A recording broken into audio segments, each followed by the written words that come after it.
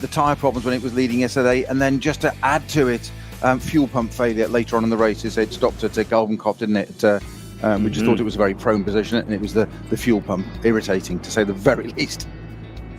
Oh, it's you called it yesterday. We have to give you the credit for that one, Snowy, that's for sure. But and for the benefit of our video viewers at the moment, looking at footage of the number 44 BMW for our audio listeners, well, a big crash for the number 44 of Dan Harper, but confirming he is okay, but unfortunately the car is not. And do you know what? They've did such a good job yesterday. They deserve to put their feet up and have a cup of tea, I think. So confirming then, the number 34 Walkenhorst BMW on Yokohama tyres. Christian Cronje is breaking the qualifying lap record. 7 minutes and 51.807 for the combined layout here. Just a second in arrears, the number 5 Phoenix Audi of Vincent Kolb and Franks today. Kubica Masiak putting the Lamborghini number 7 Conrad Motorsport car only 1.4 seconds off pole, third on the grid for that machine. The number 24 car collection Audi, Matteo Drudi, qualifying 4th overall and top of the Pro-Am, ahead of many of the pro cars. Now, unfortunately, the number 44 BMW M6 Junior team qualified 5th on the grid, but that grid spot will be left empty, unfortunately, as well. A little bit of a quieter day in qualifying for the HRT Mercedes, though, Snowy. Yes, indeed, and just in between there, number 6, 6th place on the grid, the number 25 Porsche 911. Siegfried spreading the time there at 7:55. Still all very impressive times there. I mean, the top 10 all under the 8 minutes.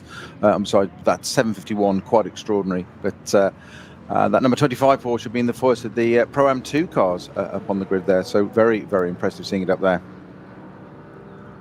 Very good indeed. And of course, the one thing that makes me very pleased is the number 35 Alpecin anti-balding shampoo car, the Walkenhorst Motorsport, 8th overall, 6th in the pro class. The Ferrari, good run for the Ferrari yesterday, the sole Ferrari in the field, number 22, that's in the pro class, with the number 3 Porsche 911 GT3R for Falken Motorsports, with Tobias Müller putting that on the 10th spot on the grid. Now, Falken Motorsports, of course, their number 4 car involved in quite a nasty incident at the latter part of the race yesterday, with Martin Raginger at the wheel. Now, that car is not going to come back out today. However, the drivers will. Alessio Piccarello has joined his colleagues in the number 3 car, and the number 4, and Martin Raginger will go over to Fricadelli Racing. So poor old Klaus Ablin doesn't have to do the 4 hours on his own.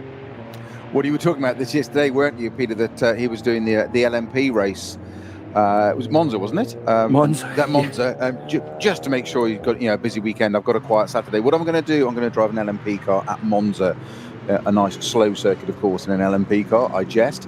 And then fly, we thought, all the way back over here. And as you did say yesterday, it's quite a task adapting from one car to the other, let alone doing the whole race on your own. But he's now got a co-driver for that, mercifully. I would imagine that he's somewhat relieved at that. I think so. I just can't imagine the situation where Klaus Ablin would struggle to find a co-driver to drive his immaculately prepared, virtually factory specification Porsche 911 GT3R and the pit box. I remember speaking to Matteo Jaminet, Snowy, who he said when you drive for Fricadelli, he says you never struggle for something to eat. There's always meatballs, of course, with Klaus Ablin's eponymous company, but also you never struggle for a beer as well. There's, of course, sponsored by Fru Brewery from just north of here in Cologne. And in fact, I don't know if they have it anymore, but certainly used to on the Fricadelli Porsches. They have a button on the steering wheel to initiate the drink system, which, of course, does have water in it. But instead of water, it just says Fru. As you say, you can't imagine Klaus Ablin and Fricadelli struggling for teammates. Another 2 reasons why there, but a limited menu, but it covers all the bases. That's good enough for me. Meatballs and beer. That's what's drivers are easily pleased. I think so. Yes. I think they do schnitzels as well. I could be wrong. It's very simple, Peter. Meatballs, beer, and a fast Porsche, and the Nordschleife. What more can you want? I mean, that's the dream. That is literally the dream. Brilliant. Well, the Alpecin BMW from Walkenhorst Motorsport, number 35, exiting the pit lane. Caffeine shampoo for your hair, or lack of. I must get myself a bottle, Snowy, because I'm running out of options, I must say. Well, sorry, we already assumed that you were the UK supplier and you had the franchise. I should do. At least I'd get it at mates rates then. There's a thought, you see. Heard it here first. Nice to see the Dacia Logan out on track. Another one of your favourites, Peter?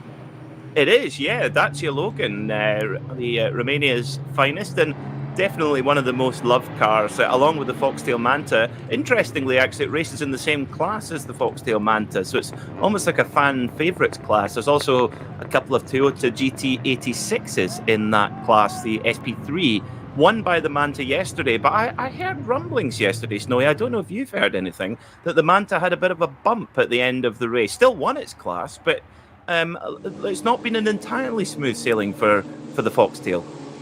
No, it hasn't. I think it might have had a little bit of an issue this morning as well. I'm not sure, but not a terminal issue. I'm not going to speculate and get it the wrong way, but I think it might have had a stoppage on track. But you say it definitely lost its Foxtail yesterday. Nice to see the 176 Aston out there ahead of the Dacia Logan. Not very often you see those two cars in the same sentence. I know it's the outlap to the grid, but Dacia Logan and an Aston Martin Vantage together, quite cool. Two exotic machines, indeed.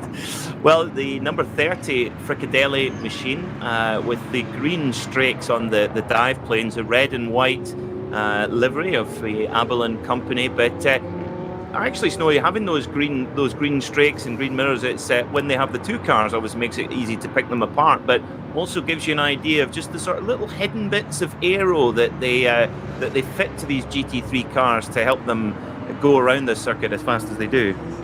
Yeah, it's an excellent point actually, because normally they're in neutral sort of black carbon, aren't they, sort of anti-dive planes at the front there, and you can't normally see them or don't stand out as much, so it is kind of them to highlight. And of course, going back to distinguishing cars, especially at night in long distance races, you say there the base colour of the Fricadelli livery, and then you've got your yellow, your green, your blue, whatever it may be, and something that Aston Martin did quite a lot back in the 1950s. If you remember the eponymous DB3Ss and DBR1s that eventually won Le Mans in '59, but they used to have the sort of the grille surround. The cars were the green, they still are on the F1 cars now, but the different coloured surrounds, and that's as far back as I remember it goes. I am sure it was started earlier and sooner than that, and I'm sure somebody will correct us on that and said it was done in a Bentley or something in 1920, whatever. But that's where I remember it from. Not that I was around in the 1950s, just to hasten to add that before you all start thinking that. Before you jumping anyway, Peter.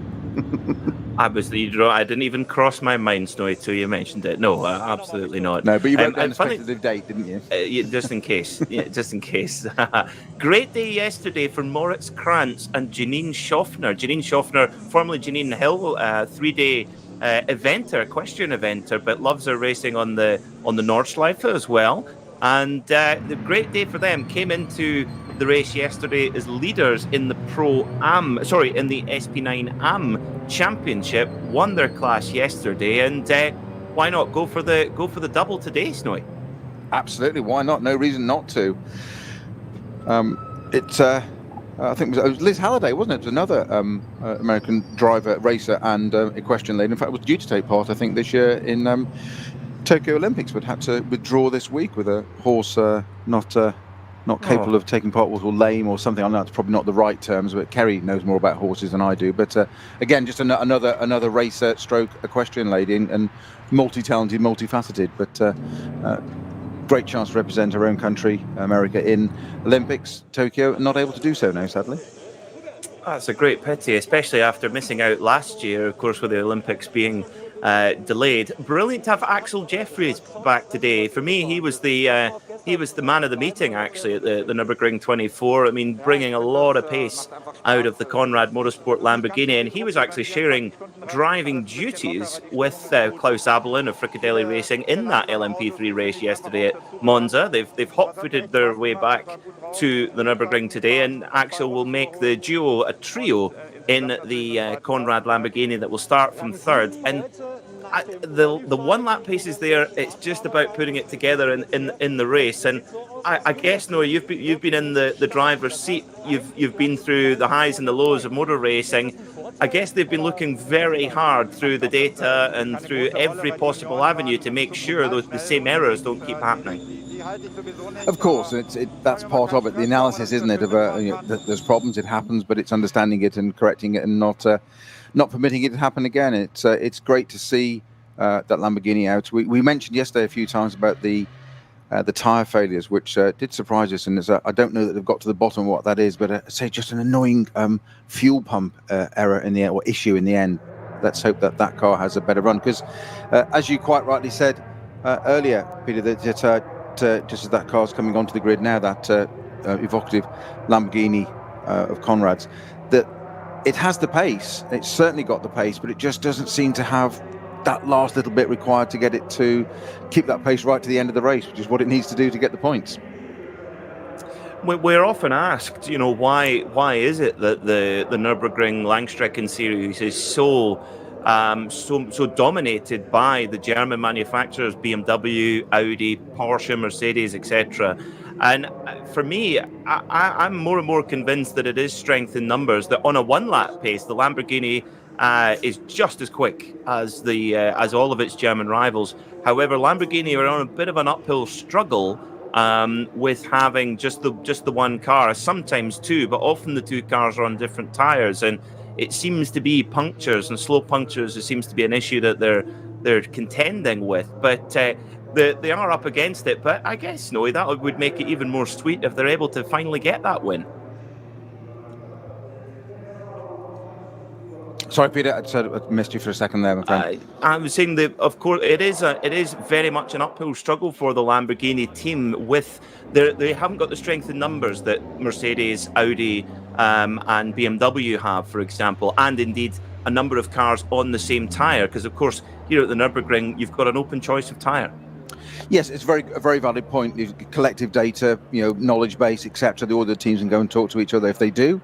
And tell us what's happening and not. In this case, they're doing it on their own. But I think what the Conrad Lamborghini needs today is a good, strong result, wherever that may be. And to be honest, if it might sound an odd thing to say at the beginning of a motor race, but if it finishes where it starts now, i.e. third, that's probably as good as a win.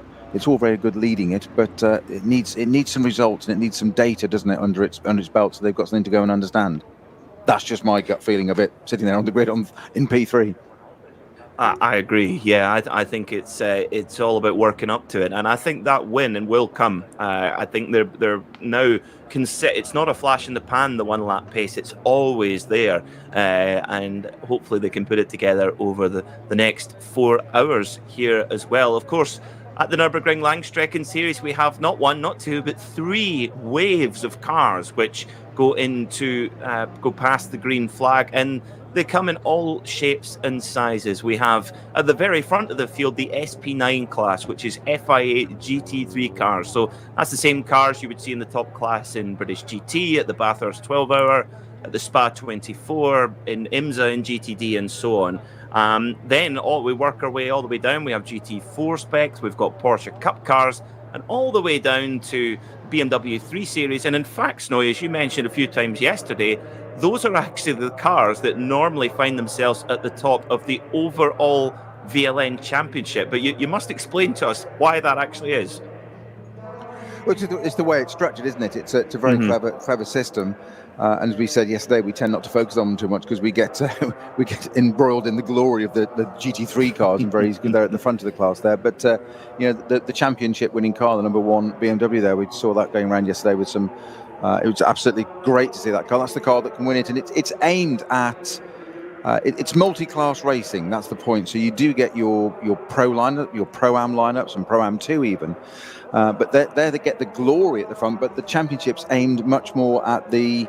I wouldn't say the man in the street, but I thought you mentioned yesterday about sort of investment bankers during the week and then going to racing. Well, these guys can go and do this, but they can go and win the VLN championship. So that's the appeal. So for the manufacturers and the top drivers, they can do their BMWs and the Audis and the Lamborghini, etc., and showcase the Mercedes cars. But further down the field, you your incentive to come and do this race is, whilst keeping out of the way of GT3 cars, of course, is that you can win the championship overall.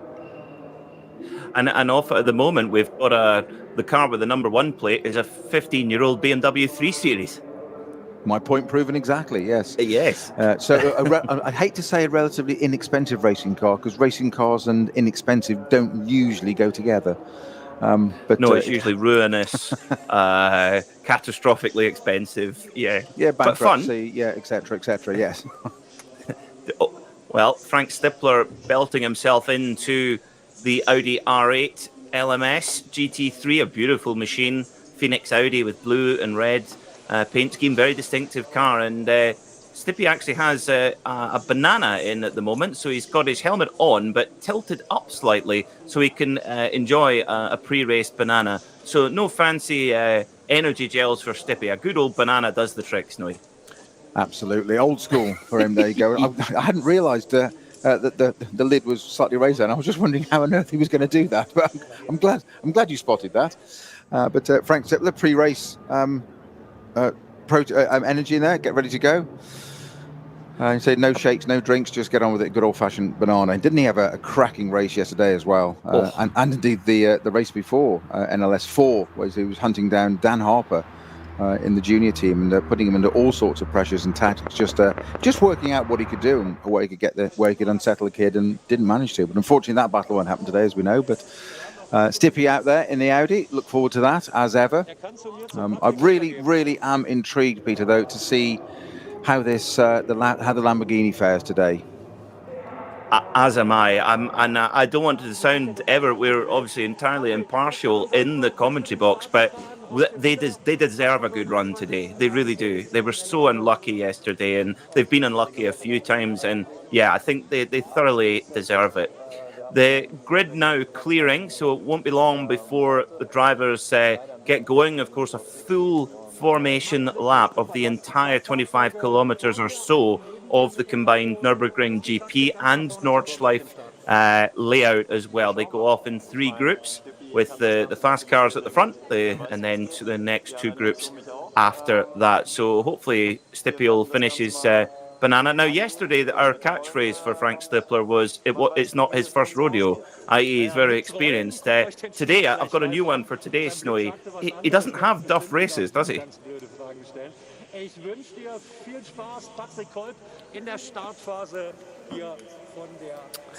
So it shouldn't be long. The grid is now almost clear. The driver's just left with one solitary mechanic to keep them right, make sure the car gets moving onto the formation lap. We go green at 12 o'clock local time, 11 o'clock here in the United Kingdom. Hello, if you're listening on RS3, part of the Radio Show Limited network of channels, and also on the English language live stream on YouTube. Thank you so much for tuning in, and we really hope you enjoy the race. If it's your first experience of the Nürburgring Langstrecken Series, this isn't going to be like any race you've ever seen before, but Snowy, that's what makes it so wonderful. It certainly does, and it's wonderful on so many levels, isn't it? We say it time and time again about the variety, the elements, the different layers of this race. It's the circuit itself. It's totally different to anything else in the world. You've got the multi-classes, you've got the different varieties, you've got different experiences amongst the drivers, different strategies. And then just when you think you've kind of got a grip and got a handle on all of that, then the weather can just throw itself in and change it all completely. We thought that was going to happen yesterday, didn't we, Peter? That we thought we had predicted that about halfway through, so about the 2-hour mark, it would possibly light rain, certainly at least. That never materialised. Today looks good, but it can change. It's a 4-hour race, and we're sort of half an hour or so off the start of the race yet, so it's a long way to go. But let's see if the weather has a part in this today or not.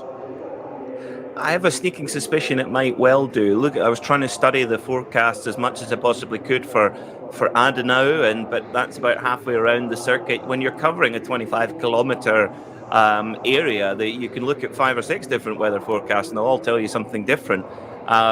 So the teams, this is where the real top teams come into their own, because they've got a lot more firepower in the garage, technological firepower, to try to anticipate what the weather's going to do. But this is the challenge, where if you're going to be a Nürburgring expert, you kind of have to, a bit like driving at the Monte Carlo Rally, actually, Snowy. You've got to be used to driving on the wrong tire at some point in changeable weather.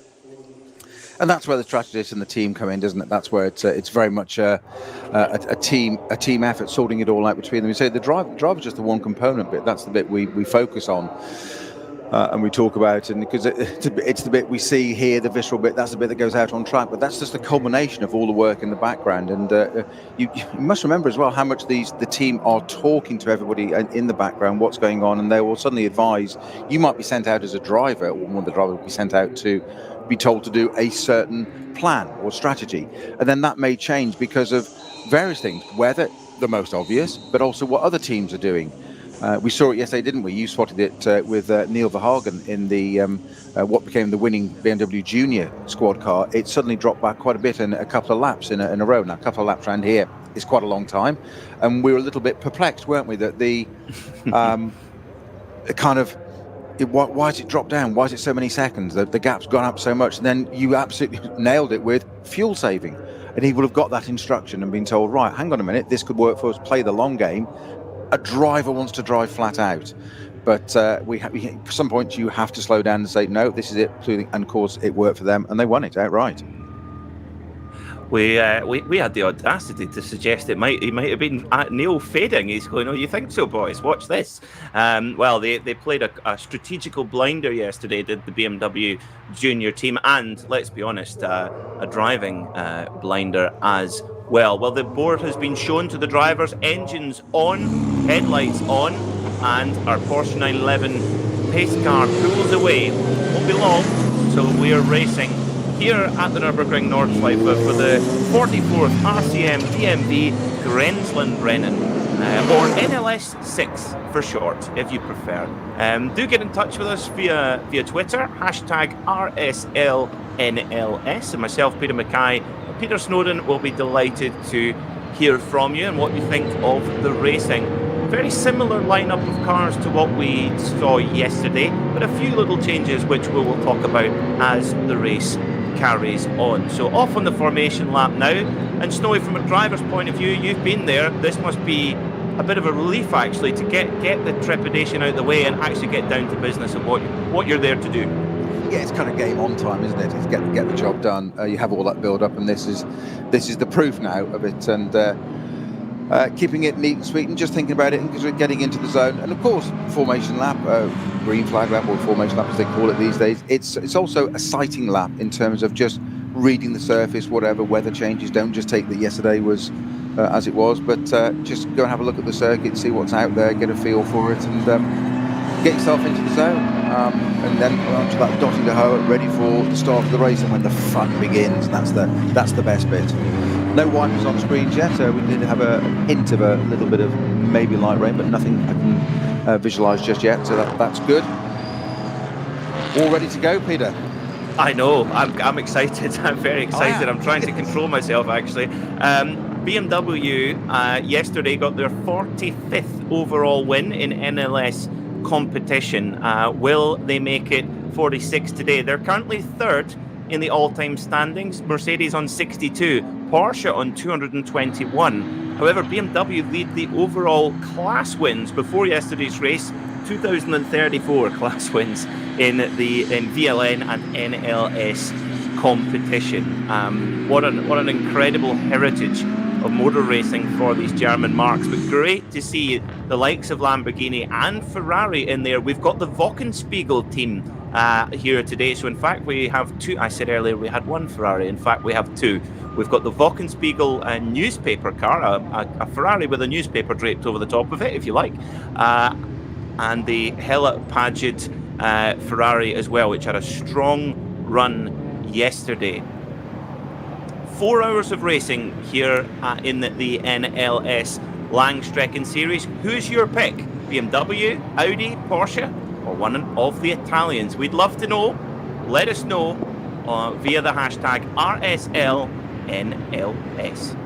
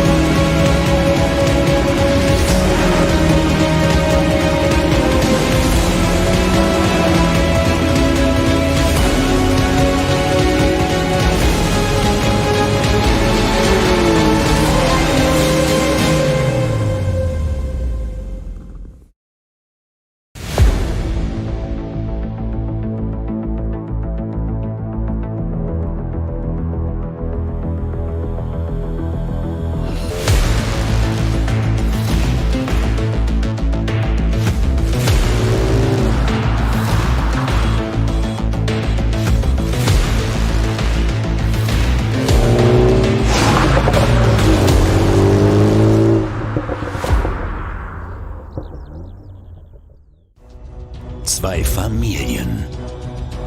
40 Jahre Firmengeschichte. Unsere Produkte entstehen zu 100% in Deutschland. Mit Herzblut und Hingabe. Wir schaffen den Technologietransfer von der Rennstrecke auf die Straße. Handwerkskunst, Erfahrung für diesen einen Moment. Das ist die Nürburgring Langstreckenserie. Das ist H&R.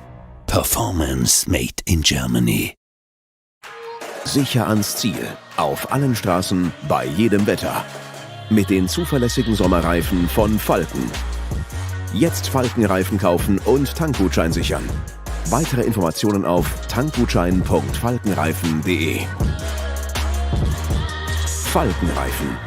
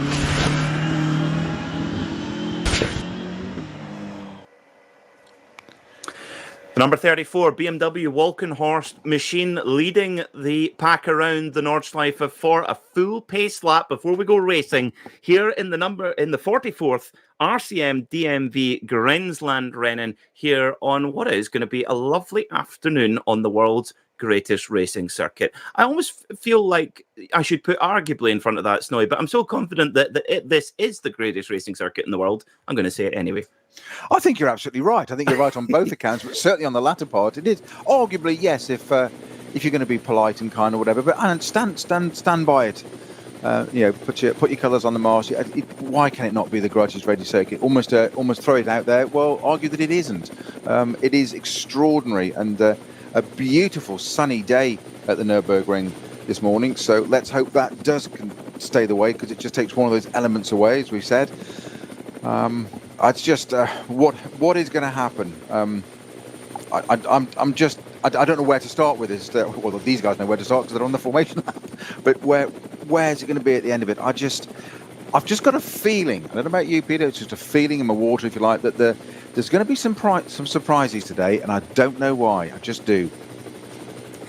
Well, we certainly had two very late on in the race yesterday, with unfortunately the number 4 Falcon Motorsports Porsche falling out of a podium position in the last hour, and also now I'm forgetting also who else we had drop out in the last moments. It was we had David Pittard had the puncture on the Yes, BMW, didn't he? Silly And it all me, happened in the yes. last 30 minutes.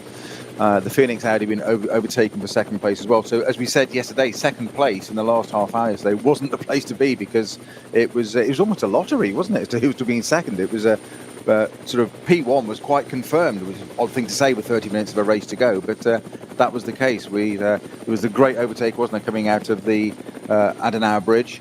They've got the left and the right over the road there, and that was the Audi was overtaken there. Then we had the punctures.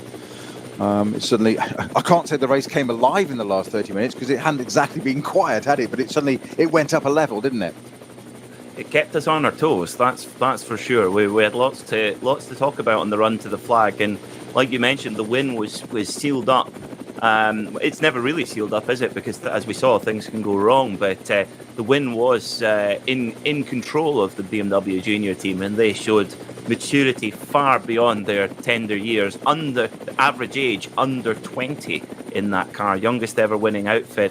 It's a great pity they won't be able to go for what would be a very rare treble in the NLS series. Such is the unpredictability and the challenge of the Nürburgring Nordschleife, which we race on here in the Nürburgring Langstrecken series. It's very rare to even get 2 in a row, but 3 in a row would have been quite a feat. But we're going to get a different winner today. That is guaranteed, unfortunately, with, if you're just joining us, the number 44 BMW Junior team winner yesterday will not take the start. A crashing qualifying for Dan Harper on the run up to Hoa Act. I can confirm driver okay.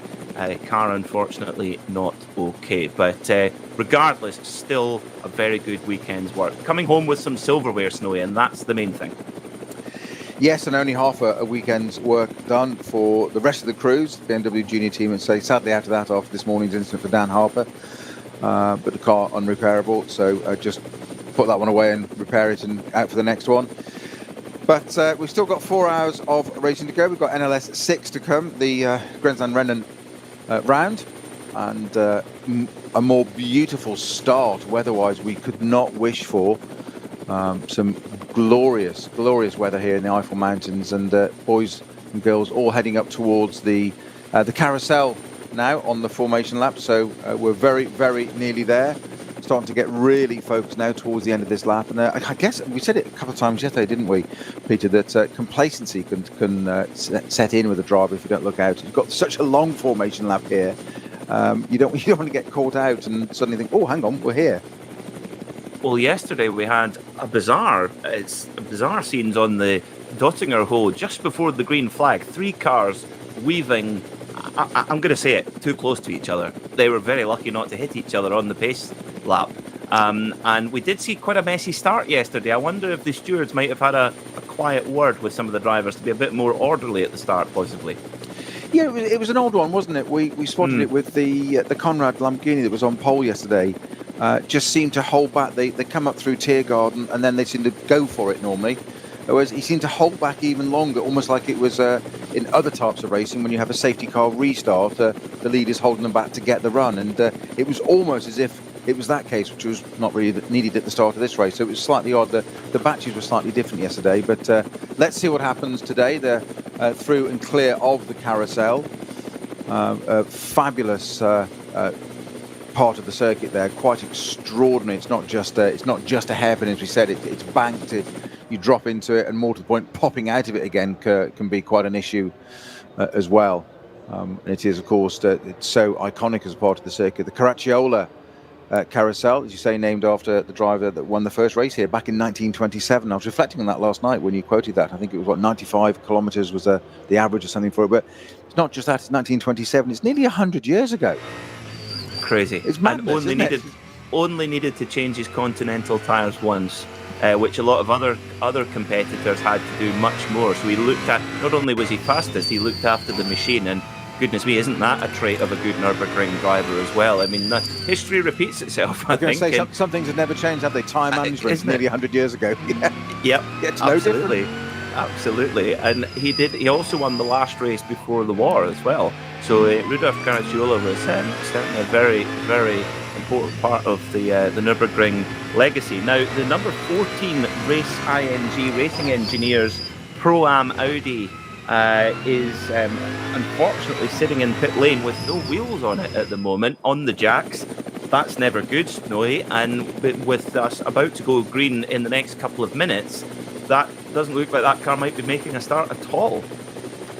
No, it's not hopeful when it's got no wheels on it, is it? It's not looking good. And also the 855 Opel Astra that is now starting from the end of the pit lane that had a bit of an incident in qualifying that caused one of the code 60. So that's car starting from the pit lane. That's the 855 Opel Astra of in the OPC class. In fact, there's only two cars in that class.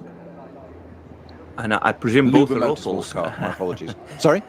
I presume both are Opels as well.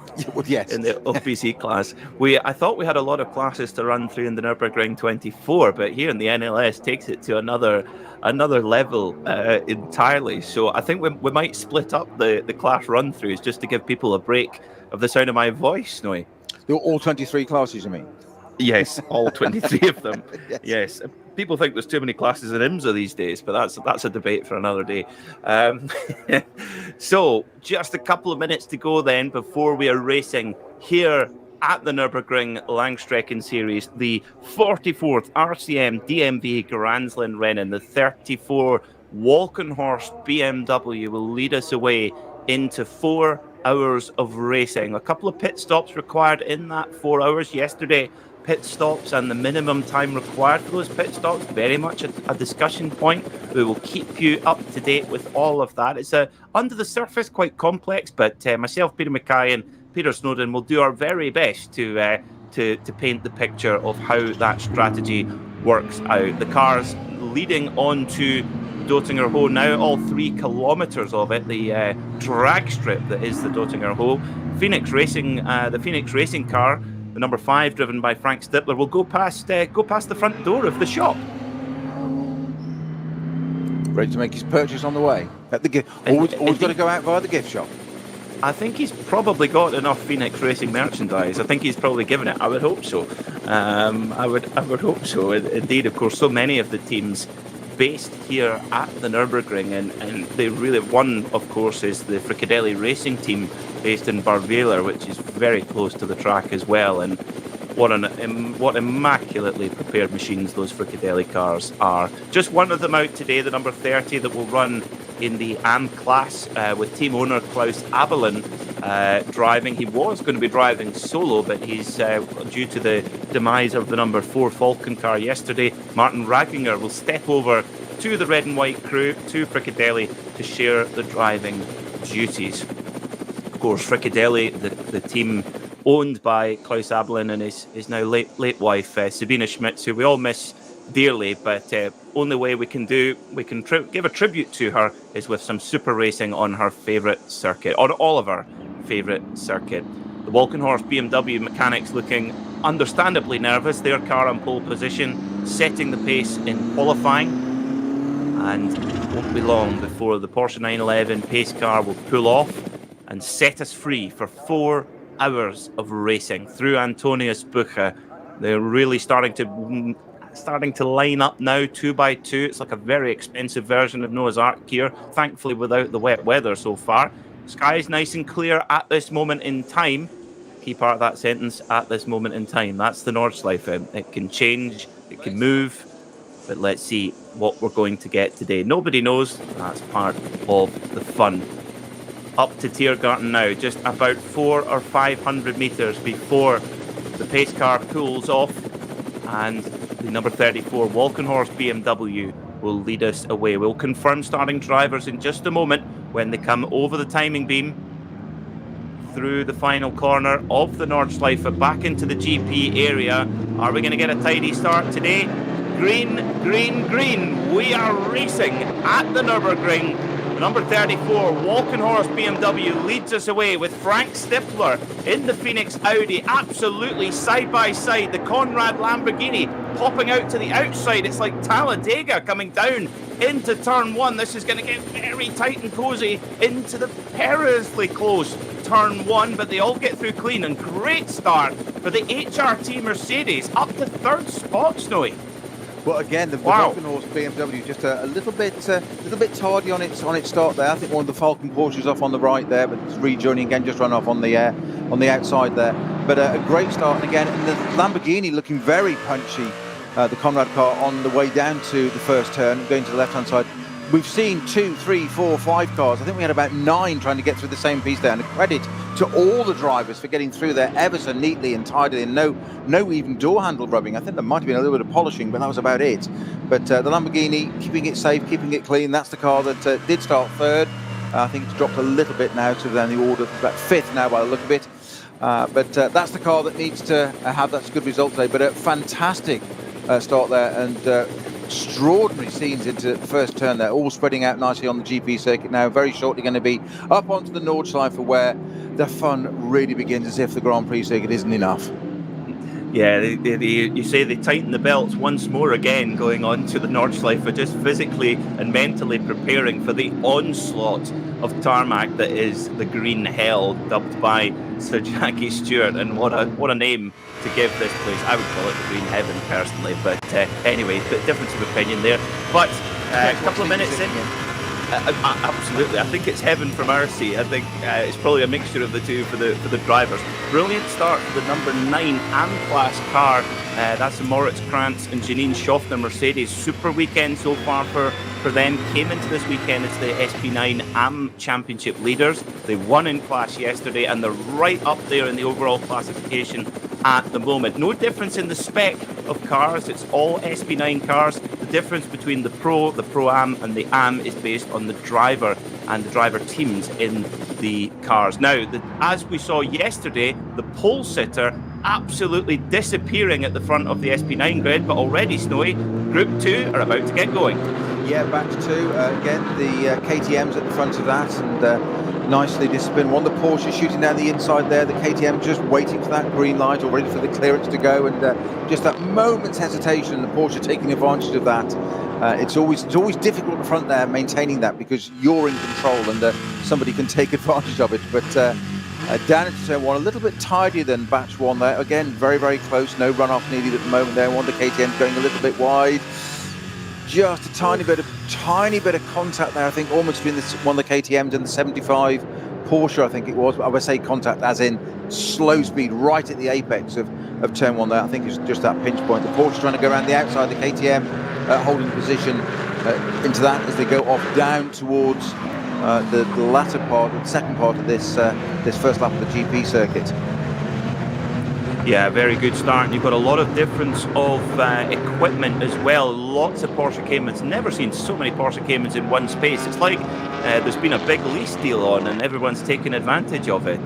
But then you've got the Space Age KTM Crossbow GT4 spec car, which runs in its own class as well, with a middle seat driving position, very much like a McLaren F1 or a fully fledged sports prototype as well, but all racing wheel to wheel together. That is what the Nürburgring Langstrecken-Series is all about. Variety of machinery. If you're a racer, if you've got a suitable car, come and join the fun, and we'll find a class for you. And I love that approach as well. And if you're, for all of us, we love cars, we love racing. You want to see that variety, and lots of TCR touring cars in there as well, Cupras and Golfs, Snowy. Absolutely, and a category again that we quite easily can overlook, no disrespect at all, but it's a fabulous category in that. Of course, we've got a third batch about to start. They're arriving at Tiergarten now, nicely controlled again. The 4 BMWs at the front, you said, it's like a very expensive Noah's Ark, isn't it, Peter? Batch 3 about to start, Peter. Yep, the 888 BMW 240i leads a lot of very similar machinery up to the green flag. So we're all green now here at the Nürburgring Nordschleife as well. And at the back of the pack, you see a couple of the Renault Clios, and the Dacia Logan is green. The Dacia Logan is racing here at the Nürburgring Nordschleife. Now, we keep an eye out to see. I hope that the Opel Foxtail Manta has made it to the start, but I'm not convinced it has, Snowy. I think that car, that whatever failure it had in qualifying, that appears to have been terminal. That's disastrous news for the Foxtail Manta, one of the fan favourites. Yeah, I didn't see it go through in that group on my eyes, though there was something coming from the pit lane. I just wonder if that might be it. I'm not sure. Let's hope springs eternal to see if the Foxtail Manta is out there. Sorry, from the pit lane, it might not have been, though. But they say the Dacia Logan's out there. And of course, your favourites there, the Renault Clios, and one car going quite slowly there, actually, is our number one car, the championship car. Or is it just caution, actually, suddenly being pounced upon and being hunted down by a whole bunch of Porsches right behind it, and it might just be discretion being the better part of valour. But it is the first lap, and there's a reason. The reason the car carries that number one is because they've worked this out before. They've done it before, as you said yesterday. It's not the first rodeo type thing, so I think they know what they're doing. They've got 4 hours of racing to go on the Nordschleife, so it doesn't really matter at the moment. You don't win it. You don't win it on the first corner on the first lap, do you? No, they're almost like a consultancy firm for Nürburgring success. If you want to succeed at the Nürburgring, call Rink and Brink and Lyson in the number one BMW 325i. They carry the number one, as you say, Story, because they are the reigning champions, because it's one of the most popular classes. The more cars in your class, the more points you can ultimately score. Now, back at the front, we've got a breakaway. We've got a breakaway from the leading pole sitter, the number 34 Walkenhorst BMW, checking out at the front. However, it's a half checking out. It's an express checkout, because Phoenix Racing Audi, Frank Stittler, number 5, right in the wheel tracks, and already creating a kind of have and have-nots. The next pack, led by the HRT Mercedes, the Bilstein machine. We haven't quite got an idea who's driving it yet. We will when they come over the timing beam for the first time. But very much 2 leading packs at this moment, Snowy. Yeah, and can confirm that the Opel Manta, the Foxtail car, sadly isn't on the GPS, so it hasn't started the race today. But, not quite sure why, but obviously whatever took it out of yesterday's race, which was not an accident. It was something mechanical, electrical, whatever, as in it ceased to move and was put behind the barriers. Obviously, then they're not running today. So unfortunately, the fan favourite, the Opel Manta, has not taken part today. Our race leaders, the SP9 GT3 category cars, are on the Dottinger Hoa at the end of the first lap already. There's going to be a change for position there. One of the Falcon Porsches, I think it can only be the one, can't it, today? It's, my apologies, number 25 car going past the Get Speed Mercedes up towards Tiergaard at the end of this first racing lap, Peter.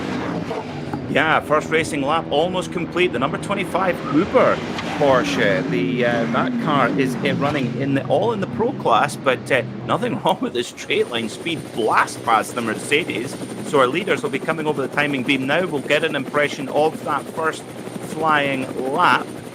This is the opportunity to lay down the really quick laps, because currently no slow zones, no yellow flags, and no traffic as well to deal with. First lap by an 8:07.5 for the BMW M6. Oh, contact! My apologies for cutting in there, folks. The contact there between the number 6 Mercedes and the Wochenspiegel Ferrari, and the Mercedes just gets best there, and I wonder if there's a problem for the Bilstein HRT Mercedes, which is driven by Hubert Hout, the team owner. Now, he's the man paying the bills, and I wonder if he's thinking, oh, dearie me, watch the paintwork, guys.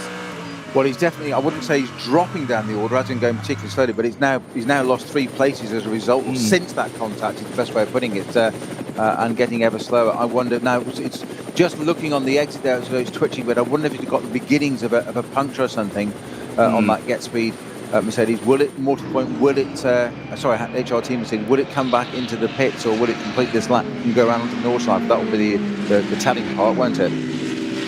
I think so. You've nailed that one spot on, Snowy. I had my suspicions, but didn't have the confidence to say, but that's what you're here for, to keep me right. I think we might see, this is going to be telling if the HRT Mercedes carries on to the Nordschleife.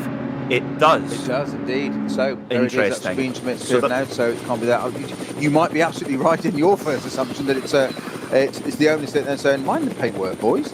Well, Hubert Haupt, one of the elder statesmen of the SB9 class, but certainly very, very quick. Raced in the DTM for many years. Raced in Indy Lights against Greg Moore, so he's got serious. And James Weaver actually raced against James Weaver in Indy Lights.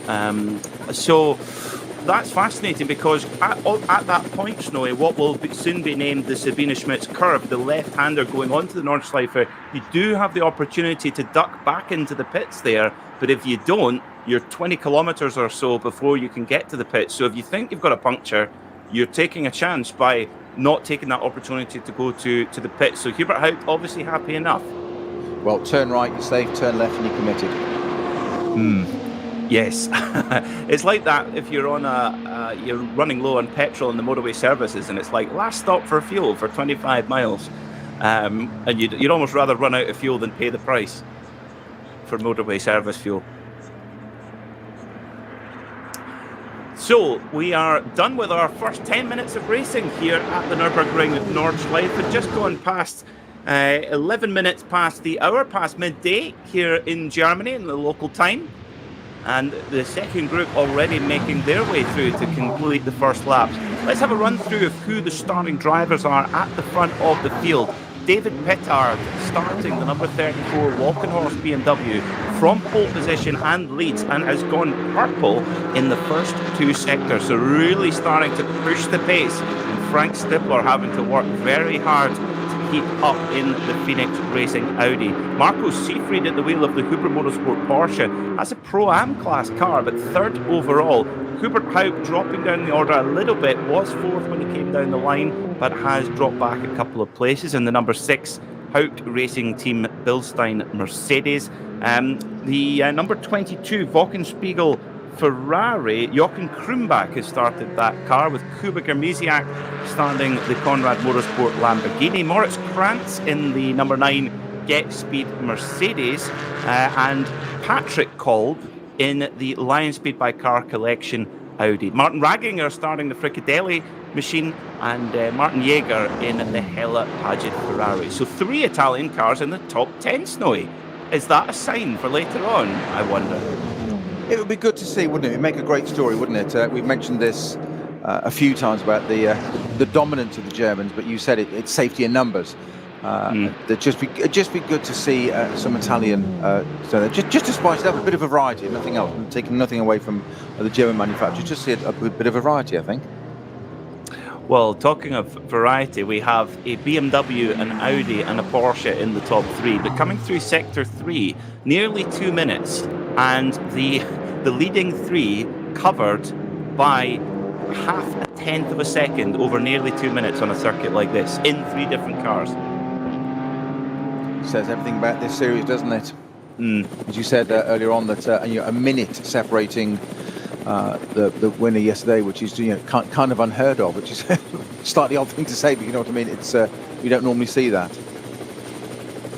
Indeed, you're talking very, very slim margins indeed. Well, on track, we do have a battle of the Italians. It's been a super start for the number 22 Wochenspiegel WTM Ferrari 488, battling now with its cousin, the Huracan, Lamborghini Huracan, but for Conrad Motorsport. We didn't have the Wochenspiegel Ferrari yesterday, Snowy. Obviously something more pressing going on yesterday, but out in action today, and they really are laying down a very hot pace here, so could be in contention for a podium, maybe more.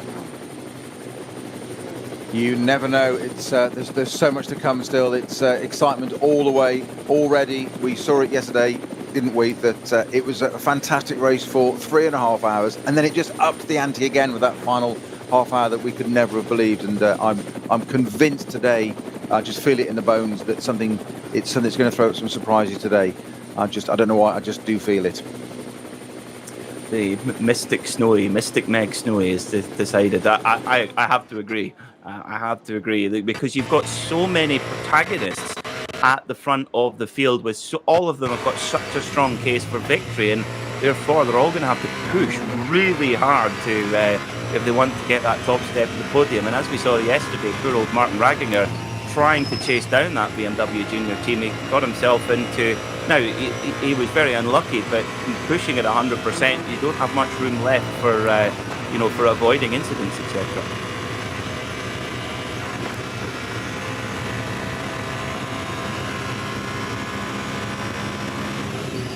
So at the moment we have BMW Walkenhorst number 34 leading from Frank Stippler in the Phoenix Audi, number 5 from Marco Seefried in the Huber Motorsports Pro-Am machine as well. But the number 22 Ferrari up into 4th position already, and this could be a very, very quick lap for that number 22 Falkenspiegel newspaper-backed machine. Of course, one thing at the Nürburgring Nordschleife, which the cars are put through their paces, the suspension, Snowy, the technology required to deal with the lumps and bumps and sometimes jumps, exceptional, the technology required. Absolutely, and I think that's one of the things that's developed so much in these cars over the last few years, certainly the last 10, 20 years. It's tyre technology, suspension technology, it's just it's a whole black art, and then we just throw in aerodynamics as well. But the way these things have to work these days, they are so incredibly complicated, which is why I think it's things like sort of Dan Harper's incident this morning. Whilst it was a fairly heavy clatter down the barriers with that BMW, it can do so much damage underneath. It's more and more complicated to repair it in time there. Frank Stippler having a little look down the inside there to try and take the lead, not quite at the end of this first lap, but it's certainly sitting there. Frank Stippler, I did say earlier that he may well be in line for a better result this time. Let's not jinx it too far ahead, but number 5 Audi there, Phoenix Racing Car, having a good look at the Walkenhorst BMW. David Pittard, I did say, didn't I, that the Pittard and Stippler were due a better result, and here they are first and second, but it's also early in the race. They've got to keep the power to drive. We only have got 3 hours 43 minutes to go yet, Peter. Indeed, and one thing I would mention as well is driver lineups. You know, the Frank Stippler and Vincent Kolb are covering the all of the track action themselves, whereas the 34 Walkenhorst car leading, Christian Cronjes, David Pittard and Ben Tuck, who there's no weak links in that chain, and that strength in numbers could well come in handy for the Walkenhorst crew. Of course, there's a difference in tyres. Speaking of tyres, unfortunately, our suspicions may be correct for the number 6 Mercedes-AMG Bilstein car, driven by Hubert Haupt. It's come into the pits, and the mechanics taking a very close look at the back left of that machine, which is where the contact was with the Falkenspiegel Ferrari, actually. So not ideal, but good to see, though, at least the car has got back around and hasn't got stuck on the Nordschleife. Yeah, but vastly experience, as you said, you ran through just a little bit of what Hubert Haupt has done in terms of his racing credentials, never mind running the team and sitting in the car there. So he would have felt that. He's got enough experience to know. So there was something. We said he didn't just slow down dramatically. We thought he might dive back into the pits. He didn't. He obviously felt it was safe to carry on around the Nordschleife, and if anybody would know what he's doing, he would. But you say still something not quite right in that yellow Mercedes, so it has pitted. And look, unfortunately, we can't find out what's going on with it at the moment, but look forward to that rejoining. But something just not quite right on that Haupt Mercedes after the contact with the Ferrari, as you say, Peter. The mechanics now attending to some quite significant bodywork damage on the front. Just right in the middle of the car around, they're dealing with a lot of... Isn't it? Exhaust in the left-hand side in the sill there. That's exactly what the contact was, you said. So it's something... right, the exhaust, the tailpipe has basically been crushed in that tiny bit of contact there. So I'm guessing that's basically stopping the engine from running nice and freely. That's what's stopping it doing. It can't... It's loss of power. That's why. That explains why there wasn't a puncture. It hasn't slowed it down in that sense, but the tailpipe's completely crushed and flattened, so it can't get rid of the exhaust gases. So the engine's just not breathing properly. And that's a big old lump in the front of the Mercedes to keep cool as well. So, that's such a pity for the number 6 crew, the HRT Bilstein Mercedes. They had a great run to the podium yesterday. And unfortunately, they've not got no Adam Christodoulou today. He's off racing VW Fun Cup cars at Spa today, but he's been replaced by the very capable Manuel Metzger today. So hopefully they can, the mechanics and the HRT crew, of course, very much a continuation of the very successful Black Falcon team, so a lot of the same personnel, and hopefully they can get that car at least back to some sort of condition where they can keep running again, because as we saw yesterday, Snowy, the attrition rate can be high, other cars can drop out, and it's a championship which they're taking on in its entirety.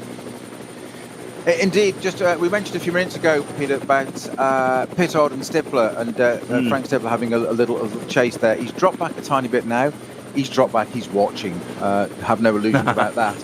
But fastest lap of the race so far set by Frank Stippler in that Phoenix Audi, a 7:56.95, but it's only half a second quicker than David Pittard in the BMW, 7:57, my apologies, at 0.4. He's sitting, he's watching, he's punching. No code 60s, no code 120s, nothing yet at the moment. Green flag all the way around the circuit, which is great to see. We did have a little bit littered yesterday. Sometimes it just changes race after race.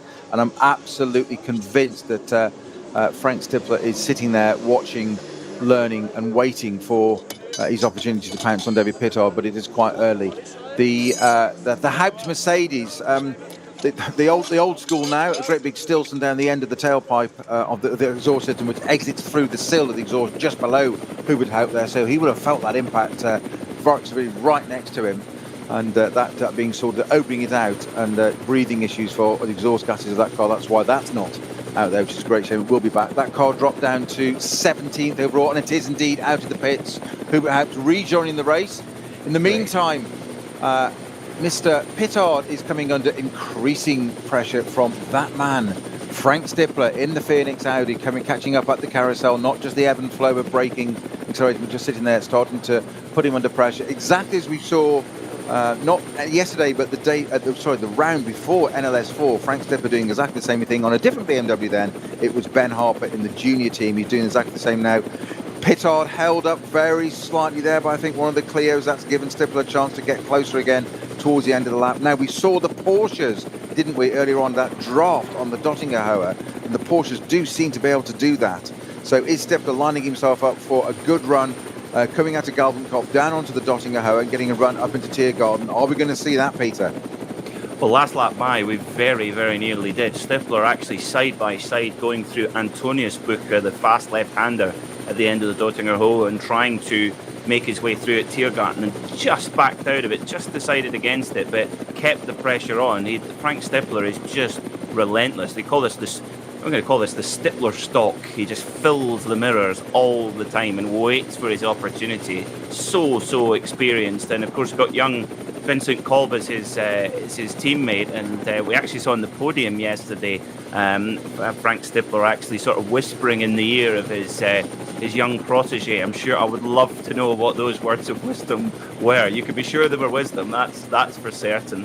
Now, absolutely stunning battle coming into Schwalbenschwanz now between Pittard and Stippler is definitely getting closer as they come through the mini carousel at the end of the Schwalbenschwanz section. Up towards Galvenkopf they go, and Stippler very, very close now, about a car length between them, slip past bright yellow Renault Megane. That's the Nürburgring Nordschleife. Yeah, and on they go to the Dottinger Hohe now, Snowy, and Pittard trying his best to break that toe, but I think this may be in vain. I think it's inevitable. He can break the toe if he wants. He's moved it there. Pittard's done exactly what he's done. He's sat there for the last half of this lap going, let's play.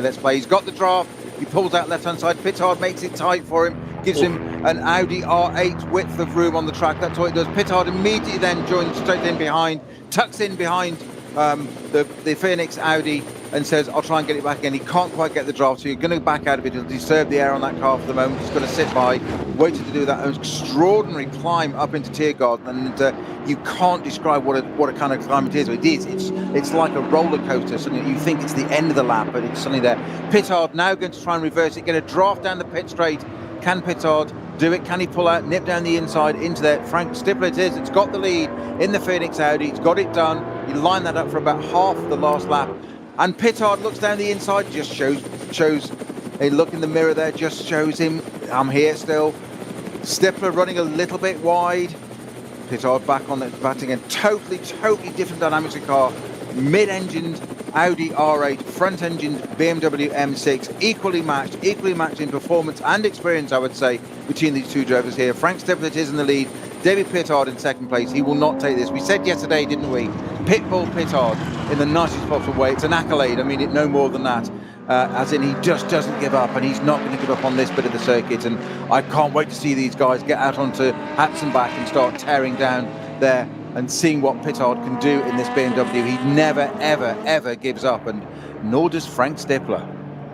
Top class motor racing here at the Nürburgring in the Nürburgring Langstrecken-Series. Frank Stipler hits the front for Phoenix Audi in the number 5 machine, 5.2 litre naturally aspirated V10 in the back of that Audi, in the middle of it I should say, with the front engine twin turbo V8 of the now relatively long service BMW M6, about to be replaced by the M4 GT3, and not actually very far behind at all. The leading duo is the Huber Motorsport Porsche, which, don't forget, is in the Pro-Am class, third overall. And Snowy, there is a very real chance that we could see a Pro-Am car on the overall podium. What a story that might be.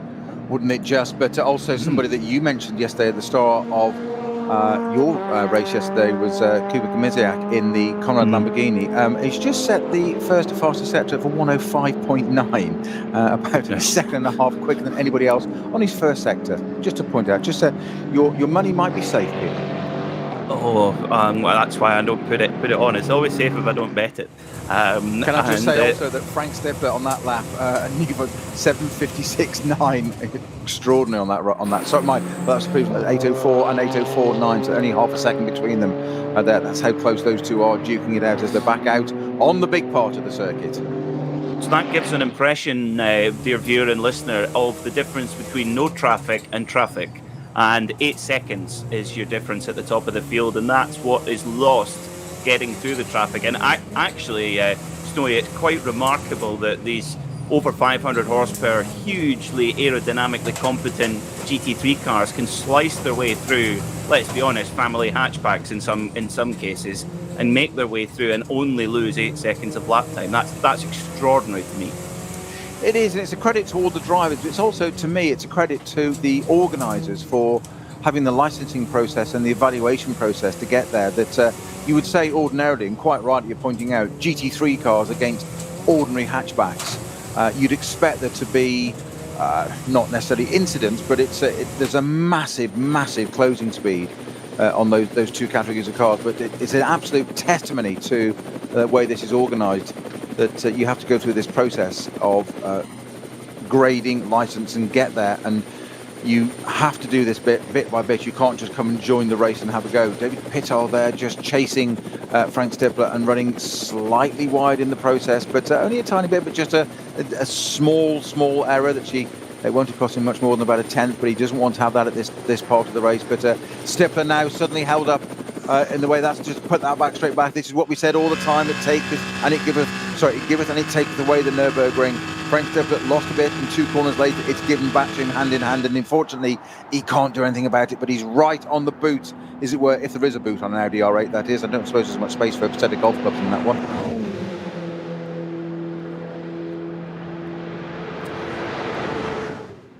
So our race leaders back into our view very shortly. Frank Stipler it is at the moment. He set the fastest lap of the race, 7:56.9. Pittard right behind him. It was just 0.2 of a second as they crossed the line the last time. This could well be the battle for the first hour or so of this race. First few laps to go. 3 laps completed. Frank Stipler in the Phoenix Racing Audi R8 LMS. It is that's leading from Frank Stipler. He is Frank Stipler from David Pittard. It was the other way round at the end of the first lap. And a Pro-Am 2 car, as Peter said a few minutes ago, in the second place. That's the number 25 car of Marcus Seefried. That's the Porsche 911 Huber Motorsport in third place, and a very credible position for that car at the moment to be up there on effectively what I call a provisional podium, as in P3 at the moment. It's a long way to go. We have got 3.5 hours to go. This second race of the season, this being NLS 6, which is we had the 61st running of the Reinoldus Reinoldus-Langstreckenrennen race yesterday, and today is the 44th running of the RCM DMV Grenzlandrennen here on the radio show network of channels today. 3 hours 30 minutes to go. At the very, very front, it is Frank Stippler leading in the Phoenix Audi from David Pittard in the Valkenhorst BMW. We were discussing a little bit earlier how these guys were due, both of them were due better results, as indeed was the Conrad Lamborghini that, as we said many a time yesterday, if it didn't have bad luck, it wouldn't have any luck at all. But that car started in P3. It was on pole yesterday, P3 yesterday. It had tyre issues, then it had a fuel pump that finally took it out. And it's almost like what you just want to say to Franz Conrad, what has he got to do to get a result out of that car with his magic Allen key that we see appearing at most rounds? I'm not quite sure what it does, but he does appear in the pit lane with his Allen key, which we'd have thought was a bit sort of analog of a tool for a modern car, but it seems to work at some points on it. But he gets it out. I'm not sure whether it's for TV or whether it's real, but it's there. Morale. But, it's for morale. For morale, is it? That's what it is. Okay. Yes. Kuba Gamaziak running, started at P3 in this race, dropped down to about 5th, maybe 6th, I think, at one point, Peter. Is now back up to 4th, though. But great run for that Pro-Am car in 3rd place at the moment. But they're still duking it out at the front, Peter.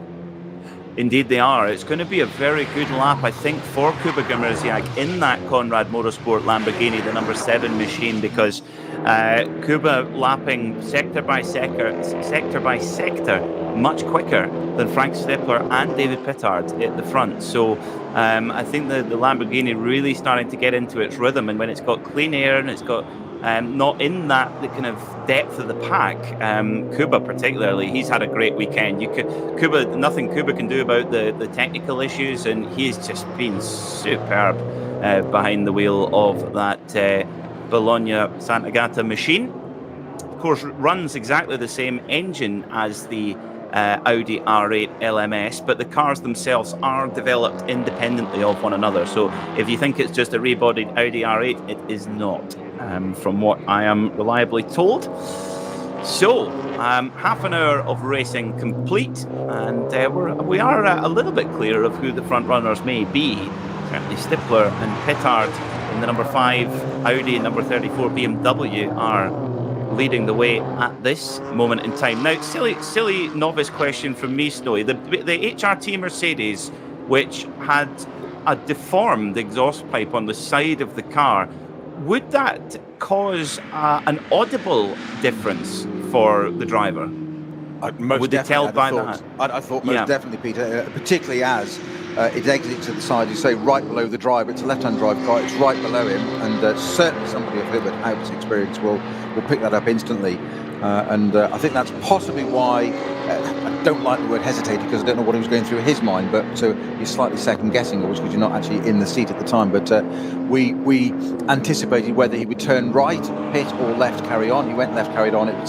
The impact there, of course, was we finally got to see it when we got a close-up of it. It was the sill. And that's exactly where the side of the exhaust exits, right there. No other damage, so nothing to front or rear suspension or tyres or toe links, so nothing to put the car out. But that would be probably what was going through Hubert Haupt's mind as that happened, is that we saw it drop down 1, 2, 3 places gradually, and it's like, what on earth's wrong with this? Then he picks up it's the noise, it just hasn't got the power, and that's why it dropped down the order, so get it back in. And old-fashioned, we mentioned about Franz Conrad's analog Allen key. Well, the Haupt team got a Stilson, basically a plumber Stilson, and used the handle, not the jaws end, got the handle of it, rammed it down, hammered it down the tailpipe, and bent it open. It was good old-fashioned plumbing Stilson that sorted that car out. I love the high-tech stuff from the NLS. If it works, don't question it. Yeah, absolutely. And nothing that a good whack with a hammer can do. Well, lap time, the leading SP9 cars are now just exiting the Grand Prix circuit. In fact, they go too quick for me. Frank Stippler and David Pittard in the Audi number 5 and BMW number 34 already way down the Hatzenbach and down to Hocheichen and onto the Kiddelbacher Hole up towards Flugplatz. But update on lap times last time by, an 8:03.7 for Stippler and an 8:03.9 for Pittard in second. 8:05.6 for Marco Seefried in the third place, Huber Porsche, and 8.0 for Kuba Grzymsiak in the Conrad Lamborghini. And when they came over the line, just 8 seconds leading between the leader, Frank Stippler, and the 4th place car of Kuba Grzymsiak. We've got a race in our hands here, Snowy. We certainly have, and I can hear the smile in your voice without even having to look at you. I don't even need to turn around and look. I can hear that smile in your voice there. That it's your man, isn't it? I know where your money is, metaphorically. I know you're not going to lose any money on this. I know that.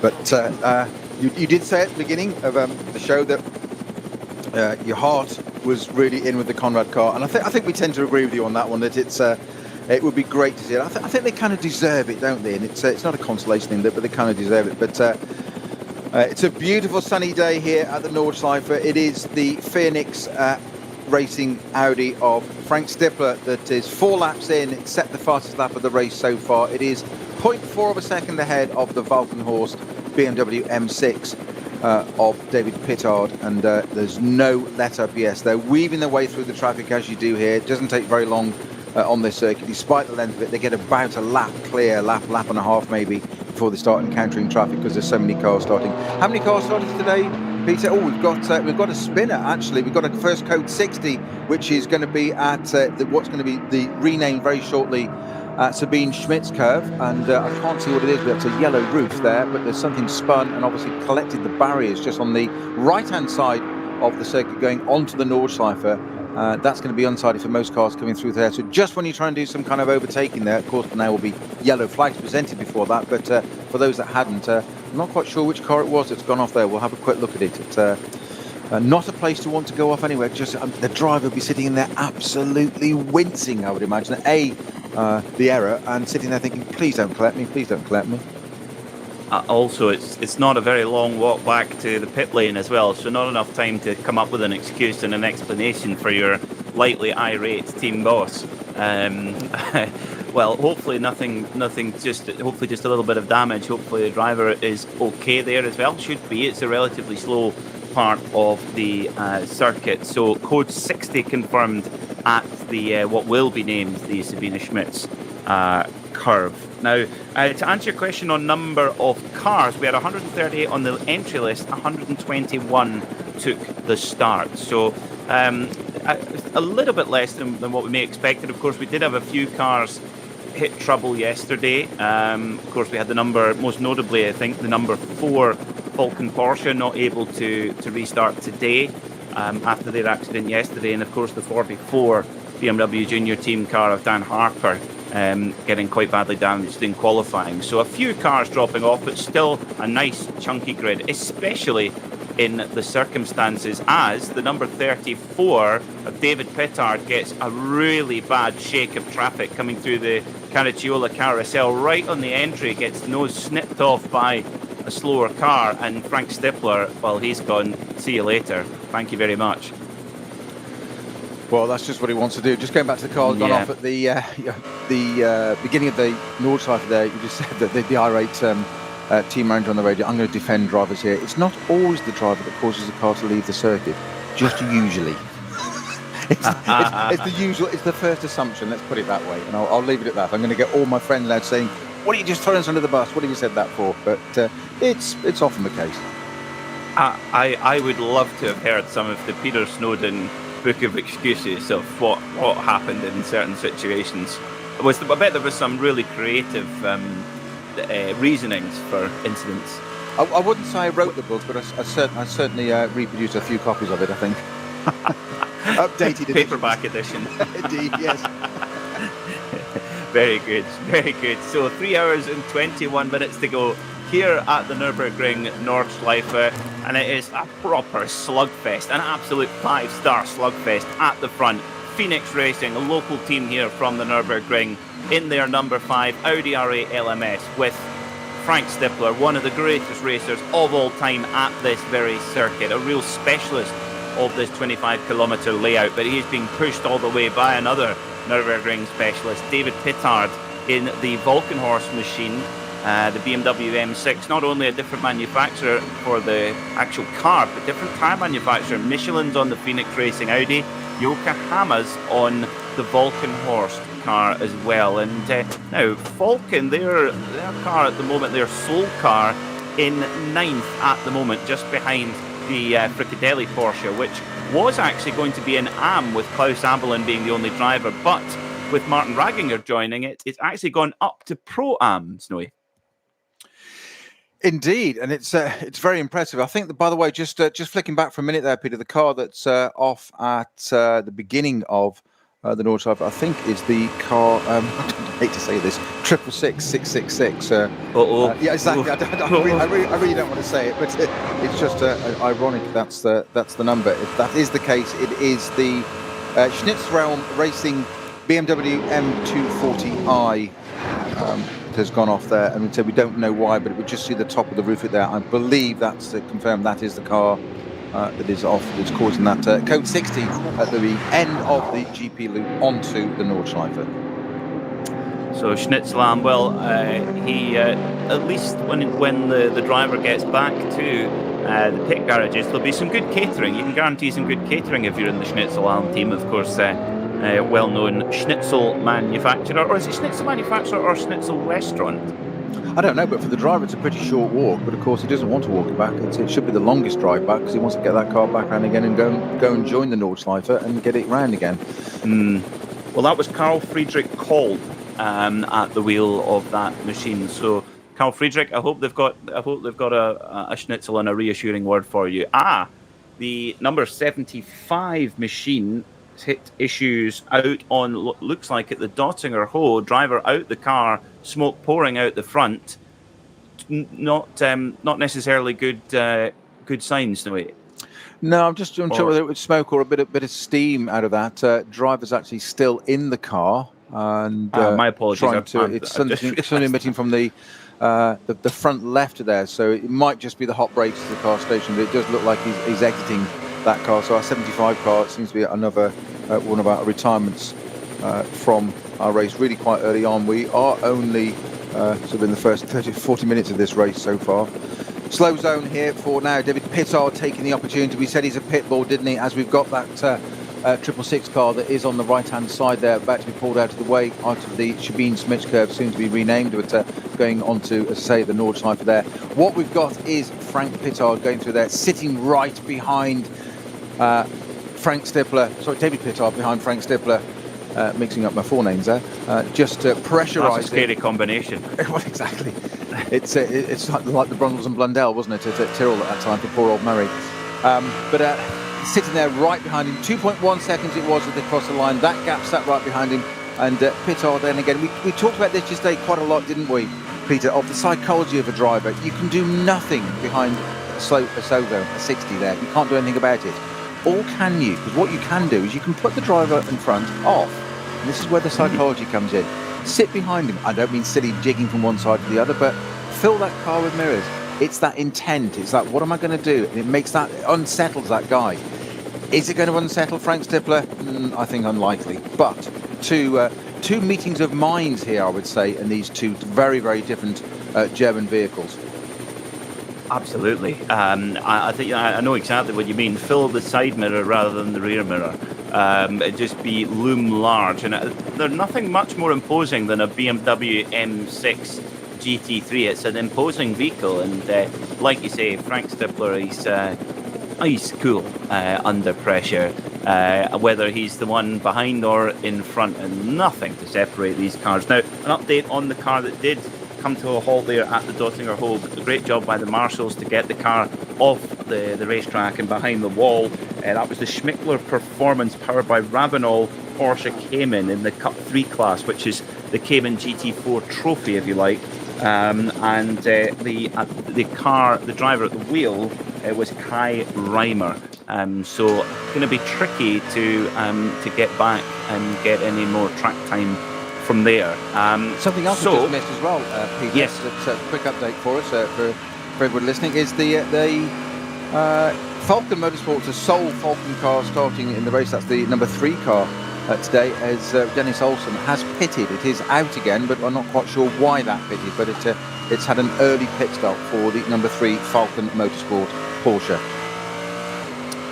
Well, maybe an alternative strategy play for the Falcon Motorsport. Certainly an alternative tyre. The only team on that tyre, their own tyre for their own team with their own tyres here at the Nürburgring Nordschleife.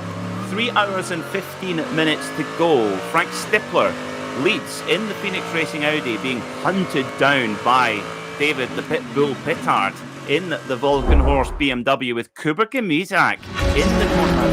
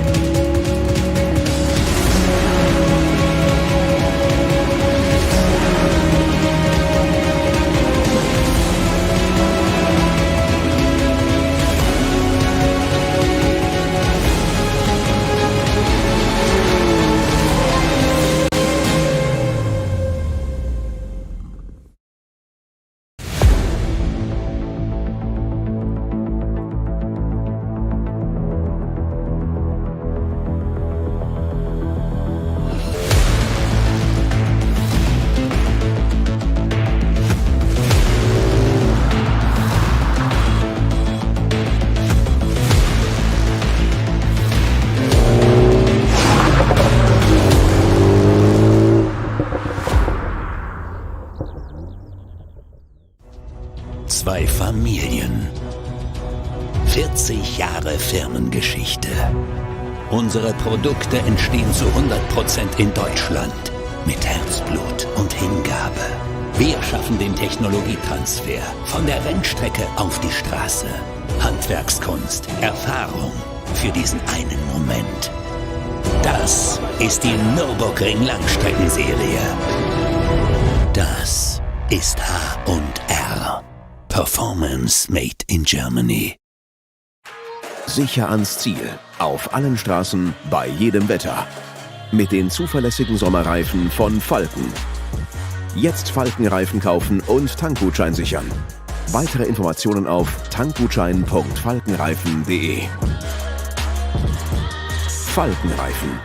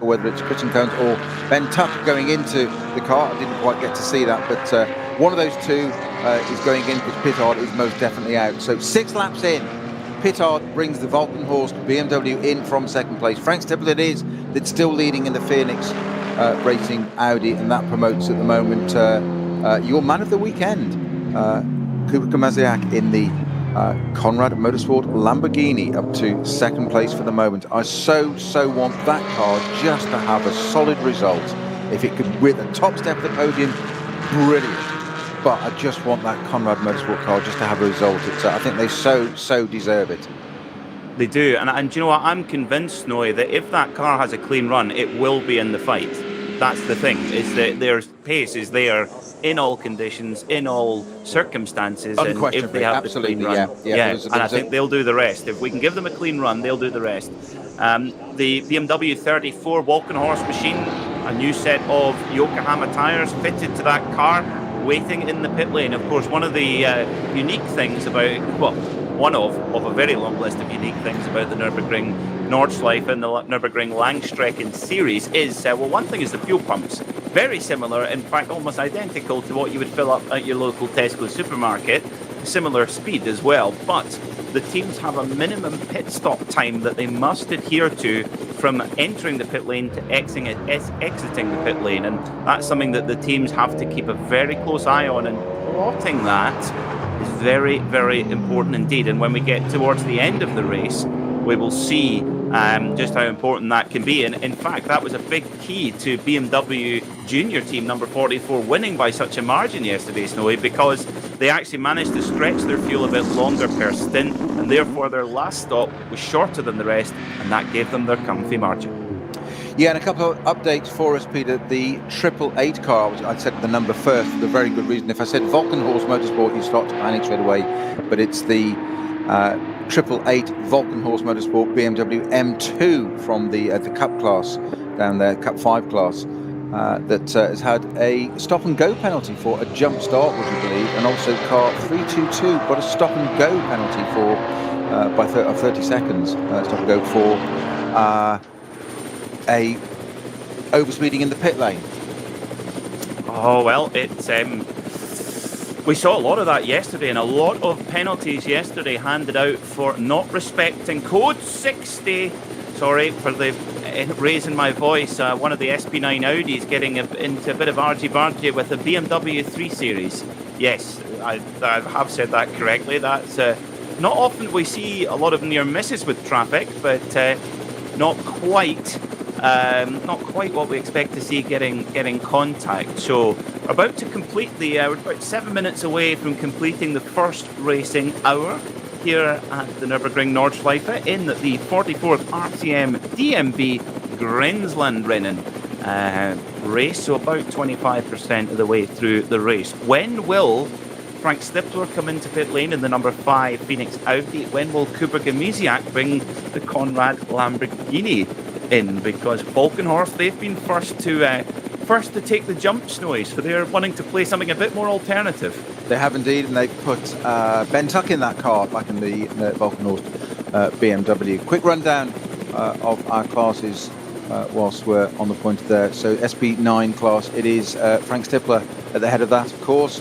That very impressive run from the number 25 car there, the Huber Motorsport Porsche, with in 4th place overall at the moment. It was on the podium there in the SP9 Pro Am class there. The SP Pro class is number 350 Nagelsdeck driven car at the moment. SP7 is the number 90. I'm just looking through that for you, bear with me. The number 90 car, which is missing off my page for the moment. We'll come back to that one. All going on at the moment at the front. Still that fastest lap sitting to our race leading car. 6 laps completed, and it's the Phoenix Audi of Frank Stippler that's got that fastest lap at the moment, to 756.955, just dipping under the 757. Second fastest car on the track is the 3rd place car driven by Ben Tuck at the moment, the Valkenhorst BMW. I think that set that with David Pittard at the wheel. Cooper Gmeziak in the Conrad Lamborghini, not too shabby on an 8-minute dead at the moment, so a little bit off the pace there compared to its two German rivals. But as we've said time and time again, and we will hope for it, that it just has a really good, strong run, that Lamborghini. Just so want to see that they're obviously up there at the front. And as Peter said a few minutes ago, it's not lacking pace. That's certainly not an issue. If it finishes, it'll be up there. That's unquestionable. But no issues, no errors. Just irritating things like a fuel pump yesterday that finally caused it to come out of the race or withdrawn, and the tyre failure to start. And that's a slightly concerning technical issue. The fuel pump's one of those things that I guess it can just happen. But the tyre failures that the Lamborghini seem to suffer, I just hope they're trying to, well, they'll be trying to get to the bottom of it. Have they got to the bottom of it? But it's looking strong at the moment. It led yesterday for the first 30 minutes really quite comfortably. And it was its tyre failure that allowed the BMW Junior team to get into lead, and then they were just unchallenged for the rest of the race yesterday, the remaining 3.5 hours. But it is Stippler at the front at the moment, 6 laps completed, and we're getting into that first little bit of strategy. And as Peter said yesterday, that maybe Volkenhorst have just had a little bit of an idea and they've got a bit of different strategy. They've already pitted and changed their driver from David Pittar to Ben Tuck. That car's still remaining on third at the moment, and it'll be interesting to see how this plays out, Peter.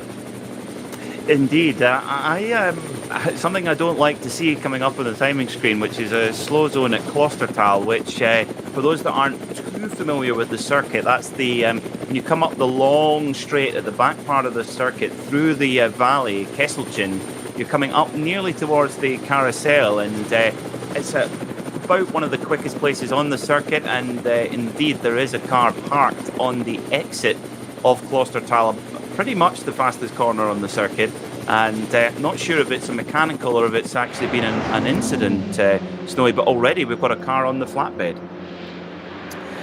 Yeah, always a shame to see that. You want cars running to the end, obviously, and just hope it's not. I mean, we said many a time that this will. The organiser will always try and get cars back, and if they can, and get them back around again, and get the teams to rebuild them, repair them, whatever it is required to do them. But we'll just see what happens with that one. Race leaders coming to the end of their lap now, up through Tiergarten. It was 6 seconds was the gap between the last time. It's going to be not much different this time, I think, round, but surely we're going to see one of the front runners pit fairly shortly. And right on cue, I believe that Gmeziak has brought the Lamborghini, and Stippler has indeed also brought both of them in. Race leaders, Frank Stippler in the Audi and Cooper Gmeziak in the Conrad Lamborghini, both into the pits at the same time. 7 laps completed each. So that's going to put Ben Tuck back at the front again, but these two into the pits with us, Peter. Brilliant stuff. So the right on cue, right on schedule for the Conrad Motorsport Lamborghini. Cooper Gmeziak getting out. Job done so far for Cooper. He's had a perfect weekend behind the driving seat. Looked like Axel Jeffries getting behind the wheel, so stand back at the fences, watch some pace come in. We will confirm that to be the case when the car comes over the timing beam. But pit lane now getting very, very busy. A lot of drivers now in the SP9 class, the leading class, coming in right on schedule. 7 laps, just about to complete a first racing hour. This is all going very swimmingly, Snowy. It most certainly is. You say first 7 cars are into the pits now, so it's as you say, it's rather like buses, isn't it? Nothing happens, then 3 come along at once, and the whole lot just go and pit. So that will change the order around just a little bit for us.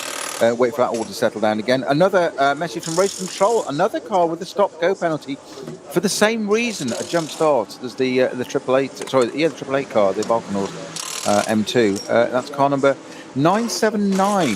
Which is the Müller Motorsport Porsche Cayman, on the 781 Caymans. That's also got a stop-go penalty. Undefined how long it was. The last one was 30 seconds for the Volkenhorst car, but for a jump start. So two of those cars being caught out by Race Control, the eagle eyes of Race Control. Oh, they don't miss much. They really do not miss much. Omnipresent. The number 9, Moritz Krantz, bringing the Get Speed Mercedes in, handing over to Janine Schaffner. Krantz getting out and Janine putting her perfectly formed seat in so she can keep nice and comfortable behind the wheel of the Mercedes AMG GT3. They had such a good run yesterday in the overall top 10, winners in the SP9 AM class, and they're becoming quite the duo, Moritz Krantz and Janine Schaffner. And Moritz Krantz, another driver who does hop between LMP3 machinery and GT3s. He actually races for Milner Motorsport in an LMP3 in IMSA, believe it or not. So he's a stateside driver as well. And the variety of cars these people drive, we joked almost not in a ridiculing way yesterday about the people that do a day job and be a merchant banker or whatever it may be during the week, and then for what do they do for their downtime? They come and race cars at the weekend, not just any old cars, SP9 GT3 category cars on the Nordschleife. Just pick a nice, easy, quiet circuit. Let's not go and do that. Klaus Abelin, go and race an LMP3 car at Monza yesterday. And then if you're not sure about that, tell you what, let's go and do Fun Cup somewhere else at Spa today. And the variety of experience, and it all helps, but it never ceases to amaze me how these drivers switch and swap and just go and do, just for fun, let's go and drive something totally different. Racing is racing, and they just love it all the time. And why ever not? There's only one thing I wish I was doing more today, and sitting here commentating on this race with you, and that's sitting in one of those cars out there doing this. Well, and it's amazing. You get some professional drivers that will be all over the world racing very different cars and different tracks, etc. And when they get home, they hop on their sim, their home simulator.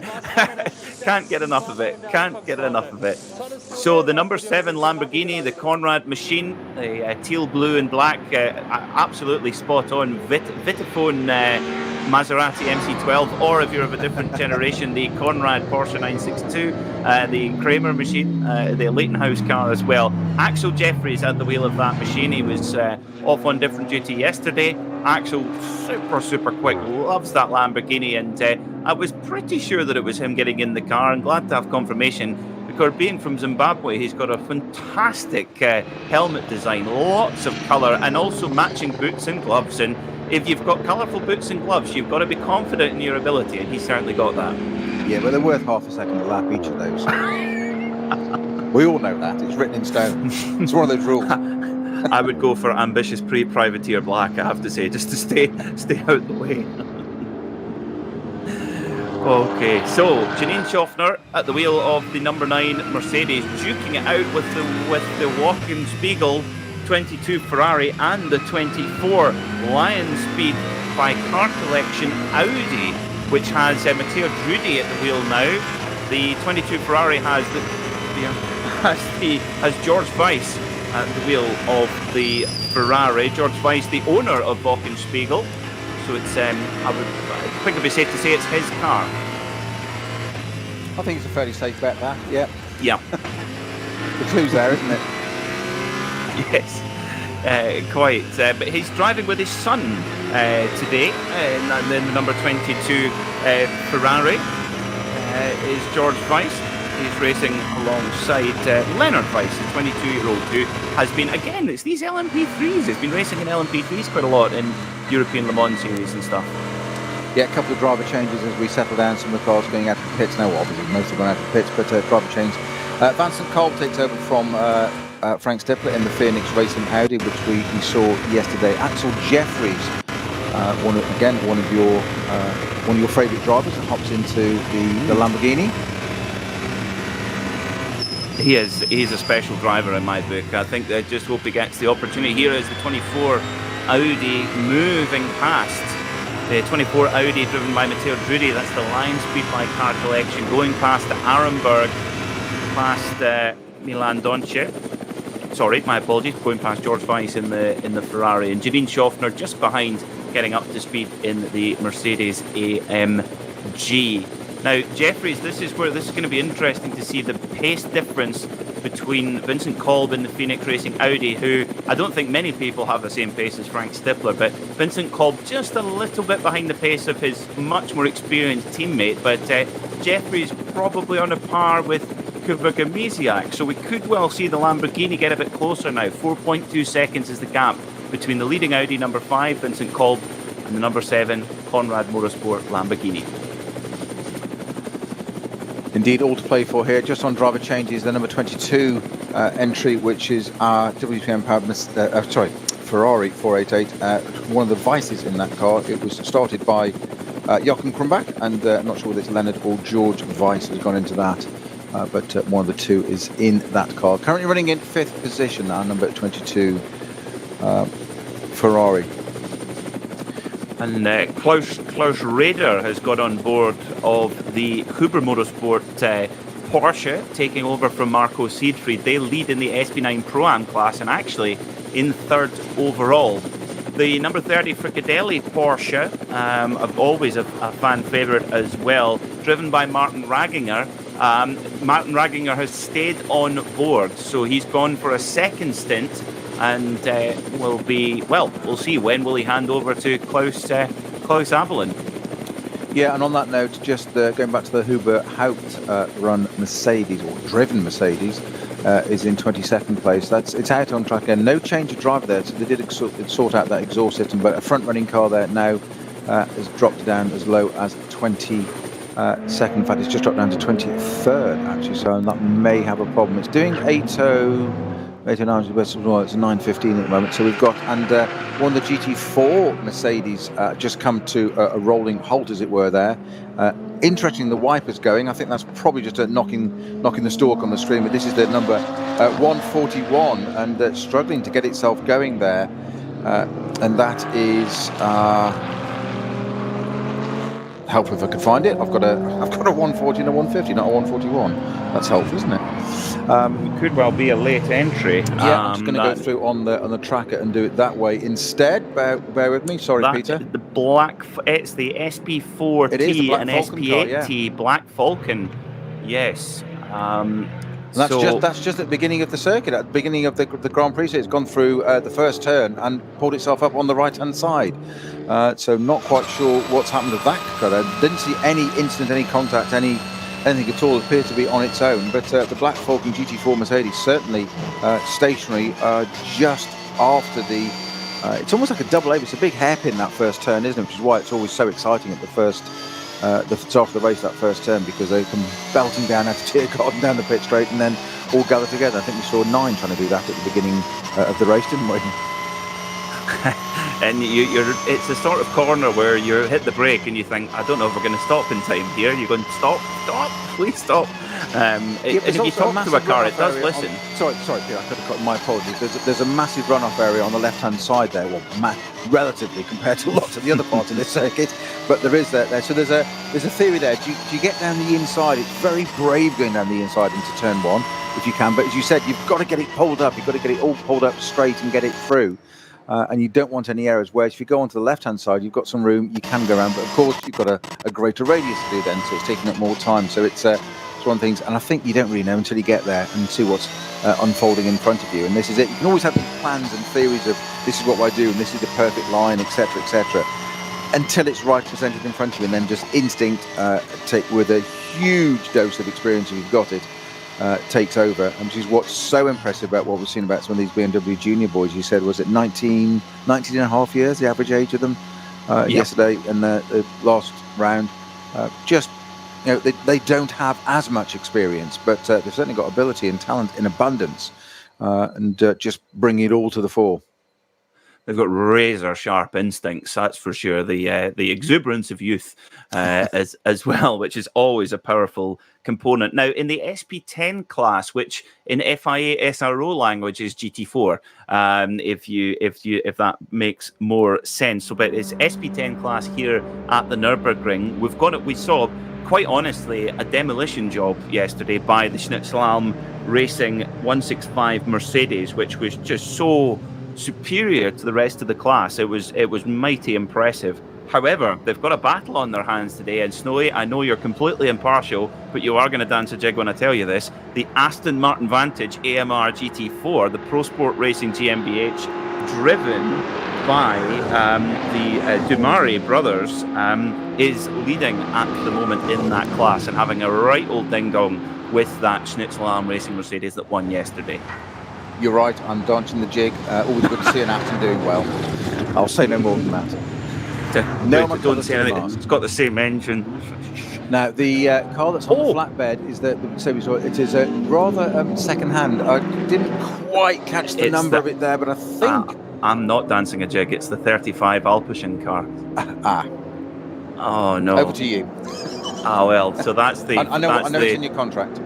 That's the number 35 Alpecin anti-balding shampoo. And I would imagine the Walkenhorst team will be losing some hairs over the damage to this car on the flatbed being brought back. I think that might well have been the car that was on the flatbed at Klostertal, and it slowly made its way back around the circuit to the Walkenhorst garage. But they'll be scratching their heads in that garage. Hopefully not too hard, though. You've got to be careful if you're thin on the top like me.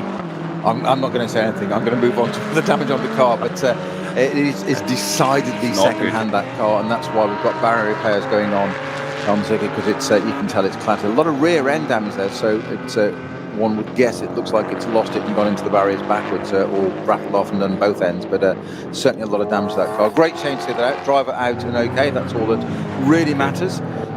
Sad though it is, but a race finish, not always good, DNF, but car's been repaired, and good to see the driver out and okay on that. Ben Tuckett is that Mario. Sorry, Snowy. Mario Van Bolen, who was at the wheel of that car. Van Bolen is German nobility, actually. 2020 NLS BMW M2 champion. So no mug behind the wheel, that is for sure. But a lot of damage to the M6 GT3 by Walkenhorst. The rear right wheel badly damaged.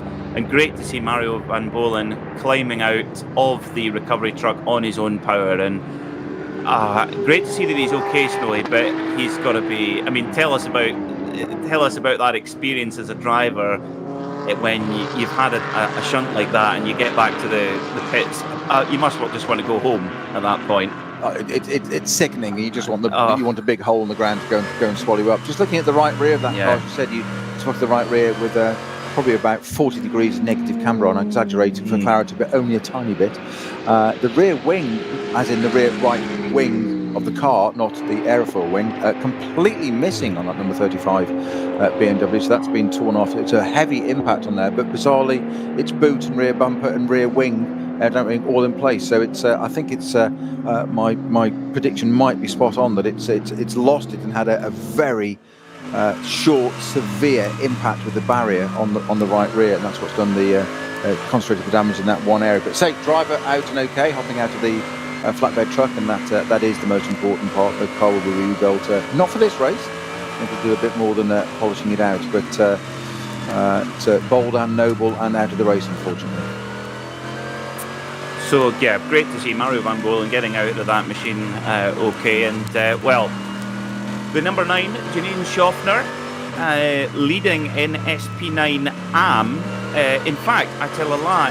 Yes, I was right the first time. Leading in SP9 AM. Now, she would have been battling with the Fricadelli Porsche, which is about 10 steps ahead if that car was being driven solo by Klaus Abelin, which is what it was planned to do. But now Martin Ragginger helping out with the driving there. But because Martin Ragginger is such a hot shoe, it's put them up a class into Pro-Am. So Janine doesn't need to worry, certainly as far as class concerned, but as always, running in the overall top 10 at the moment. And at the front, the gap that was enjoyed by the Phoenix Racing Audi has eroded completely.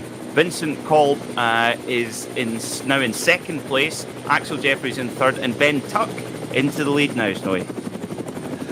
Yes, indeed. BMW back at the front. The Audi, as you say, sitting right. It's only 4 seconds though, 4.8 seconds between them, and the lap time's not changed yet. Obviously, we've got a couple of code 6s around the circuit, so it won't have done just yet. 8 laps completed by our front runners, all the way down to 16th position. That car being 16th is the number 6 Haupt, a Mercedes driven by Hubert Haupt. With its exhaust now sorted and climbing back up the order. That did drop down to 23rd, having been right at the front, but it's coming back up through the order. So I think that is one just to give a little bit of an eye on to one side there, Peter. I think that Haupt Mercedes will. I'll be very surprised if it doesn't get into the top 10. There's some quality cars in front of it, but I'd be not at all surprised if the Haupt Mercedes doesn't reappear in that top 10. We've got a code 60 at X Müller, which is just coming out of Breitscheid over the bridge and then up towards the Niki Lauda left-hander. So there's obviously something going on there that the marshals are having to contend with. Now, as you just say coming that, out of Bergwerk, the drivers get going again. So we know roughly where that problem is. Yeah, but look at Axel Jeffries there, right under the rear wing of Vincent Kolb's Phoenix Audi. He was from it there. He saw it coming. Vincent Kolb got his foot down there, but I don't think Axel Jeffries could have had a closer inspection of that. I think he could read the chassis number in the engine bay of that Phoenix Audi. He was that close. Maybe could read what reading the suspension settings as well. You think, oh, that's quite interesting. We'll be able to write that one down for when we get to the garage. And quite interrupted running for the field at the moment, coming through the section of Breitscheid through Exmüller, Bergwerk, and then up the little valley, up Kesselchen towards the Caracciola Carousel. And Axel Jeffries now making himself very visible in the back of the mirrors of Vincent Kolb, the leader in the SP9 Pro Championship, teamed up with Frank Stifler. Now Ben Tuck is quite a bit up the road, to the tune of about 5 seconds. We'll get an update on that when they come over the start-finish line, but I doubt Vincent Kolb's a fan of that Vitaphone Maserati-esque paintwork right now, because it's looming large in the mirrors, Snowy. Yes, and this is one of the best parts of driving here. It is hunter or be hunted. They come up behind the back markers. It's very, very slight hesitation by actually Axel Jeffries there for a moment. Actually, I thought it was going to be Vincent Kolb that was going to get impeded. It wasn't. He got through there and got that tucked and done nicely already. And it was Axel Jeffries that had to just lost probably a car length there. But given he was only a car length behind, he's kind of doubled the gap to himself, and he's settling down a little bit behind there, just watching. Then the Audi running a little bit wide there compared to the Lamborghini right behind it. Again, it flows and hops the other way around again to the traffic. Then just got slightly in the way of the Phoenix Audi. Vincent Kolb just impeded a tiny bit there. It's put Axel Jeffries back in touch again, and again, once again, all slow zone as they go past, the yellow flag as they go past the car on the flatbed. Going through that. That's all sorted and done. Axel Jeffries unrelenting here, sitting on the boat. Vincent Kolb, hugely experienced, as is indeed Axel Jeffries. This is the race for, of course, this is for second place, remember. It's not even for the lead of the race. They're going to come up to another code 60 again. So that means that Axel Jeffries just jinxed the left, and he nearly clips the back of the Audi there. The Audi slowed down a little bit earlier than anticipated. Axel Jeffries saw that, jinked the left. The Audi sped up again. Axel Jeffries sped up, and then Vincent Kolb slowed down again for a second point. It's almost tricked him in a little bit there, almost like a double whammy. But sold him one. But Axel Jeffries so nearly clipping the back of the Phoenix Audi, and that would be hugely embarrassing for both drivers for that incident to happen. But it was avoided. It was close, mind. So they're now onto the Dottinger Höhe as they come through Kalvenkopf. This is the opportunity for Axel Jeffries to get the draft. That said, there's so much traffic in front of them. It's not going to be easy. But Vincent Kolb uses the traffic to his advantage, pops in behind the other line of third, gets that draft. It might be a CS class car, as in 240 CS BMW, but he'll sit behind it, gets the draft, pops out again. Axel Jeffries has to do the same. Gets the run. Can he go up? They can't go either side. They're not close enough. Axel Jeffries needs to get this job done as he gets up to Tiergarten. He gets around, long way round the right-hand side, around the long path there. Gets up to now.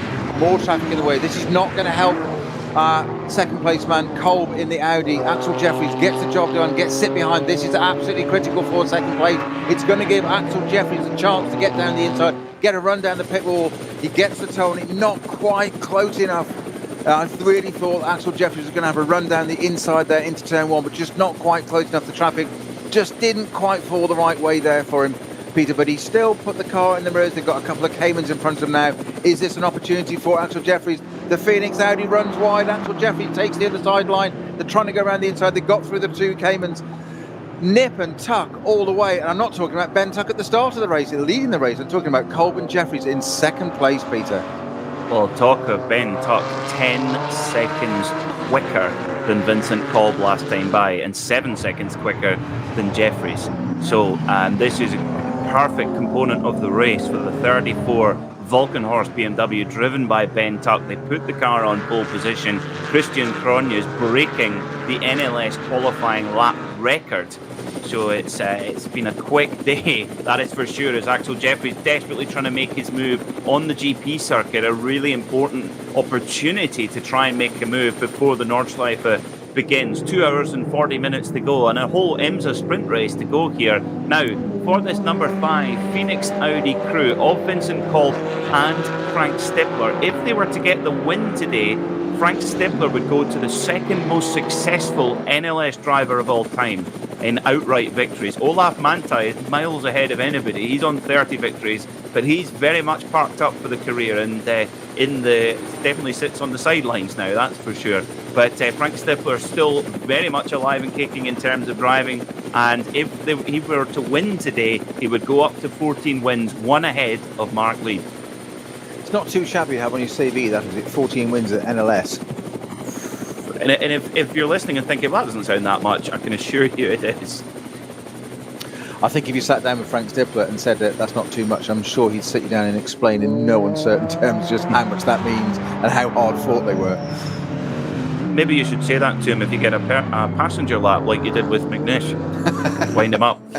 I wouldn't wind Stippler up, to be honest. I'm going to say no. I think we'll stick it just doing it to Alan all those years ago. 14 seconds it is that Ben Tuck has this lead, and Christian Kolb still got the fastest. Is it Kolb that set the fastest lap of the race? It is a 7:56.9 still, isn't it? That car. That was with. I think that was Stippler that set that lap. In the race, yes. My apologies. Yeah, say 9. Now that shows the traffic. I say 9:10, as you said. There's quite a big gap there between Tuck and Kolb and those lap times. 10 seconds, quite extreme. But that's just the way the traffic falls. It could happen. It could change completely very, very soon. So good news coming in on our timing screen. The track is now clear. It's completely green at Klostertal, at Kesselchen, and at Exmüller as well. So unbelievable pace of work from the marshals here at the Nürburgring. It's the best circuit in the world. You could argue that the marshals, I mean, just by sheer number, well, nearly 200 marshals post here at this circuit, and each and every one of the marshals do a top job because there was a lot to clear up in various parts of the circuit there, Snowy, but we're back to more or less a completely green racetrack with the exception of Schwalbenschwanz at the moment. More or less completely green. Well, that's just what the drivers want. It gives them the opportunity to a bit of freedom. There's enough to be going on as there is, but it won't stay that way for long. Axel Jeffries now just dropped out of touch a little bit with the Kolb-driven Phoenix Audi. When I say dropped out of touch, 5-6 car lengths, given that a few laps ago he was trying to get into the boot of that car, if there is such a thing on an Audi R8. He was that close, so it's maybe it's deliberate.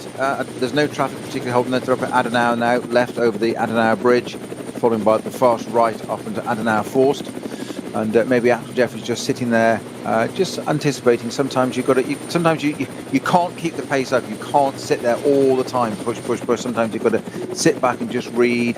And it can be more information sometimes watching how another driver of great experience, like Vincent Kolb in front of him, how he reads traffic. And it's just much again, as if you haven't got enough to do driving a GT3 Huracan Lamborghini around the Nordschleife. You've got to have another part of your brain sitting there just saying, how does this driver work? What does he do? How does he deal with traffic? Where's his strengths? More to the point, where's his weaknesses? Now, again, you're going to have to forgive my novice question here, Snowy, but will the team have data with the tyre pressures, the live tyre pressure and temperature on that Lamborghini? Is that permitted? Yeah, most certainly, and they'll be talking away then. Again, that's one of the things that, as you said quite rightly yesterday, when the BMW Junior team, who was in it, not Ben Harper, Verhagen. Sorry?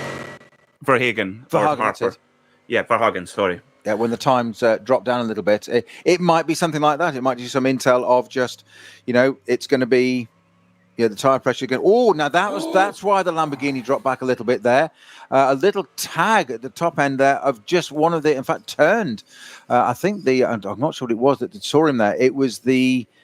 I think it was it a Renault BMW Clio? 1 Series? BMW 1 Series. 1 Series, right? BMW 1 Series. It wouldn't be a Renault Clio. How dare you? Of course, no, Renault Clios wouldn't do such a thing now. And No. Now here's an order for you. They're just going past second place. Colby and Jeffries going past the reigning champion, the number 1 BMW, the 15-year-old BMW. But just going back to what we saw there, it wasn't a clear. My apologies. You were quite right, Peter. It's the BMW 1 Series. Just tagged the back of the Lamborghini, the Huracan, and it just made that twitch. It sent the BMW into a full 360 rotation, which will have caught him out. He's just getting clipped by a GT3 car. That's why he dropped back then the order. So, but all back up and again now. But let's hope that hasn't caused any problem, any bodywork, any carbon damage that's going to start to impede on the tyre there. And we don't need that. They seem not to have their tyre issues as they did yesterday in this race, and that would be such a shame if that's caused any problem. I don't think it has, but it certainly woke up our BMW 1 Series driver there. Well, it's certainly not held Axel Jeffries back. He is pushing hard, keeping that pressure on Vincent Kolb, who you have to say, he's definitely been studying his Frank Stifler copybook, that's for sure, because he's driving like his much older, much more experienced co-pilot at the moment, just holding off the pressure very, very well is young Vincent Kolb. We must stress, we've said it a lot over the weekend, we must stress he is not a full-time professional racing driver. During the week, it's a very high-pressure job. He's only in his mid-20s and works for a private equity fund in Munich, and driving a full factory spec R8 GT3 with a full professional driver in the form of Axel Jeffries right on his bootlet. And really impressive performance so far from Vincent Kolb. Now, we've got a really funny tweet coming here from Yoda's uncle, who's tweeted us on #RSLNLS saying, looking at my fruit-based phone, which I think we can tell which that is, I think I'm going to invest in the shares of the local Armco company at the Nürburgring with all the replacement work that's going on. Would that count as insider trading? It might do. I don't know. Fruit-based phone could be one of two brands, though, couldn't it? Could it? Oh, you've stumped me now. Another one I'll leave with you to think about. Oh, cool. Oh, I'm going to have to write these down and come back to you. That's like homework. I'm not trying to test you either. I promise you, that's not deliberate. I'm from the hills and the countrysides of Scotland. I'm not used to this sort of technology. I love the idea of Vincent Kolb being in his 20s, driving this Phoenix car, and just not probably too old for the BMW junior team already. Axel Jeffries, though, comes out of Tiergarten, sits up the back of the Audi. They have to go either side of a back marker, stays completely still. That hasn't helped. Axel Jeffries goes to the left. Vincent Kolb goes to the right. Jeffries tucks back in again. He still can't do it. He's going for the long shot, going all the way around at turn 1. No, he's not. He's going for the cutback. Yes, he is. He's going all the way around. He's got the lead of the race. Axel Jeffries, sorry, not the lead, the second place. I got so excited I forgot this. It's actually Ben Tuck's leading the race. I thought this was the lead. It's for second place. They're mad. I wonder if, I don't know what the, track limits is, funnily enough, not a word we really use in the Nürburgring Langstrecken Series for obvious reasons, because, well, if you break track limits, you'll pay the price there and then. I can tell you exactly where the track limits are. It's called barriers. Indeed. However, that doesn't necessarily apply. That doesn't necessarily apply to the Grand Prix circuit, which is where the cars are now. And Jeffries was all four wheels off the confines of the circuit there to get that move done. I wonder if Race Direction will have a look at that. Snow, you've got more experience of the series than me. What the GP circuit, the track limits could be an issue. It's obviously not on the Nordschleife. What do you think on that one? Well, everybody tends to use that bit there, so it depends what becomes sort of accepted practice or not. But you're absolutely right. Track limits are as far and as much as a driver can get away with until the stewards say otherwise. Yeah, push on and hope they didn't notice. They won't be listening to us, that's for sure. Well, I hope somebody is. Well, not the stewards, but yeah, hopefully we know lots of others. Yoda's uncle, for one, gave us a chuckle there with investing in Nürburgring Barrier Company. I have heard from a couple of friends who have unfortunately had an off on tourist lap days, and I have heard some horror stories about the cost of having to repair one of these excellent Armco barriers. I wouldn't want to be picking up that tab, that's for sure. It just adds insult to injury, isn't it? If you go and do a tourist lap of the Nürburgring and go off and damage your pride and joy, assuming one, you're okay, two, your pride and joy isn't quite so okay, so you've got that repair bill, unless it's insured, but then you have to pay for the repairs to the circuit you've done as well. So yeah, it's a great holiday, isn't it? Come and have a tourist lap of the Nürburgring. Just don't go off. I have thought about firing up the Renault Sport RS200 Clio and bringing it over, but I think I'll stick to commentating on these wonderful drivers who really know what they're doing about it. Let's do it. Well, you drive, Snowy, and I'll do the co-pilot. Yeah. No, we need to get Hindy driving. That's the one. Get Hindy out there and talk us all the way through. We'll sit in the back and commentate and get Hindy driving. It'd be brilliant. What a bit of onboard. No offence to John, I'd rather have you driving. What a podcast that would be. That'd be mega. God. Let's stop. Let's put a stop to that idea now, because that's dangerous. Well, mind you, we might be able to do it in somebody else's car. Well, I didn't mention anybody. We weren't going to be so stupid to suggest owning our own car doing it, but Hindy driving, you and I sitting in the back. That's a podcast in the making. I can feel a whole film career coming on here. Oh God. That would be fun. Well, hopefully we can get back trackside to the Nürburgring before too long. Hopefully things starting to improve a little bit with vaccine programs, etc. But with that in mind, isn't it amazing that we've got a few drivers didn't make the start, but we've got 121 cars out there racing, and we had even more yesterday in the NLS 5. I mean, it's Snowy, you know better than anyone how expensive it is to run any race car. Brilliant that so many teams and drivers out here enjoying their sport once again.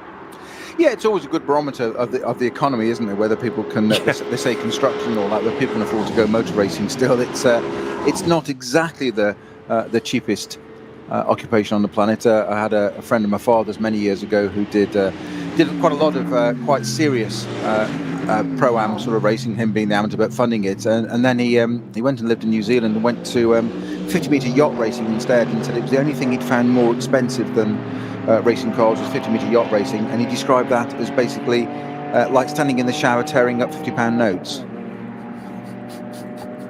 So we have Mercedes into the pits again. That's the Haupt car, if I'm correct. It is indeed, from 16th place. Driven by... my 13th place, my apologies. The screen just updated as I spoke, but it's the 13th place. Hubert Haupt has got that car back up the order. I said it wouldn't be long before that car was knocking on the door of the top 10, and I think it will be. I wouldn't be at all surprised if it's quite well inside the top 10. That's my first commentary prediction of the weekend, which of course will not be proven.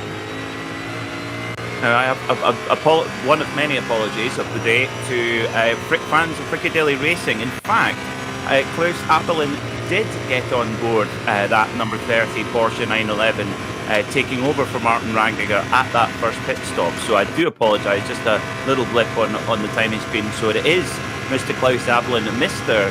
Fricadelli himself. That's where the nickname comes from. Fricadelli. Fricadellin is meatballs, and he has a rather successful company selling meatballs, so hence the name Fricadelli Racing. And at the moment, that Fricadelli car running in 8th overall, 3rd in the Pro-Am class, the Pro-Am class led by Matteo Drudi in the Lion Speed by Car Collection Audi, with Klaus Rader in the Huber Motorsport Porsche in 2nd in class in the Pro-Am. And Klaus Rader, of course, the very successful restaurateur, owner of the L'Osteria restaurant chain, Italian restaurants, and unfortunately Klaus was hit with one of the most severe penalties we saw yesterday, Snowy, 270-second stop go for not respecting code 60. Not respecting is very strong language, maybe missing it might be maybe kinder.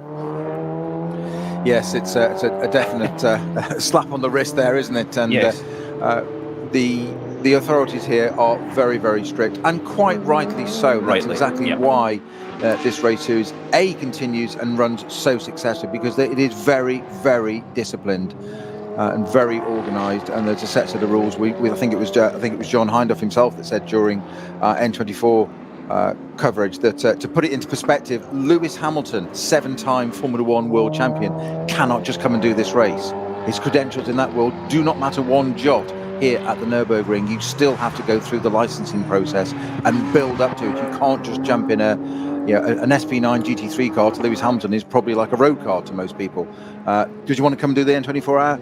No, you can't. I don't care that you've won 7 world championships, Formula One level, the highest and the most successful world champion Formula One in the world. Doesn't matter. You've still got to go through this category, and you'd have to start in a lower category car and build up and earn the credentials. And quite rightly so, and that's why it's so safe. We do see incidents, and they're just normal racing incidents, but that's exactly why it's so safe. And I think it's great that they run it that way, and long may it be so. And that would be the same for Charles Leclerc, for Fernando Alonso. Take your pick. It would be the same, indeed. And I think it's a great point you make there, Snowy, because we are really fortunate to have racing on the Nürburgring Nordschleife in the 2021 world that we live in, and where there's obviously it's very important to keep people as safe as possible, but this is something we must preserve, and the safety is important. On the Dottinger Hole, the drag race of the Dottinger Hole, Axel Jeffries right almost panel to panel with Vincent Kolb. It's the same engine in these cars, but aerodynamically they're different. Absolutely side by side. Jeffries versus Kolb. Through Antonius Buchert they go with a GT4 Mercedes, one of the Schnitzelalm cars, getting a perfect bird's eye view there, grandstand view I should say. We've got the bird's eye view up in the commentary box, and we'll bring it all to you on RS3, part of the Radio Show Limited network of channels. But Axel Jeffries gets the job done and goes through to second position. And what an amazing battle this has been between the Lamborghini number 7, Conrad Motorsport, versus the number 5, Phoenix Audi. However, Snowy, this battle, as exciting as it's been, it's allowed the 34 BMW, the leader, the Volkenhorst car, to stretch out to 18 seconds of an advantage. That car is in control. It is, but you mentioned also last time about lap times. The top 3 cars on the that last lap now, 8 minute 30, 8:31, 8:32. Tuck, Jeffries and Kolb respectively. Dennis Olsen in 4th place, 8:29. Drudy in 5th place, 8:30. So there's 2 seconds over 25 kilometers covers 5 cars. Exactly my point. Unbelievable. Yeah, and all different. Yeah. There's all different cars there as well. Different cars, different experiences, different traffic setups, and they're still, you say, lapping within, let's call it about a second. Let's be kind of say 2 at best.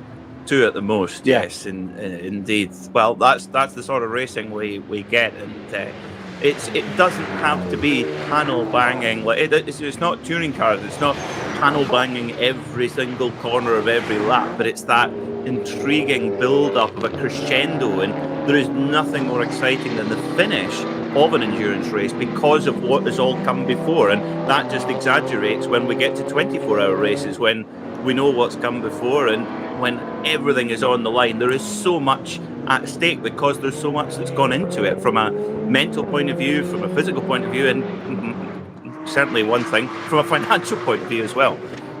Yeah, but it's always this thing. People used to say to me, what are you racing this season? I'd always used to say somebody else's money.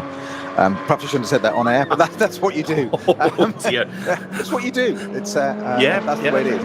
But I think it's an excellent point you just made there. Is that it's not panel banging. It's not like other disciplines, and that is down to the way this is run, the way it's organised, and it's commitment, it's concentration, but it's discipline. I think is the key word, and across all the classes here, because they all get through and they all keep out of others' way. Very rarely does it happen. It does happen. We've seen it once a little bit earlier. Okay, it did a little tag with the 1 Series BMW, possibly because it wasn't indicating for the Lamborghini. But it doesn't happen very. I'm picking up where you left off yesterday. Don't blame me.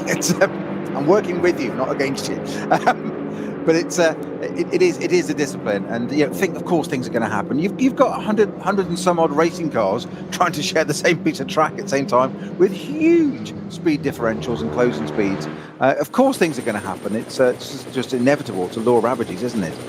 but it doesn't really happen most of the time. The Lamborghini, it is though. It's up into second place, and we chuffed to see that or what at the moment. I'm going to stop there because I just don't want to jinx it with 2 hours 21 minutes to go, Peter. Well, we'll put a bit of flesh on the bones for fans of the Conrad Lamborghini, which is kind of gathering people's champion status with every passing lap because it's just so fast, so exciting, but just not blessed with the good fortune yet.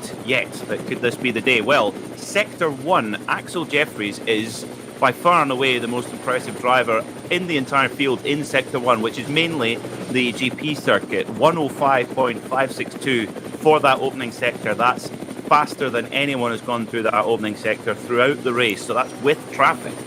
So Jeffries now starting to pull away a little bit from Vincent Kolb, but Vincent Kolb, my goodness me, made Axel Jeffries work so hard for that position, and in doing so really has actually indirectly allowed Ben Tuck to escape at the front in the Walkenhorst BMW. It is, and you mentioned yesterday's gap of 1 minute at the end, and we're a long way off that at 18 seconds, but it's not normally that much of a margin, is there? That said, we've got 2 hours 20 of this race to go. We will see some quicker times. We've noticed this the last couple of races as well. The last couple of rounds of this. This is a double-header weekend, so we've had NLS rounds 5 and 6, this being 6. The previous 4 rounds, race 1 didn't happen, NLS round 1 didn't happen. Bruce Jones and I were teed up to do that, and we had snowmen in the pit lane, I'm not joking. And it was called off. We had pre-race build-up, and we never got to it. We've seen quite a lot of variety. Beautiful weather it is today, but the margins, it's rare like this. And what we have seen is towards the end of the race that some of the faster laps being set right at the end. Nicky Thiem, notably setting, I think it was on his birthday as well, actually. Just banged in one of those fastest laps at the end. Normally driving for an Aston Martin, pop him in an Audi, and he still goes and gets the job done. Funny that. A man of such quality. But we'd see it at the end of the race. We've seen the early laps here, 7:56.9 still standing for our third place car. Frank Stippler setting the time in that number 5 Phoenix Audi earlier on in the race. That's still the fastest lap of the race. I would not be at all surprised, Peter, if that time is beaten or exceeded before the end of this race. And I'm going to say a 7:54, I think we'll see by the end of the race.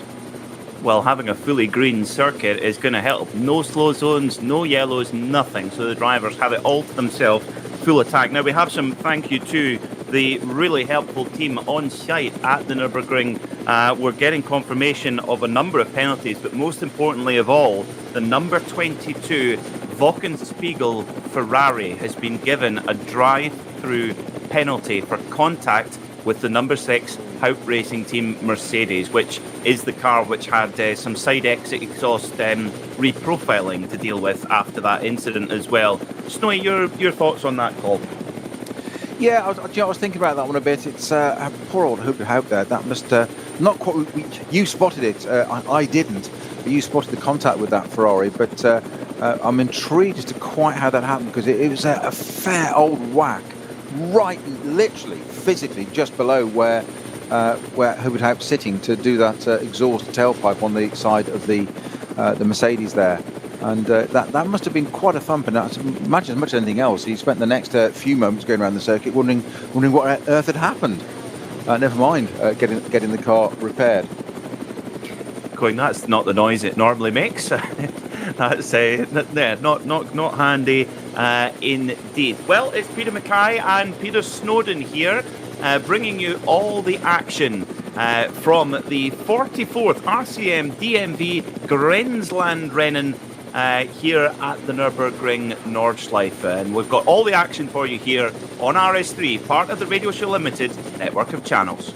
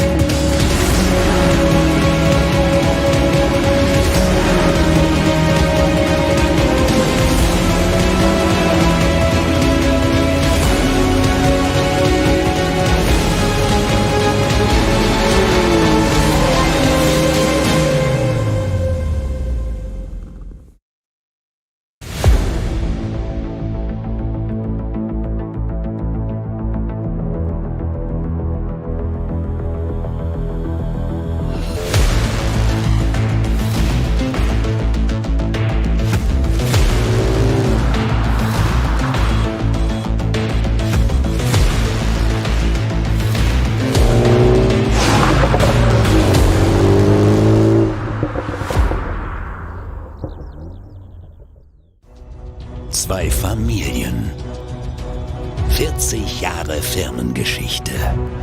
Unsere Produkte entstehen zu 100% in Deutschland. Mit Herzblut und Hingabe. Wir schaffen den Technologietransfer von der Rennstrecke auf die Straße.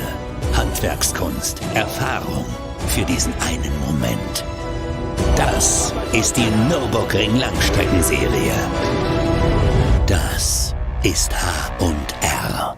Performance made in Germany.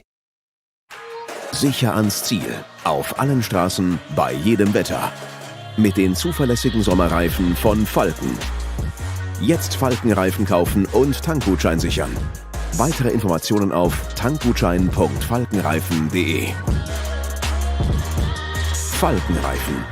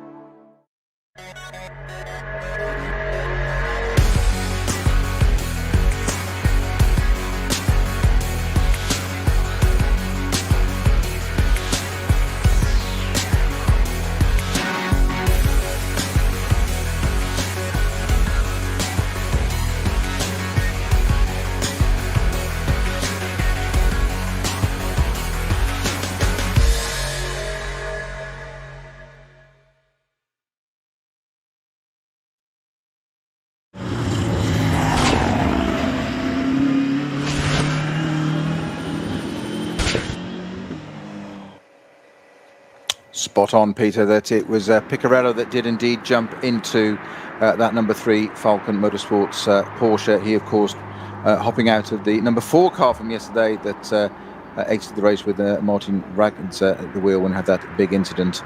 But he popped into that car. So he has indeed taken that car over and now into 4th place. So Piccarello on board. He was, I tell you what, Alessio Piccarello was so impressive yesterday at the wheel of the Falcon Tire Motorsports Porsche. Can they make an impression on the race today? The battle for second still rages on between Axel Jeffries and Vincent Kolb, and those cars can't be far off coming in for their next stop as well. We're only 11 minutes off the halfway point of this race, reaching the point of the second racing hour. And, well, what strategy point will they play? The Conrad Lamborghini, started by Kuba Germisiak, then handing over to Axel Jeffries. Michele Di Martino, the other driver in that lineup, former class winner here in the Nürburgring 24-hour, but also the overall 2015 VLN champion, so an expert around this place. That's quite a statement, and quite a correct one as well. But an expert around this place, it takes a lot of time to learn this circuit, and its complexities. Klaus Abelin back in the number 30 Fricadello car. Ben Tuckett is leading. We keep forgetting to mention that. As you say, we've got so focused on Axel Jeffries in the Conrad Lamborghini, and Frank Stifler and Vincent Kolb now in the Phoenix Audi, having their duking it out little battle that we keep forgetting to mention and overlook. Very unfairly, perhaps in some ways, that Ben Tuckett's just getting on with the job. 22nd lead in the number 34 Valkenhorst BMW. Quite happily just sitting there as if it's a walk in the park. I'm sure it's not. It's very unfair to suggest it is, but because he's just out there doing the job, just getting on with it, which at the end of the day is the idea of motor racing. It is to win, after all. I think that's the greatest praise for a racing driver is if you're leading a race and no one's talking about you. That's the greatest praise you could possibly ask for, because that means there's no dramas, everything's going to schedule, and the run is flawless. So, 2 hours and 9 minutes to go, and well, we saw BMW winning yesterday with the BMW Junior team in the number 44 car on Michelin tyres. Well, it's a BMW leading, but a little bit different. It's the Walkenhorst team on Yokohama tyres. And at the moment here in the Nürburgring Langstrecken Series, we have 2 wins apiece, 2 for Porsche and 2 for BMW. So a victory for the Bavarian mark today, Snowy, would nudge them ahead. And I am sure of it that in the big boardroom meeting on Monday morning, that's got to be at least a point of any other business going, well, we did one over our rivals over the road. That's got to be a discussion, surely. Surely not. It must be. Between rival manufacturers, never. Yeah, they'll have a coffee. Do you live in? Which craft do you talk of, my friend? Just looking at stints now. The leading car you mentioned there, the Valkenhorst Motorsport, Pittard, it was that started that car and did 6 laps. Interestingly enough, now Ben Tuck has just reached the same point. He's done 6 laps in that car. So, how soon before we start to go? And this is an interesting phase of the race, isn't it? That we talked about this quite a little bit yesterday. That it settles down, then you get the middle bit, and we start to get some ideas of strategy. Who comes in early, who doesn't, whatever. And you can see some pointers, so the beginnings, the foundations, if you like, of where the race end is, and strategists and teams working out, not just sitting out there doing the lap times. We've just mentioned that Ben Tuck sitting there, you were saying quite rightly, they're not even talking about it. Brilliant. Well, I spent a whole career racing, I wouldn't even call it a career, a lot of time racing cars, and nobody ever talked about me. That was for totally different reasons. Ben Tuck doing a great job out of the front there. 7 laps now completed. So, my point being, it can't be that long before Ben Tuck brings that leading car in, and it's 13 laps completed as of the top 3 now. So, it could be a change of order. This is where we can start to see some of the strategy that we plays out towards the end of the race, Peter. Indeed, this is where, you just needs to get into the last hour before we really start to see the full picture. And that's when it's almost like a poker game, when the player that's been quiet the whole time just lays down a whole handful of aces. And that's exactly what the BMW Junior Team boys did yesterday. We were thinking, are they fading away in the later part of the race? Not a bit of it. They were playing. Just on the number 3 Falcon Motorsport car as well. That's had an interesting. That's had 7 laps of Olsen at the wheel of that car as well. So that's interesting to see some of the changes and lineups here. My screen has a slightly. We've got Picarello in that car on the timing screen, but not on the driver changes. So I might be slightly out on that one. Okay, we'll keep an update on how that one is looking for the very impressive driver lineup in the Falcon Motorsport number 3 Porsche. Ben Tuck leading the race right now for Walkenhorst Motorsport, one of the BRDC superstars for young drivers, a support program for them, one of whom, of course, is a young Harry King, who's been, again, raising eyebrows in the Goodwood Hill climb in the new 992 Porsche Cup car. But Ben Tuck actually cut his teeth in British MX5 Championship and in Caterhams as well. And I had the great privilege a few weeks ago, Snowy, of commentating on the Caterham UK paddock when they made their visit up to Knockhill, and the racing was just barnstorming. The drafting and of course, are so light and so agile. The overtaking manoeuvres, you think there's no way you can overtake around that corner, but in a Caterham, apparently you can. So he's trained in the school of hard knocks, as Ben Tuck. Well, that's exactly the point. It's a tiny little circuit, Knockhill, small, compact. You'd think it's really quite technical as well, as you know, far better than I do. And it's I've not actually raced on that circuit. I've driven it quite a bit on sort of manufacturer work. But really? The point being that I never did touring cars, you see. They didn't tend to take British GT to Knockhill. We did once, actually. That's the line. We did once, yes. But the point you make about Ben Tuck, it's learning that craft. We were talking about the BMW Junior Team yesterday and learning the craft and sitting there and building it all up. And it's exactly that learning to draft, all that sitting behind a caterum, very, very close, very, very controlled, tiny little circuit like Knockhill. It's what's the length of Knockhill? I should know that, shouldn't I? 1 point something mile. It's a bit like Mallory Not Park. much. Yeah. I know these are UK circuits we're talking about. The point being is that we're talking of drivers learning their craft on small circuits in very closely organized, controlled racing. And it's paying dividends now for Ben Tuck in the complete opposite of that. The other end of the scale is the foundations made on the shorter circuits, and here he is on the Nordschleife, the longest circuit in the world, and he's leading. So and obviously also it was good work, wasn't it? A BMW M6 GT3 is not a caterum. It has a massive footprint, doesn't it? That's the most obvious thing I've said all day. But valid. Yes, indeed, often obvious things often are. Now, a couple of penalty updates. The number 69 SP7 car, that's the Porsche 911 GT3 Cup class, has been given a 30-second stop and go. That's quite punishing. That's the Klick-Verschayen team. Apologies if I've pronounced that wrong. Team from Hanover, not Hangover, Hanover. They maybe have a hangover, but Hanover, they've been given a 30-second stop and go. At the moment, they're running 4th in class, so that's going to drop them a little bit further down the SP7 class for Porsche 911 Cup cars. That class led by Huber Motorsport at the moment. So Huber Motorsport, strength in numbers. The moment they're second in the SP9 Pro-Am class, and they are 6th overall. So Huber, of course, a team very, very successful in the 24H series, which we cover extensively here on the Radio Show network of channels.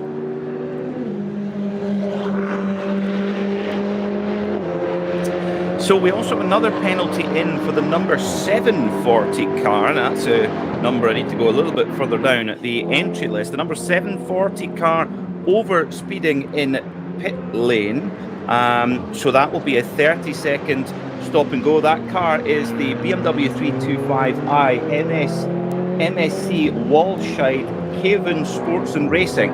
Nice short name there, and they're from Schweden. Which is that the same Schweden as Schwedenkreuz, Snowy? Do you know, I was just going to say to you that, didn't quite catch that. Can you say that again, that team name? My apologies. Yeah, very good. Yeah, you nearly got me there. That would be me. Yes. You nearly got me there. Yeah. Peter Snowden there, great teammate, thank you. Now, don't be like that. Don't be like that. Deary me, let's not do that again, Snowy. We're going to get carried away. 2 hours and 2 minutes to go here at the Nürburgring Nordschleife for the 44th RCM DMV Grenzlandrennen race, and we should see a number of top class pit stops coming in, Snowy, where we might start to get a bit of a stronger idea of who's got the magic hand held up their sleeve.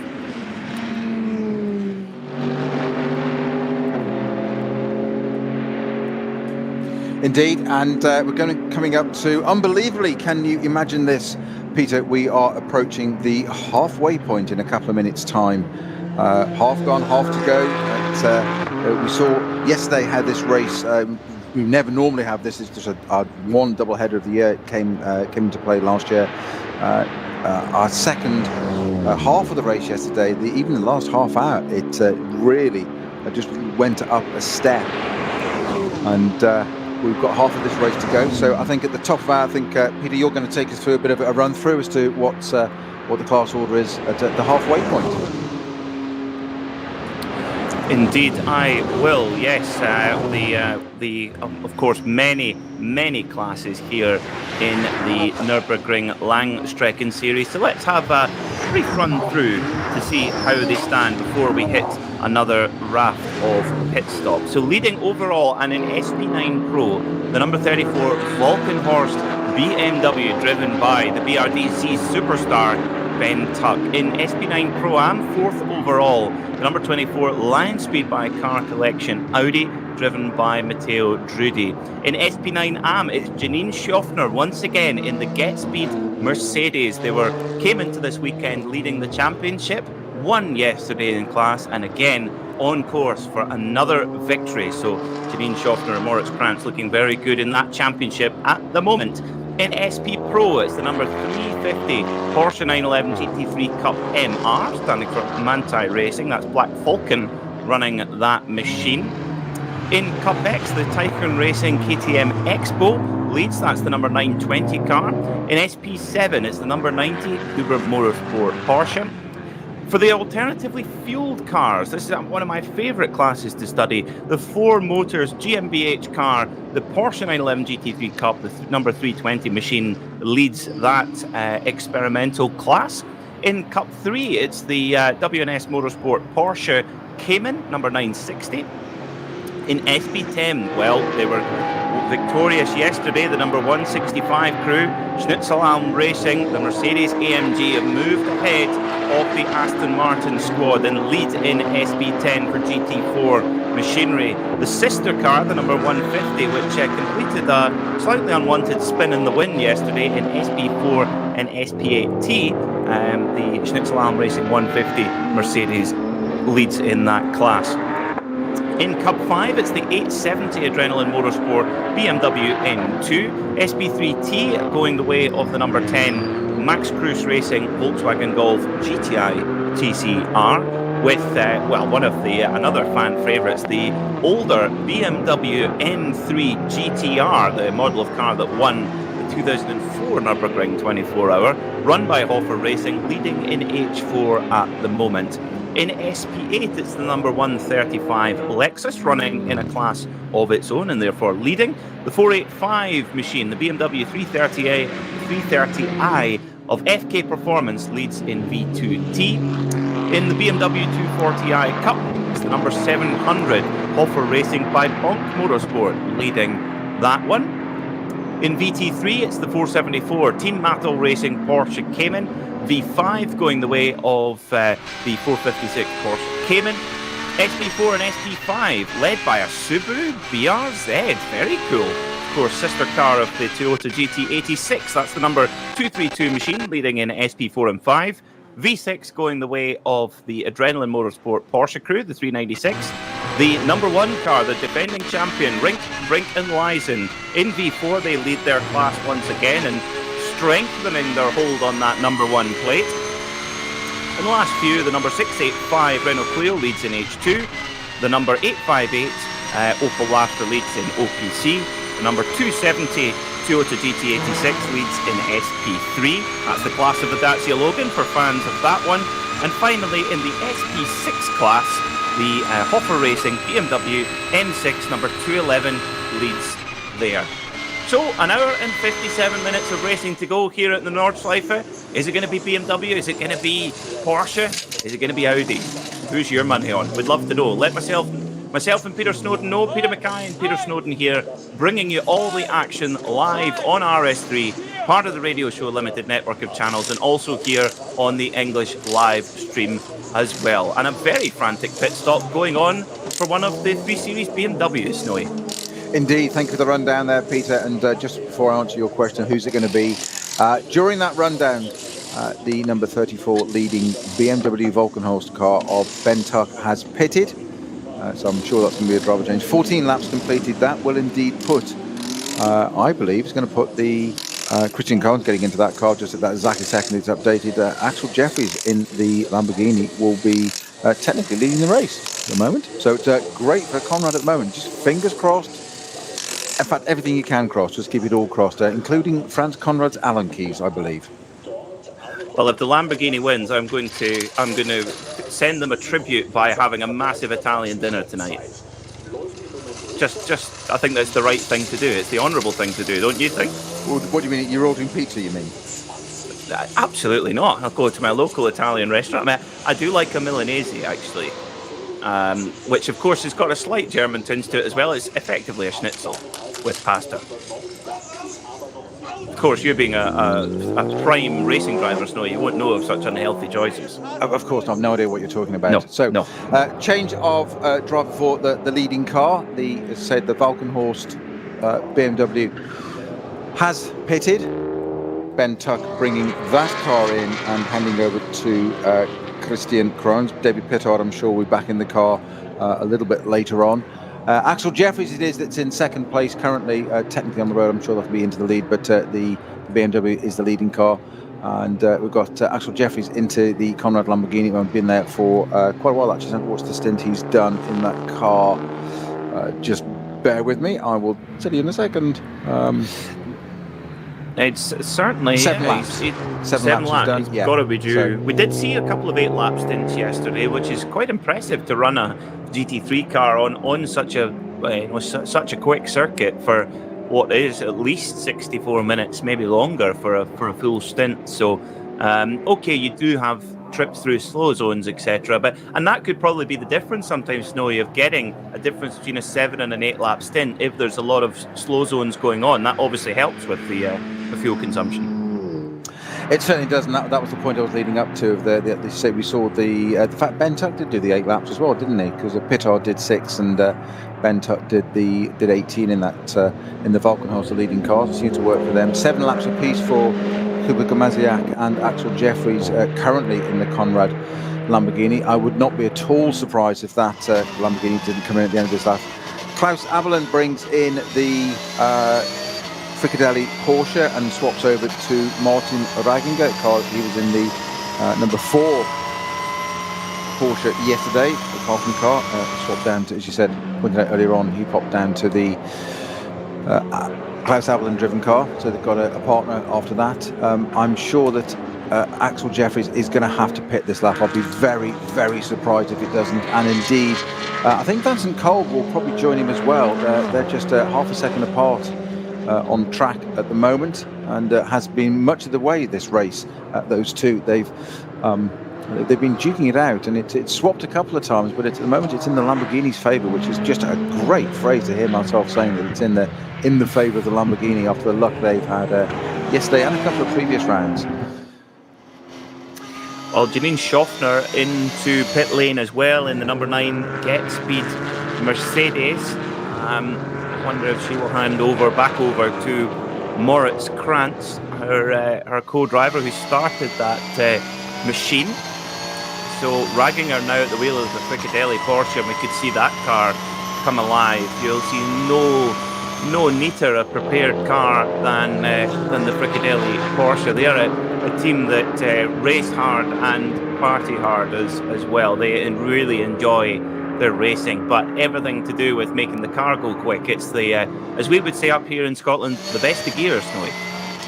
Indeed, and a driver change, you're quite right, for the number 9 car. It's now got Moritz Krantz at the wheel, taking over from Janine Schaffer in that's the Get Speed Mercedes. That's it's number 9 and 9th in position as well.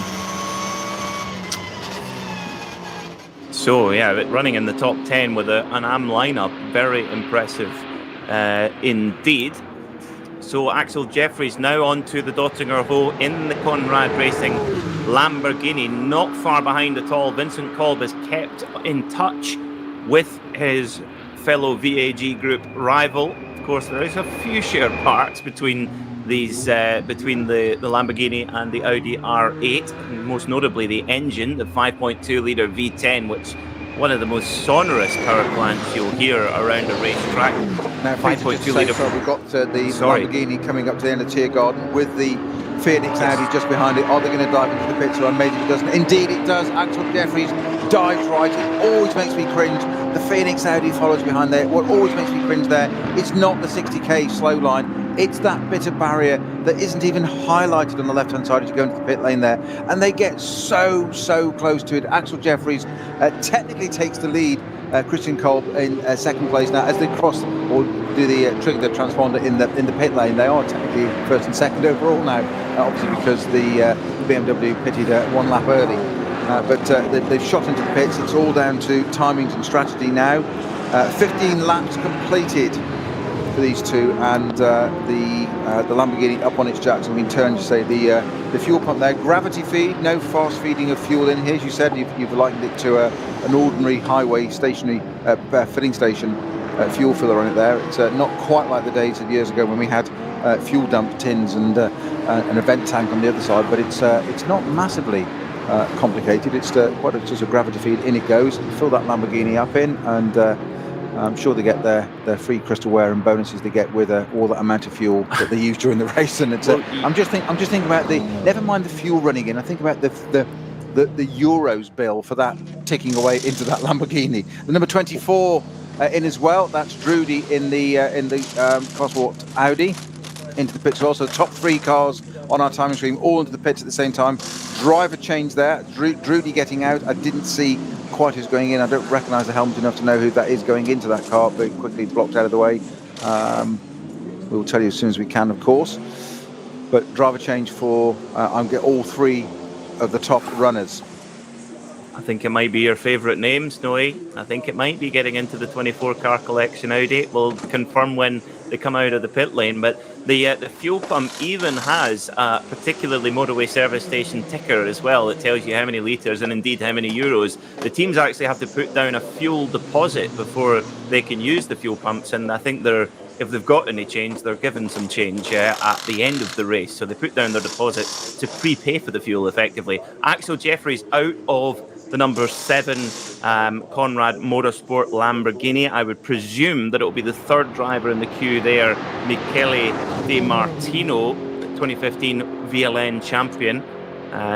He will be getting on board, I would presume, on board that Lamborghini. Vincent Kolb, now I didn't see it. Did Vincent Kolb get out the car, Snowy, did you spot? Didn't see that. I didn't have eyes on that at the moment, but I wouldn't be surprised if it was a change from that. And when you say my favourite driver, you don't mean Lorenzo Rocco de Toro Padula, do you, by any chance? I may do. I thought you might be hinting at that. Yes. I'm not getting teed it up for you. I know you enjoy it. I know exactly what. See, that's it. You see, teamwork. That's how it works. Yeah, indeed. Well, busy time in the pit lane at the moment. We are the number 34 Walkenhorst BMW already is now actually going down into turn 1. Sorry, coming out of the pit lane there, side by side, 1 Audi, 1 Lamborghini, side by side. There is just enough room coming out of the pit lane to do that. They are almost trading door handles. Unbelievable, the 2 of them side by side. It is Di Martino and Frank Stippler. Di Martino in the Lamborghini and Frank Stippler just saying, I'm having none of this. This is my part of the pit lane. If you want to go around the long way, you can. Basically, keeping it to the right-hand side, putting Di Martino right on the edge of the blend line, which, of course, you cannot cross. It's one of the sacrosanct rules of the pit exit. You do not cross that. So Di Martino there, actually a fantastic piece of discipline driving there, not crossing that blend line, but just watching those 2 cars coming down out of the pit lane side by side. You shouldn't really be racing in the pit lane, if you know what I mean, as it's not a normal place to be racing side by side. Do that on the track. They've got 25 kilometres of track to go and race. What do? Started in the pit lane. Such is their intent. We are going to see something quite special now between these 2. And well, it is Rocco in the. It is Mr. Oh, we've got a spinner. We've got one of the KTMs at the end of the Grand Prix. It's the 920 KTM it's had a big old spin just before going onto the Nordschleife, and that's a lot of time. Oh, and that does now. I wonder if there's fluid down there on the track. Stippler's just had exactly the same moment coming out of that curve. The right-hander just before the left going onto the Nordschleife there. Frank Stippler having a massive moment there and capturing that. Di Martino would have said, thank you very much, I'll have a bit of that, but he came out of the throttle so as not to collect the back of that Audi, and it wasn't the fact that the KTM was spinning in front of him, that was parked on the right. So I wonder if cause and effect, if that's what's caused the KTM to go around first there and nearly caught out Frank Stippler as well, before they even got onto the Nordschleife. So they've had a little bit of a run on the pit lane and a bit down at the Grand Prix circuit. So that is the class-leading Teichmann Racing KTM Crossbow in the KTM Crossbow Cup powered by Michelin. That's Daniel Bohr who was at the wheel and caught out by something, whether that be driver error or indeed perhaps fluid. You wouldn't expect Frank Stippler to make an error by himself, particularly at that part of the circuit. But drama here. I did notice the front left headlight of the Lamborghini is off, and I wonder, you don't think there might have been some contact there, Snowy? I have to say, I was just glancing at the timing screen when it happened. Yeah, it was. You're quite right about it. It's not the remit of, or certainly not the norm for Frank Stippler to make a mistake like that. And it's, you're right, that Lamborghini, I did spot that a little bit and just hadn't sort of evolved enough to think what might have happened. I wonder if he got tagged or whether it was just some fluid on the circuit. It was just, my immediate thought was because the KTM was rotating around, and it was a long set of tyre marks on the exit of that corner that led to the KTM, which it cleared on. So it was probably not fluid then on that basis. So I just wonder if Di Martino, in his haste of coming out of the pit lane, they just had that little tag there. So maybe it wasn't Frank Stippler had the moment. Maybe it was Di Martino that just tagged him. And let's hope that Lamborghini hasn't got damage on it, because we are determined for that car to get to the end, and we are willing it on. I tell you, poor Franz Conrad, I don't know if he's a smoker, but if he is, he must be around the back of the garage going through packet after packet at the moment, because if he's not, he's a vapor by now, isn't he? Either that, or if he's chewing his fingernails. He has to get rid of the stress by something. My goodness me. And you can imagine his crew, the Austrian-based crew, they've put so much effort into bringing such a sophisticated race car here, and well, it's more drama here at the Nürburgring Nordschleife for the 44th RCM DMV Grenzlandrennen, or NLS6 if you prefer. It's actually NLS5 because NLS1 didn't happen, but anyway, we'll gloss over that one. But watching Frank Stippler and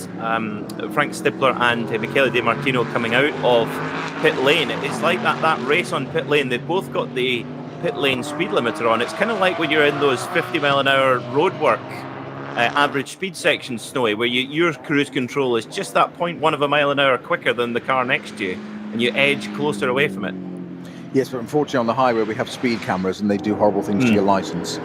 But I thought that was just fantastic. I'd love to be in that situation. Out side by side, door handles apart, going down the pit lane, thinking shouldn't really be here, but there's something about it. Just something like, setting the tone for that stint. And I say that a few corners later, I think you're absolutely spot on there with that. But I think that's what possibly manifested itself. I think I slightly misread that with the KTM going around. I think that led me into thinking one thing, but I'm sure you're absolutely right that Di Martino just accidentally tagged the back of the Audi, which will have just caused Frank Stippler's little twitch there. Let's hope both cars have got nothing everlasting damage from that, and they can just carry on as they are. Because most of all, we want to see these two racing, because it's Frank Stippler and in the Audi is always going to be good. Di Martino he's a useful pair of hands, isn't he? To say the least, in that Lamborghini. That'd be absolutely fantastic to see that. Well, the opening couple of sectors going in the favour of Frank Stippler, from what I can see, and the race down pit lane, a symphony. Well, we've got not a 5.2 litre V10, we've got a 10.4 litre V20 there, because they were so close together, the Lamborghini and the Audi. But coming back to the sectors, Snowy, it's looking like, it's looking very close, but Stippler just that little bit quicker, a second or so per sector. So the number 5 Phoenix Audi looking strong. It's looked strong all race, and it's looking like it's delivering at the moment. You say good sector times. Frank Stippler, hugely experienced. I think it's 14 race wins on the NLS. You said 13 moments. Okay, so about to bring this would be his 14th if he did. So my apologies, one out, which would move him clear into second overall in outright wins. Yeah, exactly. So the point being there that huge experience, and you don't win 13 events around here without for no reason at all. There's a reason why you've done that, and he's proving his mettle and credentials there right now. But Di Martino in the Lamborghini right behind him is Michele Di Martino, not letting him get away with that for the moment. He's got some other ideas as well, as we saw from that pit lane, just side by side down the pit lane, with it ever narrowing to the blend line, and huge discipline from both drivers there not to take each other out.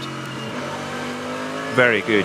That shows you the respect and the experience as well, and also shows that you just don't get any quarter given by Frank Stippler. You know, it's absolutely uncompromising. He'll go right up to the limit of what is acceptable, but will never ever cross it. That takes a lot of skill to do that.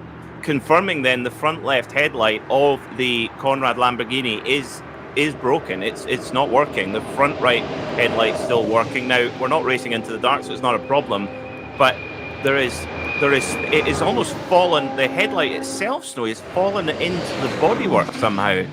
Bizarre.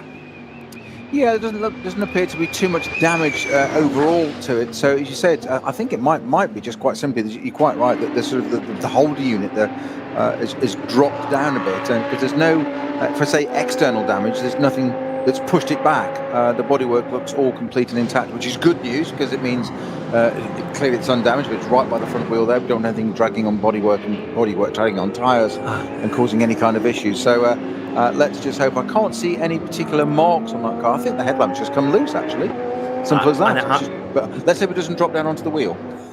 I'm sure it won't. This is either a complete coincidence or the Conrad team are listening to us, Snowy, because just after we talked about that, the front right headlight switched off.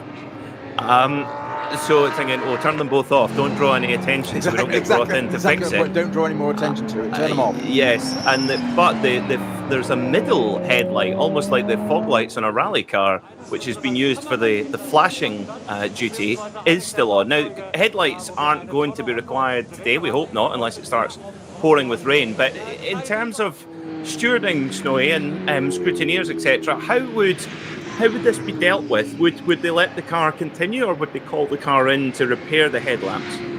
No, there's no, as you say, there's no issue. There's no light, as in terms of daylight. There's no issue on that. It's not a night race, so no need for the headlight. It doesn't matter. But just looking a bit more closely at the front of that Lamborghini, there is some damage. The bonnet it is that's loose. So there has been impact above the central light there that you quite rightly say is there. It's an LED white light as opposed to the yellow headlights. The white light is there used to flash. The other lights have gone out for the moment, but the bonnet is damaged and quite excessively so up by the windscreen. So it looks like there has been some contact there, and that would, to me, suggest that he did indeed clip the back of the Frank Stippler's Phoenix Audi, and not likely so. It's had some impact there. So we'll just make sure to keep an eye on that and hope that doesn't develop into anything more.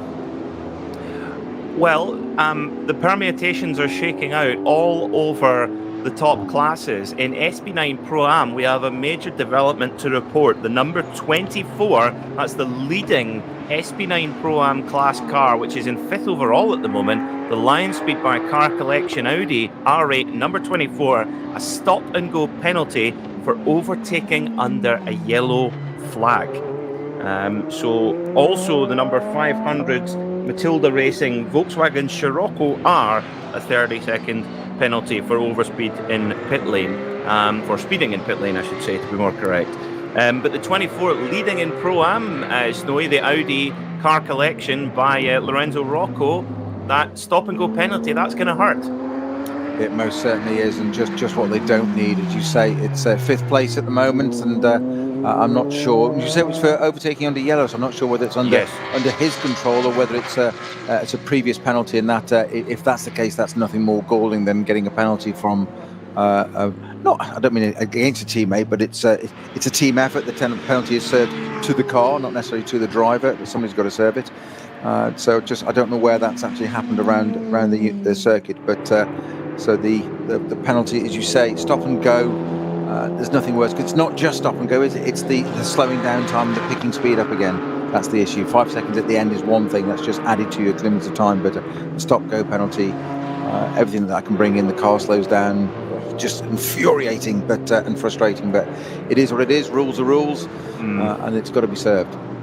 And to rub salt in the wounds, a stop-go penalty does not count towards your minimum pit stop time either. Just in case there was maybe you thought, that's okay, we can just sort of balance it off. No, doesn't count. So a double whammy there for the number 24 Lion Speed by Car Collection Audi. Now the 920 KTM. Oh my word! Right, I do apologise for the reaction. No, not at all, Peter. I've just exactly the same. I wonder. Well, now going back to the KTM incident that we talked about a few moments ago, the KTM that started or had the spin, and we thought that Frank Stippler had a moment, and I surmised it might be fluid.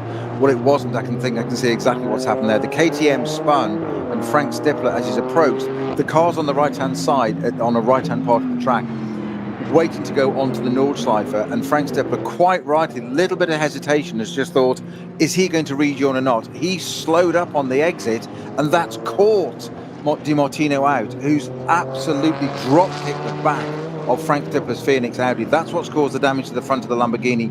That's what caused, we saw the end of the Stippler Phoenix Audi jinking as we saw. We thought he'd lost it. He hadn't. He'd been drop-kicked by the Conrad Lamborghini. So that explains the damage to that car.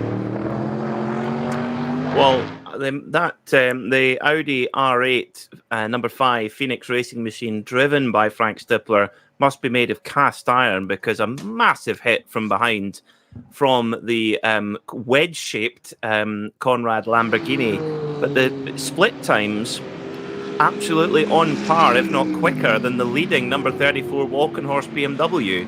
So you can tell these are endurance racing cars, Snowy. They can take massive impact and still carry on. They're built that way, I guess. Not something you ever convey to a team owner, sponsor, or a team manager that they can take massive impacts. It's fine. They're like, really? Yeah. I can see that one going down well at a debrief. Oh, now the Dacia Logan number 280 with Michael Lachmeyer on board, or Doom as he's known, the 280. You actually do have to recalibrate your brain with the Dacia Logan, because I thought, it might have a problem here. No, it's flat out. Yeah, like I said, it's just speed differential, and that's one of the things that we've highlighted quite a few times over the course of yesterday and today, that there's a massive speed differential between some of these cars, and you say it quite rightly, it just catches your eye for it and think, is there a problem? Well, no, it's just that it's at its capacity, it's just in a different category, and they're doing their bit out there as well. As we said earlier, the championship winning car here, it's a 15-year-old BMW, but they win the championship. They get to say at the end of the year, it doesn't matter who's won how many races, and Frank Stippler won 13, he may win 14, may win more, but he's certainly won 13 already. That's great. But who are the champions? 15-year-old BMW Cup 5 category car. So you've got to try and you could, in theory, get lots of mates together to enter beside you and get them to retire on the first lap just to get more points. If you were, it would be an expensive way to do it. Yes, if you were so inclined, but nobody is so inclined. That would not be in the spirit. Just coming up for 90 minutes to go. And, well, if you want a car that can take a thump, go and buy an Audi R8, because Frank Stippler is absolutely flying at the wheel of that machine that has been thumped up the back really violently by the very unfortunate Michele Di Martino in the Conrad Lamborghini. You can't really throw any fault at anybody there, to be honest. It was just unlucky, but Stippler carrying on as normal, and in fact hunting down the number 34 leading BMW driven by Christian Cronjes. I would totally concur and agree and reinforce what you've just said there, Peter. It was one of those things. It's a racing incident. We're saying he's been thumped up the back really hard by Di Martino. Yes, he has, but I think it was just a question of being caught out and didn't expect Stippler to slow down on the exit of a corner, as you wouldn't. And quite probably with that Audi right in front of him, he was unsighted, Di Martino, and wouldn't have seen the spinning KTM. So you wouldn't expect the car in front, certainly of somebody caliber of Frank Stippler. Given that how many corners earlier you've been coming out of the pit lane side by side racing, games on, you can't see the KTM, and you wouldn't expect him to do it. So it wasn't. It was more of not quite an own goal. It was just I can imagine, like, what on earth is he doing? Bang! You've hit it, and unfortunately, it's happened. Mercifully, as all things appear at the moment, both cars appear to be continuing. I won't say unscathed, and you say quite right that it's taken a fairly big hit, that Lamborghini, and it's continuing. That's great. I wouldn't like to pay the bill for it, though. No, and I just the story of this season for the Conrad squad, that car has definitely come off worse from that incident. The lap time dropping away now. Frank Stippler absolutely flying, carrying on as if nothing had happened, which is, I cannot fathom that. But Di Martino in the Conrad Lamborghini, that car is a couple of seconds a sector off at the moment. That time by the Conrad car 7 seconds slower than the Phoenix Racing Audi, and I'm quite concerned about the front bodywork damage on the front of this Lamborghini, and we've seen one light go, and then the second light has also gone at the front anymore, and the front bonnet is actually bent up slightly. I don't know if that's going to hold together very well, and ironically it's just happened straight after a pit stop as well. It has, as you said, the bonnet is quite badly damaged, but it's moved. It's the flashing light at the front, which is right in the middle there, is still that's still continuing. That's still working because he's just been using it to great effect. So let's fingers crossed. The eternal optimist in me says it will continue. It's not perhaps the shape it started the race, but it's still there. But the more pertinent point you've made, and very validly so, Peter, is that that car has dropped back in terms of sector times. But let's just keep our fingers crossed and hope, eh? Happy, optimistic chap that I am. I can assure you that my fingers are going to need, we're going to need some HRT Mercedes levers to get my fingers uncrossed for that crew, because they are crossed. I do think that the number 3, yes, the number 3 Falcon Tire Porsche, the leading Porsche, driven beautifully right now by Alessio Piccarello, the most Italian-sounding Belgian in the world. He is closing down the Conrad Lamborghini, which sits in third at the moment. But fellow teal blue car, the Falcon Porsche, on the charge and could well be up into the podium places. And 90 minutes to go. This same time yesterday, Snowy, with 90 minutes to go, it was equally sort of stagnant. But then it kind of went bananas in the last hour. It's already started to go bananas here. Hopefully it'll calm down a bit for the driver's sake. Yes, and just going back to your point that you referenced very well about Michele Di Martino in the Conrad Lamborghini, the top times, Krone Stippler at the front, 8:01.7, 8:01.2.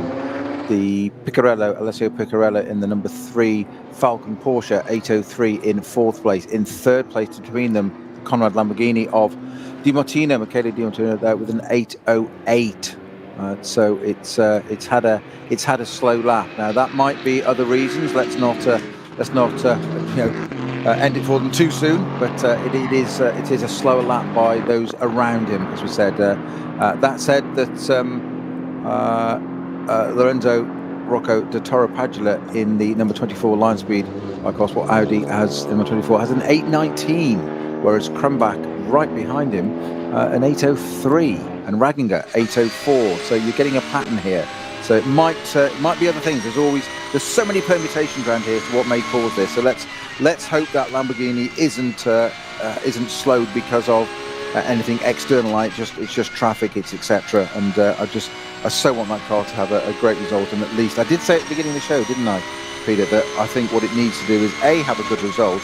If it could just maintain where it starts, which was 3rd on the grid, that would be. As a team manager, team owner, whatever, that would be my target for the day. And currently, with an hour and 27 minutes to go, that's exactly where it sits, where it started, P3.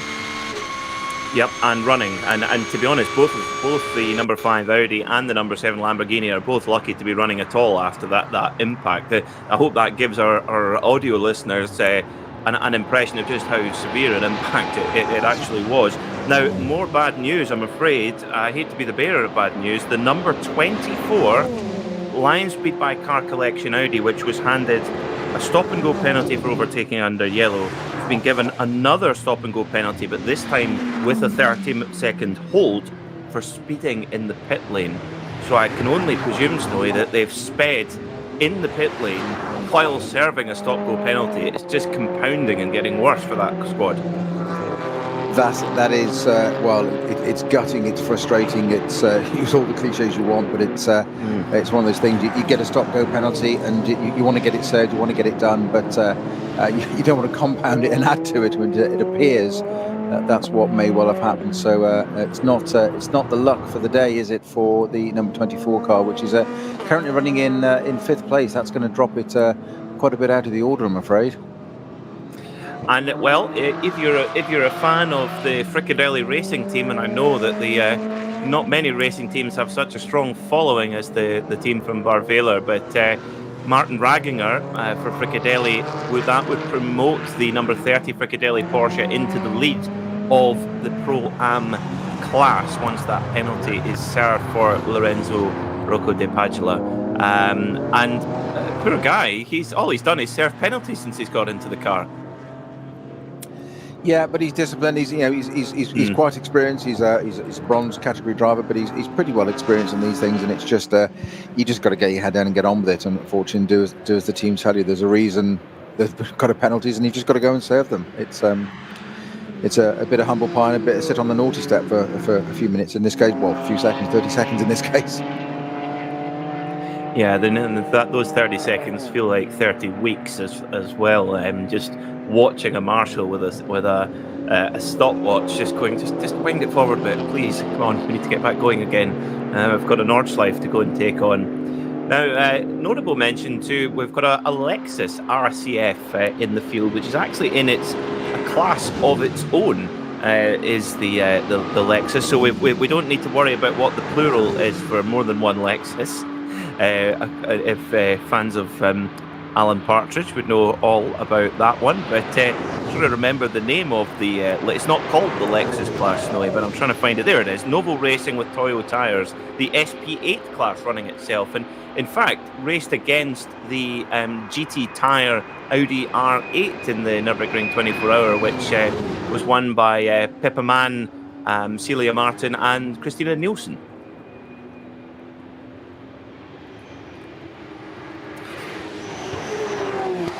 So, just over an hour and 20 minutes to go here at the Nürburgring Nordschleife.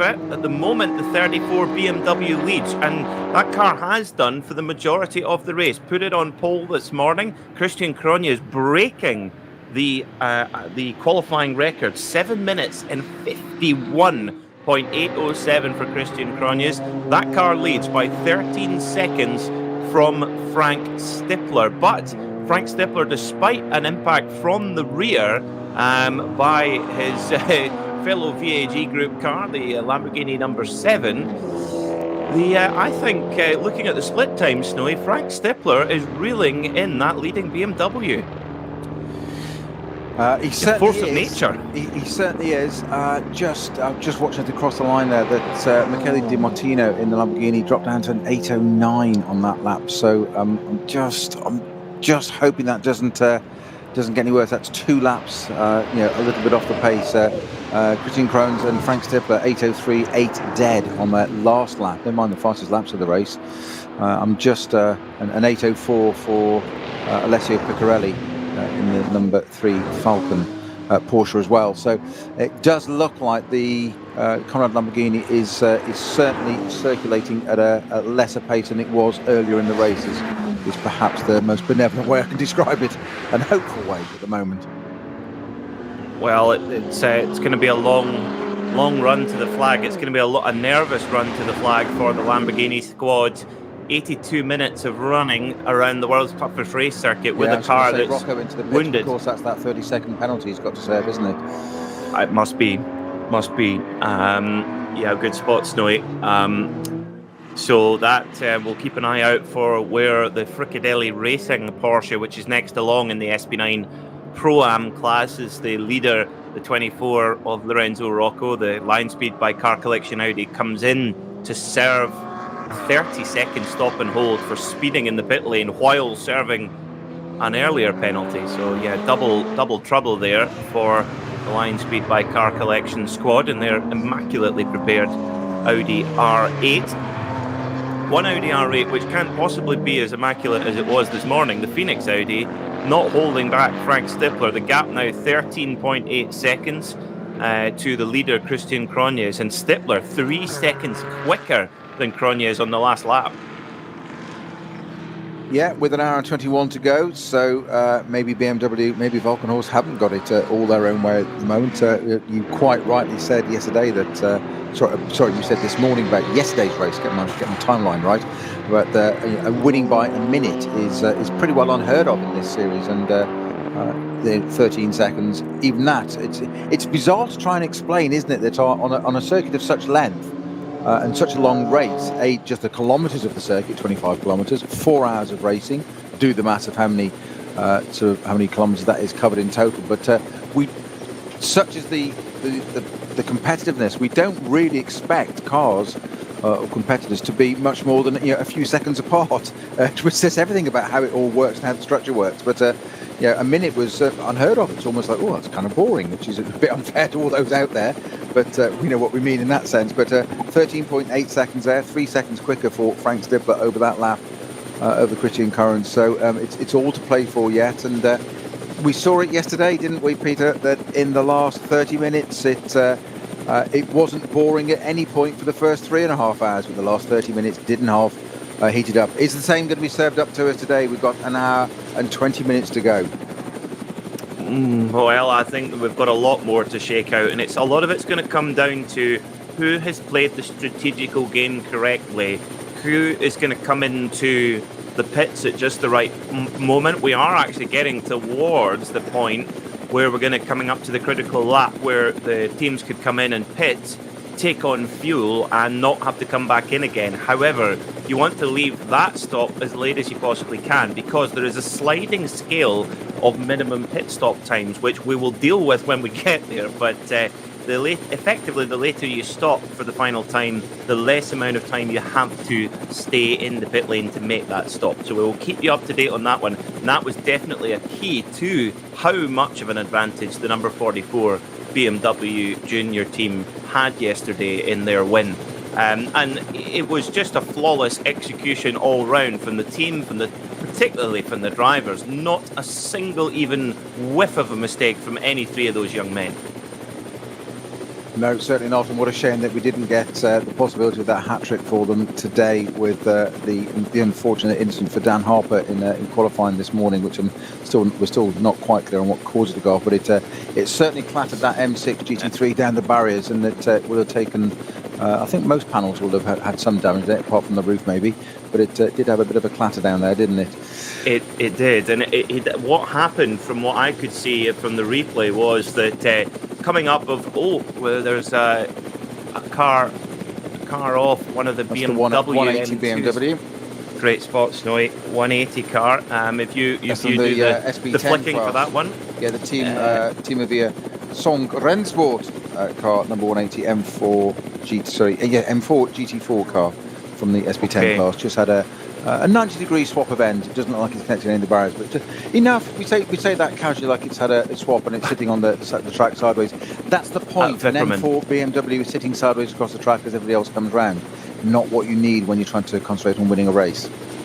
And that's at Wipperman. So for those that know the circuit, if you're coming out of the Caracciola Carousel, up the hill to Hohe Acht, and then down what is just like a helter-skelter, that is Wipperman. So very easy to have a swap of ends there, and also incredibly scary as well for the driver crashing and obviously the drivers coming through. But coming back to Dan Harper's incident in qualifying, it looked to me, funnily enough, the same part of the circuit, Hohe Acht, just put two tyres on the grass and then couldn't get the car turned going up the left-hander into Hohe Acht onto the grass. And it slid around the barriers and just sort of skittled along the line of the barriers, and the barriers doing their job to keep Dan safe and indeed the people over the other side safe. Meanwhile, back in the actual race, we've now got a battle between Piccarello and Di Martino. He's caught up with that Lamborghini, the Falcon Porsche, right under the rear wing of that Lamborghini. It's woes for Conrad, hasn't it? It's not got the pace at the moment. It's dropped it. We've seen this over the last couple of laps where it's just dropped down. It's surely just a matter of time before Alessio Piccarello in the Falcon Porsche gets there. There's some traffic in the way there. He's sitting right up behind it at the mini carousel. He's looking for a way around. He looks to the left-hand side. He can't do it because there's a Cayman Porsche in the way there. But it's only a matter of time before this Lamborghini falls prey, surely, to Alessio Piccarelli in the number 3 Falcon Porsche. It can only be moments away. I think it's got to happen, surely. Down onto the Dottinger Hohe now. We know how the Porsche gets a draft here. Here it comes. He's catching up under the rear wing of it. It's going to go. Which side is it going to go? Di Martino stays to the right-hand side. He just blends to the left. He leaves him just enough room, and it's always almost by on the grass there. Porsche getting as close as you want to go there to being a lawnmower. As he gets towards that grass there, he's on the white line, squeezed through. Di Martino didn't make it easy for him, but he's utterly defenseless. As they arrive at Tiergarten, there's a change of place there. So the Falcon Motorsport Porsche pops up into 3rd place now. The Lamborghini, unfortunately, down to 4th. Okay, so off the podium then for Conrad Motorsport, Falcon Tire, Porsche up to third place. We'll have a look at the lap times of the leading runners. An 8:02.4 for the Volkenhorst leading number 34 BMW. An 8:03.4, so just a second off for Frank Stippler in the Phoenix Audi number 5. At 8:07.2 for the Falcon Motorsports number 3, so a little bit off the pace of the front runners. An 8:12 for the Conrad Lamborghini. So Michele Di Martino, unfortunately struggling with a wounded Lamborghini Huracan, but the wheels are still turning, the car is still going. They've done hard work early in the race, and we shall see where they finish come the end. What a dramatic event here at the 44th RCM DMV Grenzlandrennen, live here from the Nürburgring Nordschleife. 75 minutes to go.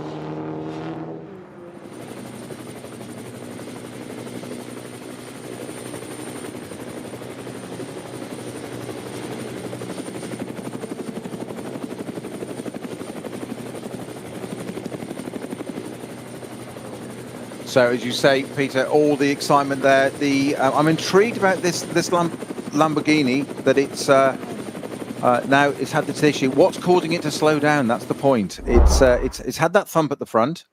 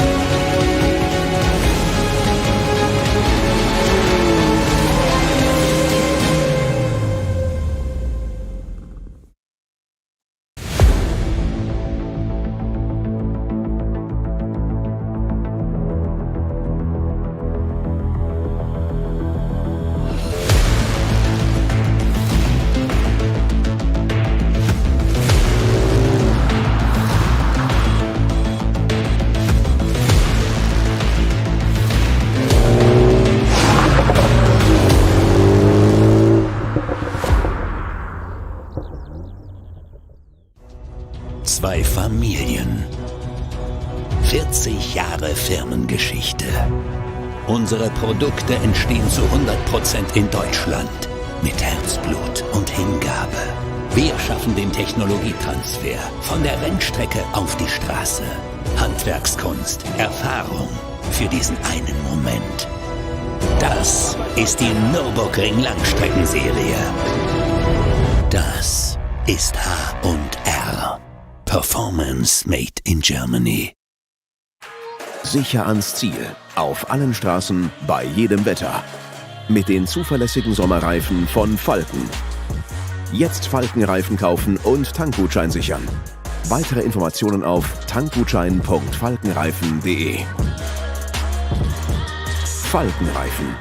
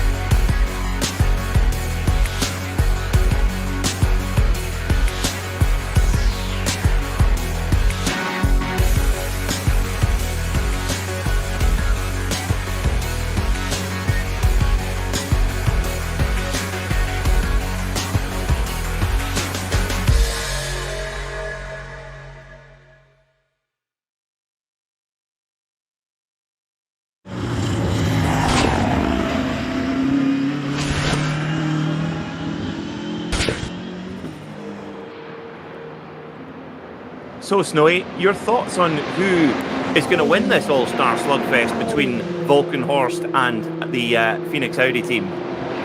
That's a difficult one to call. That is, it's BMW, the Valkenhorst team. It seems to be the car of the moment, doesn't it, on the north side for the BMW, whether it's a junior team or Valkenhorst.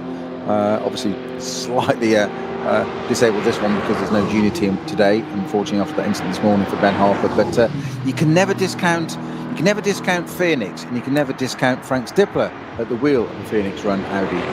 And you just never know. Picarello also, the Falcon. It could be anything. You've got a BMW, you've got an Audi, you've got a Porsche running up there in the top three. There's a few gaps there, but some of the times there, I think Frank Stippler looking good at the moment. 8:03 was his last lap, but then again, Christian Krones in the Valkenhorst BMW leading car on an 8:02.436 and an 8:03.466, almost identically a second apart. I have to say at the moment, never mind who's going to win, my biggest desire at the moment, Peter, I think we might share this, is that the Conrad Lamborghini just gets a finish, but a strong one as well. Really, really hope that happens for them. They deserve it. Indeed. Well, hopefully at the next and final stop, the Conrad crew can hopefully make a couple of little quick fixes to make sure that car takes the checkered flag. It would just be they've had no mechanical problems, which they did yesterday, so that's the first positive thing as well, and pace has been as quick as ever. The number 34 Valkenhorst BMW approaching the Tiergarten now with an hour and 8 minutes to go. I would suspect one more lap for this car before coming into pit lane. Indeed, Christian Krones takes the car around for at least one more lap, I should say, much more accurately. Could be another 2 or 3, but Christian Krones continues on, in fact putting a lap on the Haupt Racing Team Mercedes, which got on the podium yesterday, but not their day today, Snowy, with that unfortunate contact with the Ferrari earlier on. No, but let's hope they can salvage something. We wanted this result. We wanted a strong result. Fourth isn't too bad at the moment. It is. It's relative times. It's not bad. Krumbach and Raginger just behind are also doing 8:18s and 8:14. So it's still a few seconds ahead of that 4 and 2 seconds ahead respectively. So it's not lost entire pace. It's just not got the pace it had. And you quite rightly said earlier on that there was no doubting in that Lamborghini whether it got pace or not. Picarello it is that's into the pits. Our third place man just dives into the pits, drops down to fourth. That's the Falcon Porsche. Now that could be very, very interesting. That could be pivotal. We've got an hour and 7 minutes to go. That could be a very, very smart move there, Peter, popping that car into that a little bit earlier ahead of everybody else. Well, so the pitting with 67 minutes to go, that Falcon Tire Porsche must spend 183 seconds in the pit lane. So it's a reasonably long stop. However, what that does mean is that when they come back out onto circuit, with a bit of fuel saving, they should be okay to get to the end. I certainly hope they will. Otherwise, that's them out of contention if they can't make it to the end. Now, getting into the car, I can't quite tell from the helmet design. Will confirm the driver once it comes out over once the number 3 Porsche comes out over the timing beam. Picarello's job done for the day. I would suggest probably Dennis Olsen back into that car now. Yeah, I would suggest also the same, yes. Yeah, he started the race. No, he didn't start the race. My apologies. Tobias Muller started the race. We had that before, didn't we? Tobias Muller did 5 laps in the car. Dennis Olsen did 7 laps. Picarello's done 7 laps. So it might indeed be Tobias Muller's back into that car.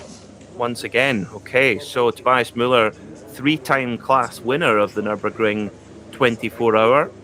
His late father, Klaus Muller, won races here in the what used to be called the VLN, now known as the NLS, and drove for the Retronic team, a new team in the Nürburgring paddock. And Retronic had a really strong run actually in the Nürburgring 24-hour with Julian Andlauer, Lawrence Vantor, as well in that machine. Romain Dumas, of course. How could I forget Roma in that machine? And just unlucky, Julian Andlauer getting caught on dry tyres in the wet, and that took them out the race. But they'll be back. the driver at the moment on board the number 3 Porsche, watching the dials on the very sophisticated dashboard on the Porsche 911 GT3 are just giving a look at tyre pressures, the ABS settings, the traction control settings, what gear the car's in, and also critically, Snowy, the pit time and how much time to be sitting in the pit stall. I was going to say none of the rest of that matters in the pit lane. It's that pit lane timer that matters. That countdown. It's in red in the background already to say red, don't go. Then it counts down at 20 seconds. It goes to green inside the car on the dash in that particular car, and that's the countdown with a big minus there because drivers, they're concentrating, but that's the bit to do. Tyre pressures and all that. It's all relevant when you're out on track and.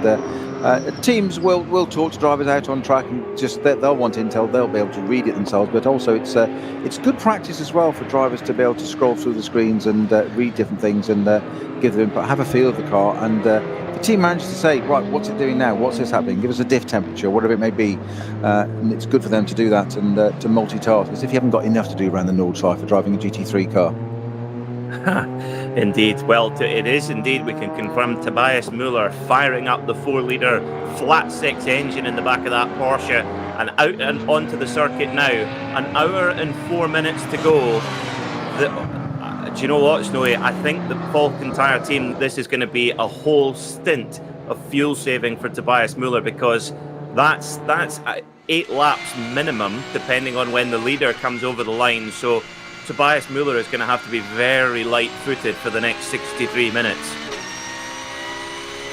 Not a phrase easily associated with somebody like Tobias Müller in that car.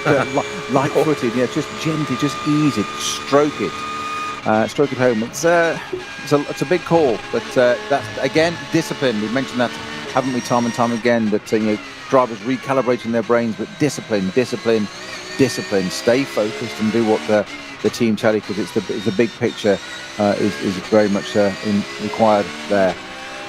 Fastest lap of the race still stands in that early stint at the very beginning. The number 5 car, which is the Phoenix Audi R8, was driven by Frank Stippler, who's in the car again now. It's 16 seconds behind the Falcon Horse leading BMW, but Frank Stippler it was that set the fastest lap of the race early on with a 7:56.955. The second fastest next to that is ironically the leading car with a 7:57.4.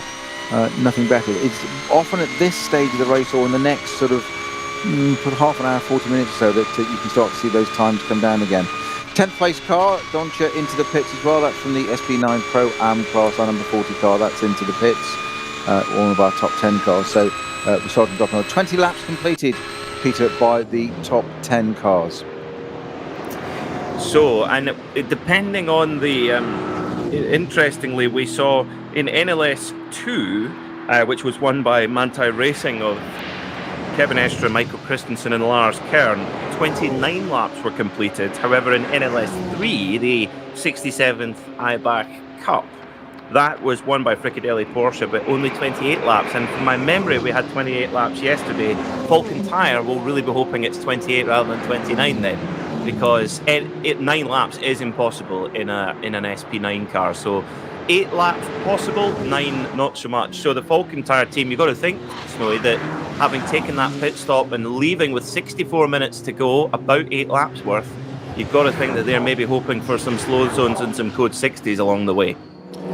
Yes, and unfortunately the Lamborghini, the Michele Di Martino, dropped another stack of time in that this last lap, an 8:22. Well, they again, like we said, if they can get home I think in the top 5 is easily. I say easily is certainly not impossible, and getting home in the top 5 with an impact and no mechanical failures after that, I think, although disappointing for the Conrad squad, that I think they can take a lot of positives from that, and not using a cliche there, I think they genuinely can.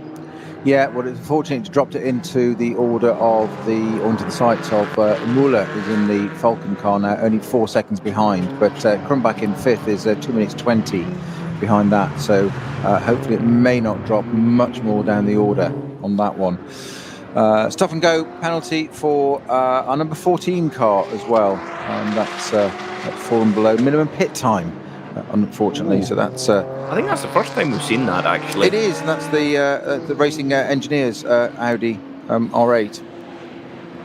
Well, we had the at Knockhill last week, Snowy. We had the Classic Sports Car Club, and it was the first time we've seen pit stops at Knockhill, probably actually since the days of British GT came to Knockhill about 20 years ago, and they have a minimum pit stop time to serve as well.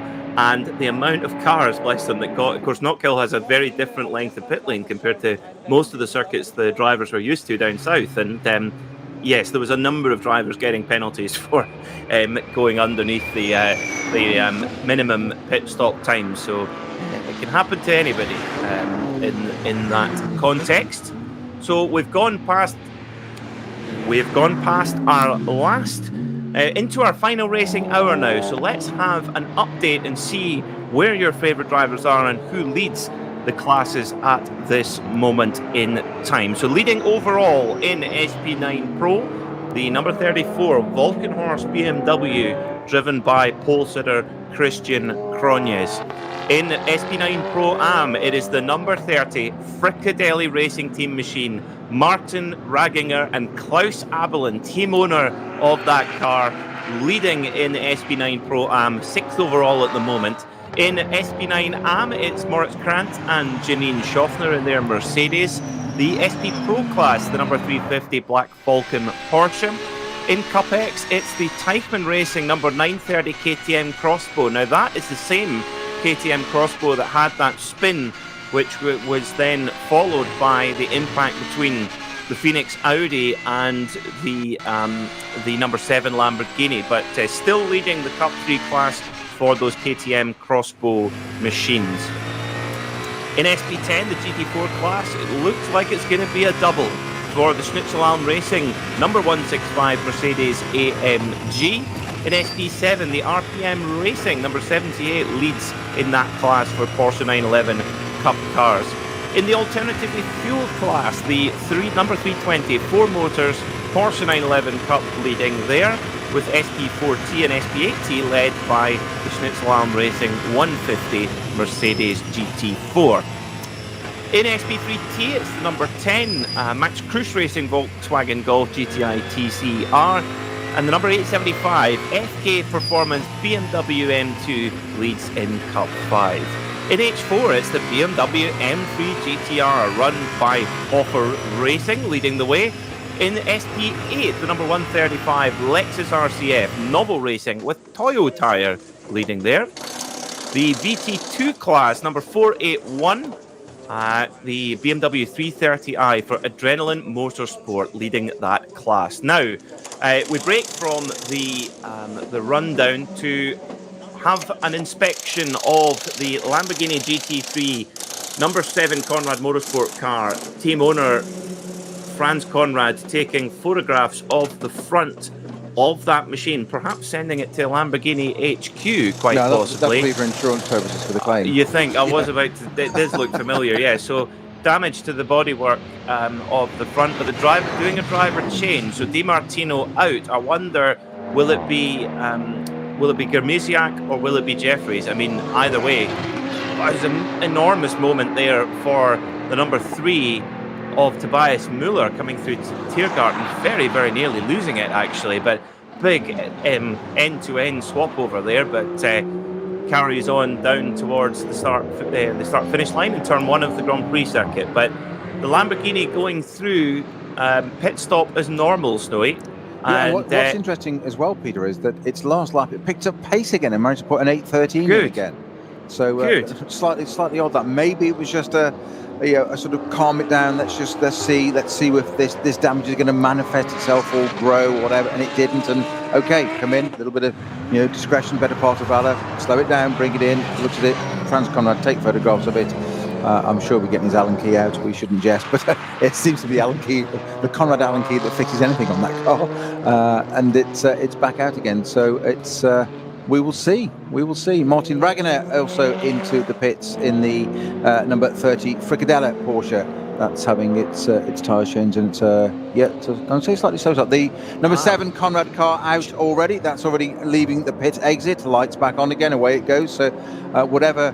It may look a little bit tatty at the front end of that car and bits of carbon. I wouldn't like to pay the bill for that, as we've said, but the car's there, it's onwards and going, and it's such is the case with endurance racing. They look a bit tatty, a bit dishevelled, but they can get to the end of the race. Let's hope that just stays out there. It is in 3rd position at the moment. So the number 7 Conrad Racing Lamborghini with black tape all over the front headlights, or the headlights of that machine, but the should we say the flasher, the white LED flasher on the middle of that car still burning brightly. So a little bit of forward illumination should it be required.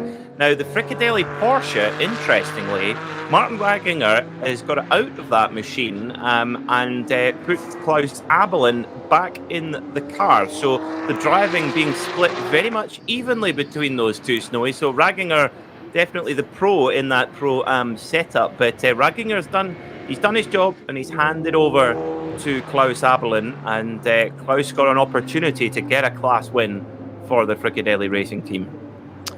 And at the same time, the number 9 Get Speed Mercedes into the pits.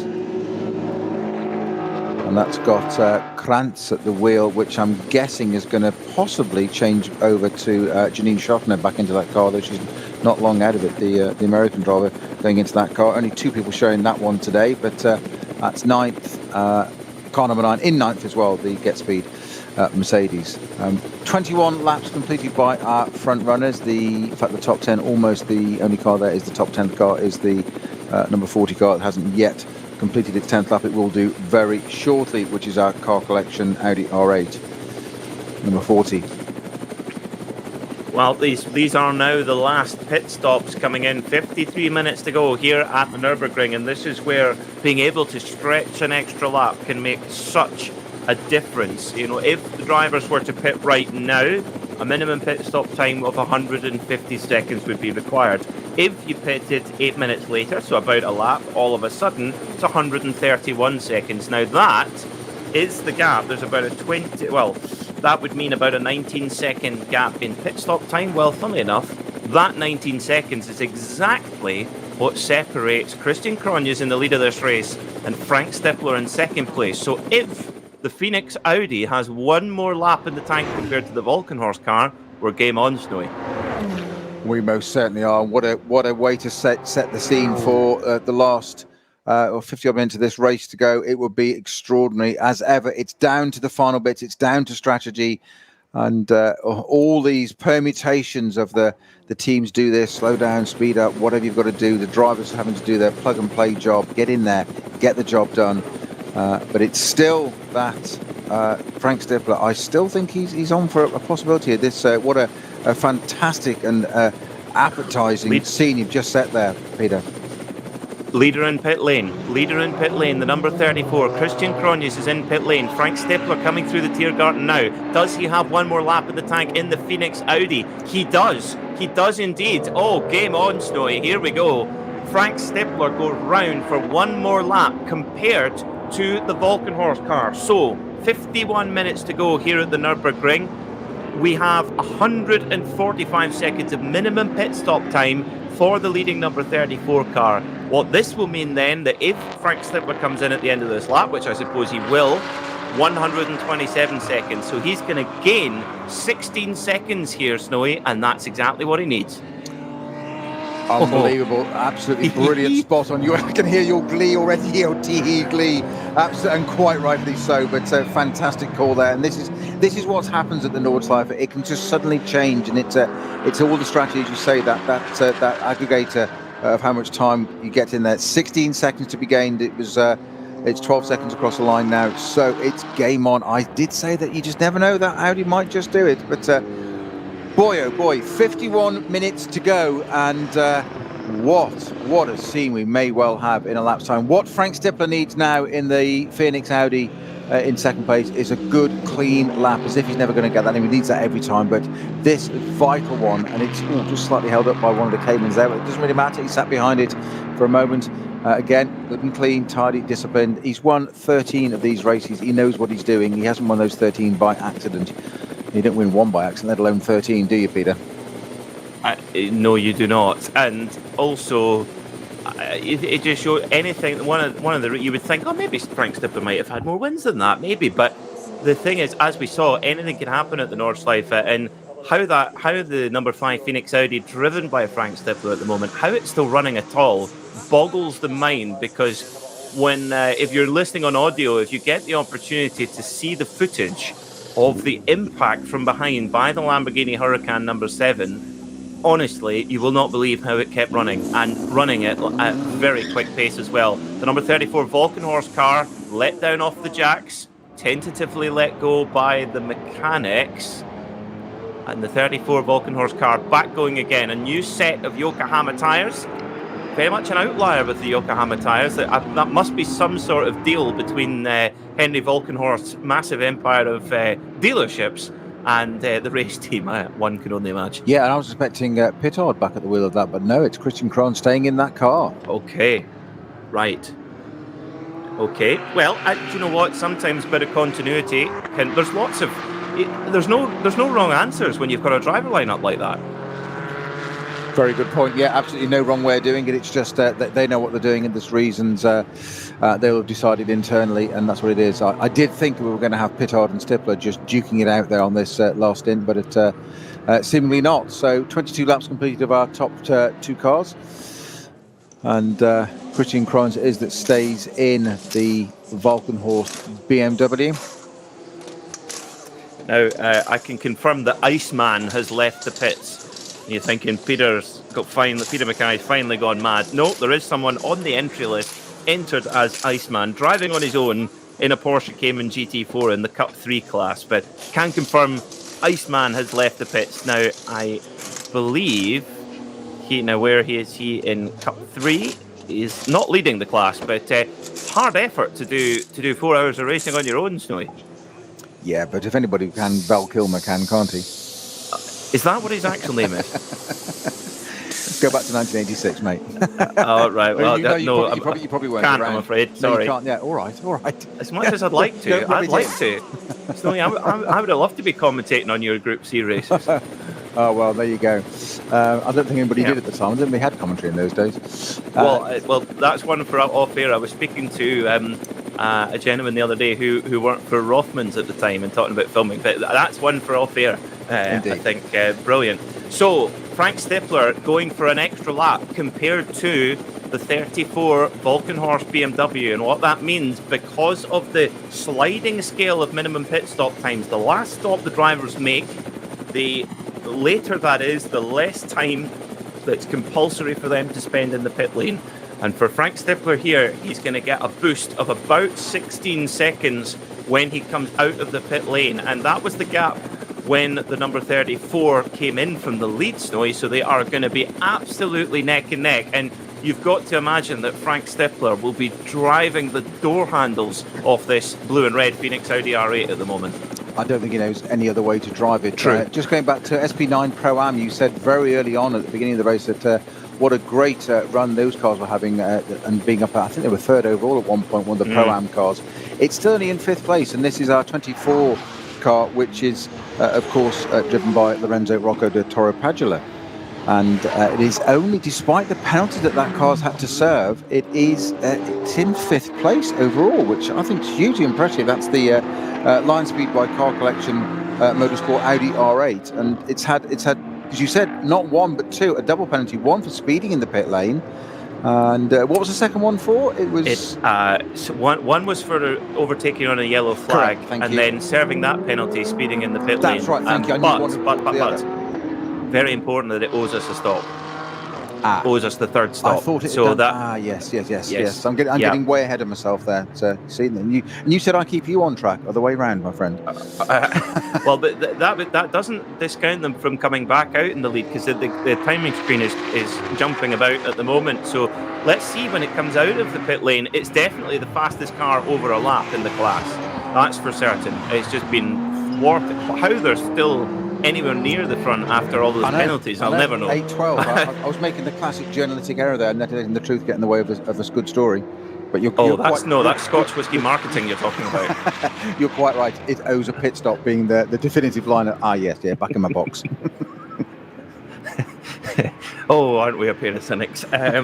So, the 45 minutes to go here at the Nordschleife, and we wait for Frank Stippler to come around to take the final stop for the number 5 Phoenix Audi squad. Now, question for you, Snowy. I honestly could not tell. We did see Vincent Kolb and Frank Stippler sharing the driving absolutely evenly yesterday. Frank Stippler in the car right now, lapping just a couple of seconds quicker on average than his teammate Vincent Kolb, which is quite a praise to Vincent Kolb that he can get so close to such a all-time legend of the Nürburgring. But in this context, it's going to be a tough decision for the Phoenix Audi team to see who they put in the car, or do they leave Stippler in? Who knows? Tough is an absolute understatement. There it is. Do you know what? I'm going to pass on that one for the moment. I'm not prepared to go either way with it, as Frank Stippler does indeed bring that Phoenix Audi up over into Tiergarten. 22 laps completed. This will be the end of the 23rd. Its last lap was it was an 8:03, which is phenomenal, as you said. Into Tiergarten, it comes through. What's it going to be on this lap? It's Frank Stippler, as you say, wringing the neck out of that Phoenix Audi, and it's into the pits. In he comes. So this is again, this is where experience comes in. Under a lot of pressure, very, very easy for mistakes to happen in what appear like basic tasks, but they're really not. But I tell you what, this is where you want someone like Frank Stippler in your corner, bringing in the Phoenix Racing Audi, the beautiful blue and red painted mid-engine machine. And into pit lane comes Stippler, and Vincent Kolb waiting there. Yep, he says, let me in, I want to go now. Vincent Kolb, who's been such an impressive young man all weekend long. Stippler is out and just kneeling down to give his young teammate a few words of sage advice. I'm sure that you could pay a lot of money for that advice from Frank Stippler of how to approach this situation. But Vincent Kolb at the wheel, and he will take the number 5 Phoenix Audi to the finish line. But what position will he get to the finish line in? The bespectacled German, Vincent Kolb, nodding nervously with his elder teammate Frank Stippler, trying to keep him calm, Snowy. Well, we just said that its previous lap with Frank Stippler at the wheel, its last running lap, if you like, was an 8:03. But even into the pit lap there, allowing for the fact that he's got to come out of Tiergarten. It's only a short run, but you are slowing down. And then, of course, you've got the pit lane, speed line, my apologies.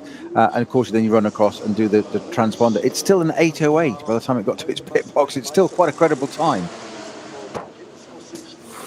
Yeah, coming into it's like when you see a rider break the lap record at the Isle of Man TT while coming into the pits. That just breaks your heart. If you're a fellow competitor, it's even time for a bit of windowing for the Audi crew. I mean, its current lap to pit stationary is 5 seconds slower than its previous lap, but that's the point. Wow. To stationary in the pits, it still only cost them 5 seconds. Wow.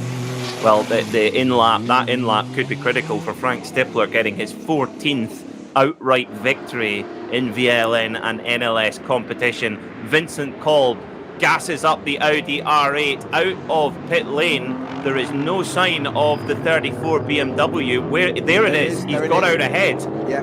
Oh, lordy. So, Christian Cronjes in the number 34 Volkenhorst BMW, which is on pole with the qualifying record, 7 minutes and 51.8 seconds, leading most of the race. Now, with 41 minutes to go, Cronjes has got a job on his hands. Probably 5 or 6 seconds the gap between him and the leading number 5 Phoenix Audi. Game on, Snowy. Absolutely game on. You called it exactly right a few minutes ago before this came up, and exactly what you predicted has played out. However, into his advantage, Christian Cronjes has got his eye in.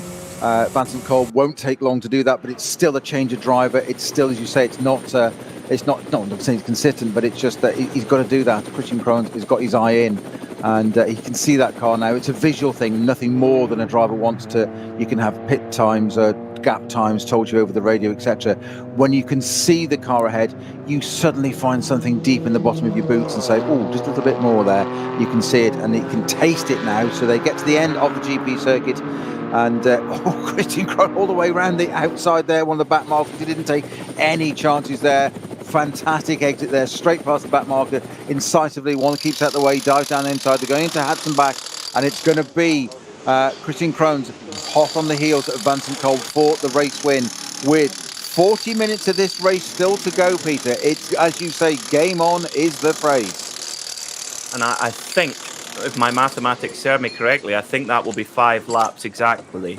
And at the moment, yes, it will be a 28-lap race. So fans of the Falcon team, you can breathe a bit of a sigh of relief, because that would have been an extra pit stop required for the Falcon team, which does sit in fourth, but will go past the Wochenspiegel Ferrari, the WTM powered by Phoenix Ferrari 488, which the mechanics of that car having a bit of trouble getting the front left wheel off snowy. That's not the type of mild heart attack that you need at this stage.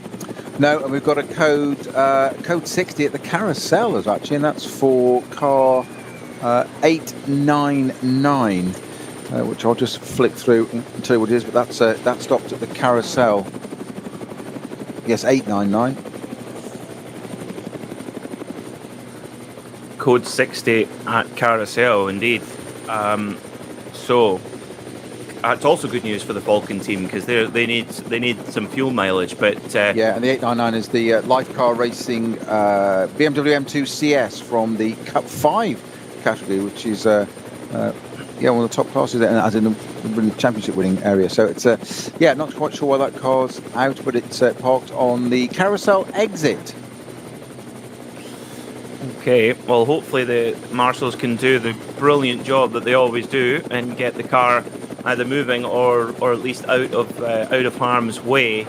Now, interestingly, our graphic for those watching on the video stream showing Frank Stifler, it's definitely not. It's Vince. It's the bespectacled young investment banker, Vincent Kolb, leading outright here at the Nürburgring in the Phoenix Racing Audi.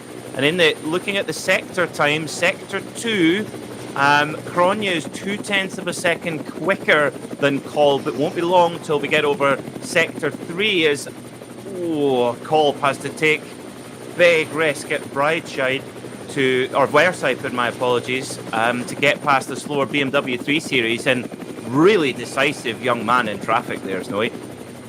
Just what he needs to be at the moment, get the job done. That's exactly what the team will want him to be doing, and doing a great job. He is indeed. What a grandstand finish. We've got just under 38 minutes to go, Peter. And do you know what? If you ask me now to say which one of these two it is, never mind any money, sporting, whatever.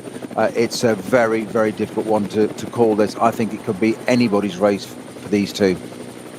Well, sector 3, 1.1 seconds quicker in the favour of Christian Krohn. So Krohn is catching in the Volkenhorst BMW. It's been a dream weekend so far for the Bavarian Mark, with the BMW junior team winning yesterday. Can Audi strike back today with the number 5 Phoenix crew of Frank Stifler and Vincent Kolb? This is grandstand finish indeed. It's going to go right down to the wire here at the world's greatest racing venue, the Nürburgring Nordschleife. And I have to think Peter, they're approaching. They're just approaching the carousel, which is now going to make it even more tantalising, because that gap's suddenly going to get completely negated. It doesn't matter what Vincent Kolb does. The Christian Krohn BMW is going to suddenly sit right behind him, and that's what happens. You've got a code 60 up there at the carousel for that 899 car, and all of a sudden he's going to be right on the boot of it, sitting there, and it's race on. So they're going to get the run out of that onto the last part of the lap. Well, that was not what Vincent Kolb wanted to see, and I guess that's one of the unique challenges of the Nürburgring Nordschleife, being able to go in and out of code 60s and slow zones as effectively as possible. It's just time lost and gained. Now, there is a Porsche Cayman really struggling along the Dottinger Hoe at the moment. Left rear puncture on the Dottinger Hoe, yeah. Huge puncture, yeah. And the car is at walking pace, Snowy, I would say. Yeah, not doing that not doing the rest of that carcass any good at all, but he's just got to get it back to the pits. It's tantalisingly close now, but you don't want to lose drive, and of course it's the damage that tyre can do, that carcass flailing around in the wheel arch there, what else it can do, and you don't want to take away pipes and bits and bobs inside there. So yellow flags on the right-hand side of the Dottinger Höhe there as that Porsche came and limps its way home with the shredded tyre. Another pit lane race coming out of our views as one of the BMWs flashing its lights frantically at one of those Clio drivers, Peter, of a different category, and it's he's going to try and dive down the inside. Technically it's a racetrack, so you're allowed to do it. They haven't broken the blend line rule, so Renault keeping out of the way, but very disciplined once again. Snowy, I unfortunately have a major announcement. The number 5 Phoenix Racing Audi 30-second time penalty for failing to manage a yellow flag. That's race win over for the number 5 Phoenix Racing Audi, Vincent Kolb and Frank Stippler. Failing to manage the air. Now, I don't know if that 30-second penalty, it doesn't say stop go, so I don't know if it's a post-race penalty, but that puts paid to the chances of the Phoenix Audi crew. Well, it does sound like it's a post-race penalty, but obviously the Valkenhorst team will know that, and they'll be getting straight on the radio to Christian Krohn, just saying, right, fuel saving, you don't need to push now, no need to take away the risk management now. You don't need to push. They've got it 30 seconds on the clock from the officials. What a grandstand finish we thought was going to be given to us there, and it's just been taken away. It's that phrase, isn't it? So the Nürburgring, it giveth and it taketh away, and it just has for the Phoenix Audi. It's cruel, very cruel. You can almost see, Snowy, how it might have happened. Of course, it'll be a yellow flag coming in, approaching the code 60 zone, and I wonder if maybe Vincent Kolb just having to take off every last meter and maybe just didn't quite slow down, and as Vincent Kolb hits the curb at the Tiergarten, there's a massive tank slapper which he hangs on to very well, but already Christian Krohn is right in the draft now, so Krohn may well win on the road anyway, but I feel like we've been robbed, and both these drivers have been robbed of a brilliant grandstand finish here, Snowy. Yeah, we've been robbed of a race, haven't we, at the front there, unfortunately. Unfortunately, it's motor racing, that's what happens, that yellow flags are there. It's safety of the track marshals that are working on the track for the reasonable time. That's what it's displayed for. So, unfortunately, rules are rules, and it applies to everybody. It doesn't matter what class you're in or whether you're a race leader or not. Christian Krohn's all over the back of Kolb now, though, and Vincent Kolb, and it's in some ways it's kind of pointless. I would assume, I'd be very surprised if Christian Krohn didn't know that he got that penalty, but also the natural instinct of a driver is going to want to take it on merit, but equally Christian Kolb's not going to Vincent Kolb's not going to defend it, is it? There's no point. No, unfortunately, it's kind of taken away the spice a bit, hasn't it? There, unfortunately, that Duke at the front there.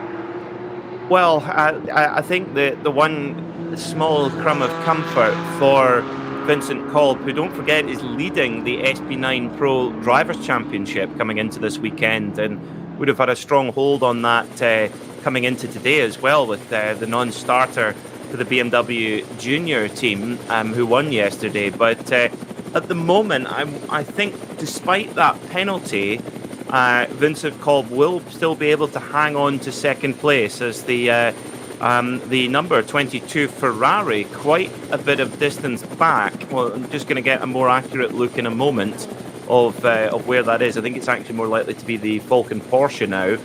But I think this Phoenix Racing number 5 Audi could still finish in second place despite that penalty, and that would be 2 podiums from 2. And a good weekend's work done, but I feel like I'm clutching at straws here, Snowy. I don't think that's going to be a comfort. No, I don't think you're clutching at straws. I think it's a perfectly valid point to make, and second is second. It's a good result, 2 in a row. That's fine. It just wasn't quite what we expected from this race, but it is second. There were 0.9 of a second going across the line there. It's now just down to a little bit of common sense and not to get tangled up in one another as well, because Christian Krohn doesn't want to make a mistake sitting there and try and go for something or just get taken out, and all of a sudden it doesn't matter whether you've got 30 seconds added or not. If you're not in the race, you're not in the race. So Now, here's one for... Yeah, sorry, go on, Peter. Here's one for you, Snowy, and forgive my cynical brain here, but could it be that Audi Team Phoenix management and or Frank Stifler are currently in the stewards room having some very choice words likely in German at the moment over that penalty? Is there an opportunity for appeal? In which case, they've said to Vincent on the radio, keep racing as if it's not, you haven't got the penalty. Likewise, the Walkenhorst crew, because is there any way of appeal? Well, you're certainly right in the latter part of keep racing and just stay focused. Yep, so that both drivers will be told to that from their respective teams. Of that, I'm quite certain. Of course, there's a right to appeal, but it's you've got to have very, very strong grounds, and that's where video evidence, etc., comes into play.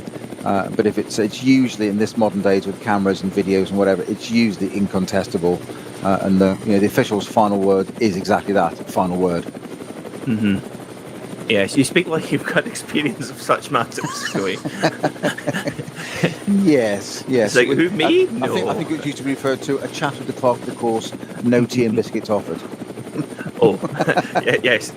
Don't sit down. You get my drift. You get my drift. Yes. Yeah. Yes. Understood. Well, regardless of what we won't know, of course, what's coming over the radio in either of the leading Phoenix number 5 Audi or the number 34 Walkenhorst BMW. But what we do know is that they are racing each other tooth and nail as if nothing had happened, and that's good. So we are still going to get our wheel-to-wheel battle, I think, Snowy. Yeah, we will, and so there's still a lot to play for. We've got just under half an hour to go, 28 minutes. Christian Krohn's just sitting there in the draft of the Phoenix Audi R8 driven by Vincent Kolb. 24 laps completed, all the way down to the 6th place car is completed now. In fact, 7th place car now completed 24 laps. I don't know why I said 10 there, 24 laps. Getting tongue-tied. It's 2 days of this. Unsurprisingly. Free pit stop strategy seems to have been the way for most of the teams there, and it's just coming up to our carousel now for our leading Audi at the moment, but isn't going to be the winning car on all things equal. Of course, we've still got that issue. We've got that 899 car. Looks like it's facing the wrong way at the... in fact, I think there's 2 cars off at the carousel, so I hadn't seen that. Or is it an instant vehicle? It's a course car. I think you're right. It's an IB vehicle. My apologies. Hence no livery. Now, this reminds me of something, Snowy, that I was debriefing in my mind last night. I did see a tweet yesterday that the Unimog is made by Mercedes, which of course is one of the recovery vehicles. So you were correct in both ways. Can we just get that in writing, please? That's the first one. I'm sure Kerry's got a soundbite of it already. Kerry's going, no, I've just edited that. I've just deleted that part. You've bleeped it out. Exactly, I've done it already. Yeah. That's not going to be on a... That's not going to be on a hotkey for midweek motorsport. No, not at all. Not at all. No. Well, 27 minutes to go. It will be... I'm trying to do the quick maths now. 3 laps to go. In fact, it's going to be quite close, actually, to see when the drivers take the final lap flag. We'll try and do a bit of quick arithmetic and try, is the key word there, to figure out when that's going to be. But still, Vincent Kolb has the track position. Kronje's stalking every move of his Audi driving rival, and if the penalty stands, which we don't see any reason why it wouldn't do, this would be a double trouble for the or double delight, for the BMW squads. One for the Walkenhorst team and one for the BMW Junior team, and that does certainly settle the score. In fact, puts BMW ahead of Porsche in victories this season. It does, and it is down to the manufacturers. There is always that the bragging rights. Who's done this? Who's got whatever? As you said, Stifler, you were talking about earlier that 13 NLS wins. This looked like it was game on for 14. It's not going to be today, and it is all those things. Endurance racing. We said it before about it getting on pole position. For our race, does it really matter that much sometimes? Yes, it does, in terms of the bragging rights as well, and just setting the tone for the weekend, and just really, really hoping that these two could have had a good old duking it out there. But that's it. It's motor racing. It is. It's a cruel. She is a cruel mistress. Is the Nürburgring Nordschleife. And I suspect that Vincent Kolb now just driving as quickly as he can and enjoying the rest of the race as best he can. Christian Cronje, I think, backing off the pace now as they clatter down the Dottinger Hoe. And coming up to Tiergarten, in fact, Snowy, this could very easily, if the I think I see what's going on here.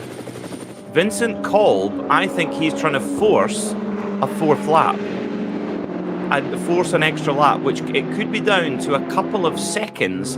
And if Vincent Kolb, as the leader, is able to force an extra lap, that could put the Walkenhorst crew in danger on fuel. You could be spot on. We say those strategists, they have devious minds, do they not? And that's exactly what they do.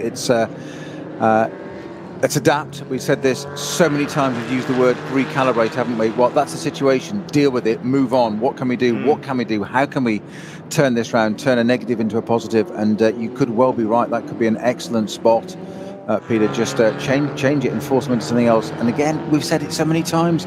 Don't get complacent. They've got different ideas. Phoenix. They've won. We said it. They've won 13 races. Frank Stipper's won 13 races alone. There's a reason that's happened. It ain't by accident. Well, doing the quick arithmetic, if Vincent Kolb is able to he's done an 8 minute and 18 second lap last time by. If he's able to improve on that on average over the next 3 laps, will in fact go to a fourth lap. At that point, now Walkenhorst could be absolutely fine. They might have more than enough fuel in the tank, and it could be very much another tin hat conspiracy theory from Peter Mackay, but it actually does keep us on the edge of our toes here, Snowy. It does. It makes sense. I see the possibility. 1.3 seconds it was across the line on that time. The gap between those two, you could well be right. And we've got, I guess we'll find out we've got 23 minutes and 30 seconds to go. So in 23 minutes time, we will know almost, won't we? Indeed, but we'll either know in 23 minutes time or we'll know in about 31 minutes time. If you see what I mean. If we go that extra lap, and of course if the clock has not gone zero when they come over the line, they have to go all the way around a whole nother 25 kilometres. And these things, they drink a bit of fuel in that time. I've heard tell. They do, yes, apparently. Yes. Yes, by the gallon load here. Well, I have to say, Vincent Kolb, he is improving with every passing kilometre here in this Phoenix Audi team. And you talk about team dad, you talk about mentor. It's like Skywalker and Yoda with Frank Stippler. You talk about fuel consumption there. We're talking about 1.2 litres a minute, roughly. Ouch. Yes. I think you can't even drink beer that quickly. I don't drink beer. Do you not? No, Johnny Palmer does that for us. That's another story. Okay. Oh, I'll find a friend in Johnny then. Belgian, I tell you, you get good beer in this part of the world. In both Belgium and both Belgian side of the border and German side of the border. Well, Kerry, our producers, just looked at me when I said don't drink beer. Stepped over the top of the Times View and just gone, liar. I don't be the first thing you've told a porcupine about exactly, today. Yes, I'll just put my nose away now. Shall I? Yes, indeed.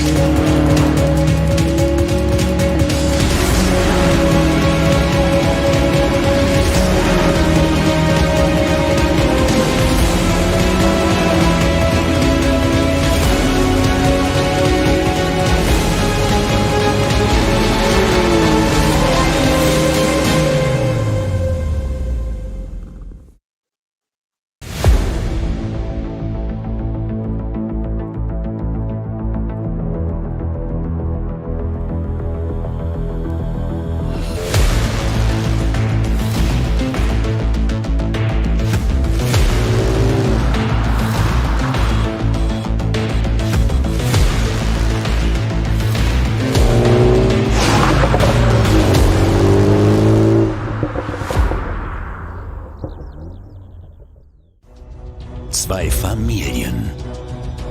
40 Jahre Firmengeschichte. Unsere Produkte entstehen zu 100% in Deutschland. Mit Herzblut und Hingabe. Wir schaffen den Technologietransfer von der Rennstrecke auf die Straße. Handwerkskunst, Erfahrung für diesen einen Moment. Das ist die Nürburgring Langstreckenserie. Das ist H&R. Performance made in Germany. Sicher ans Ziel. Auf allen Straßen, bei jedem Wetter. Mit den zuverlässigen Sommerreifen von Falken. Jetzt Falkenreifen kaufen und Tankgutschein sichern. Weitere Informationen auf tankgutschein.falkenreifen.de. Falkenreifen.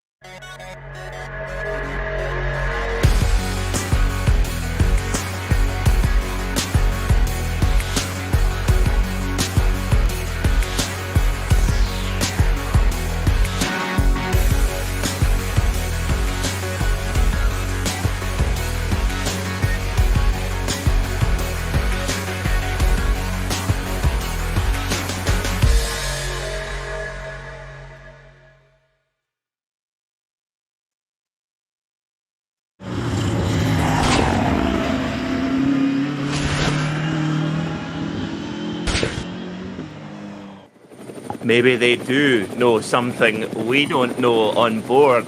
Those number 5 Audis and number 34 BMW, Vincent Kolb versus Christian Cronjes. Christian Cronjes has all of a sudden gone, right, no more Mr. Nice Guy, I see your game here.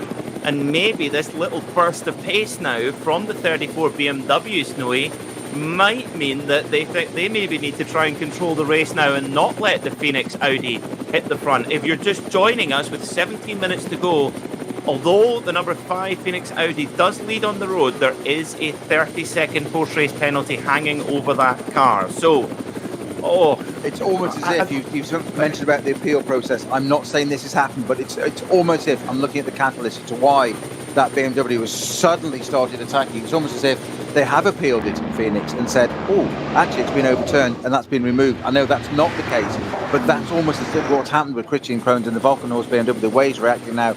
It's he's suddenly game on, as we thought was going to happen, as if they're racing to position, which shouldn't be the case, because as we know, that car in front's got a 30-second penalty in hand. I think you can be sure that with a victory on, and here come Cronjes. Cronjes getting a run now out of the final corner of the Nordschleife. Over the start-finish line they go. 16 minutes and 35 seconds to go. Here at the Nürburgring, Vincent Kolb going very, very defensive, going through some traffic now. Onto the Grand Prix circuit they go. Christian Cronjes is not sitting still behind Vincent Kolb right now. So, as they're coming up through traffic now, they're having to go right through the middle of slow traffic. Vincent Kolb showing brilliant decisions under pressure, with Cronjes filling his mirrors. And we mustn't forget again that this Audi R8 number 5 machine leading this race on the road has been thumped up the back by an errant Lamborghini. So do not forget that this car is built of cast iron, obviously. So, doing the maths, Snowy, 16 minutes and 35 seconds or so, that's about an average of 8 minutes, 16, 17 seconds or so.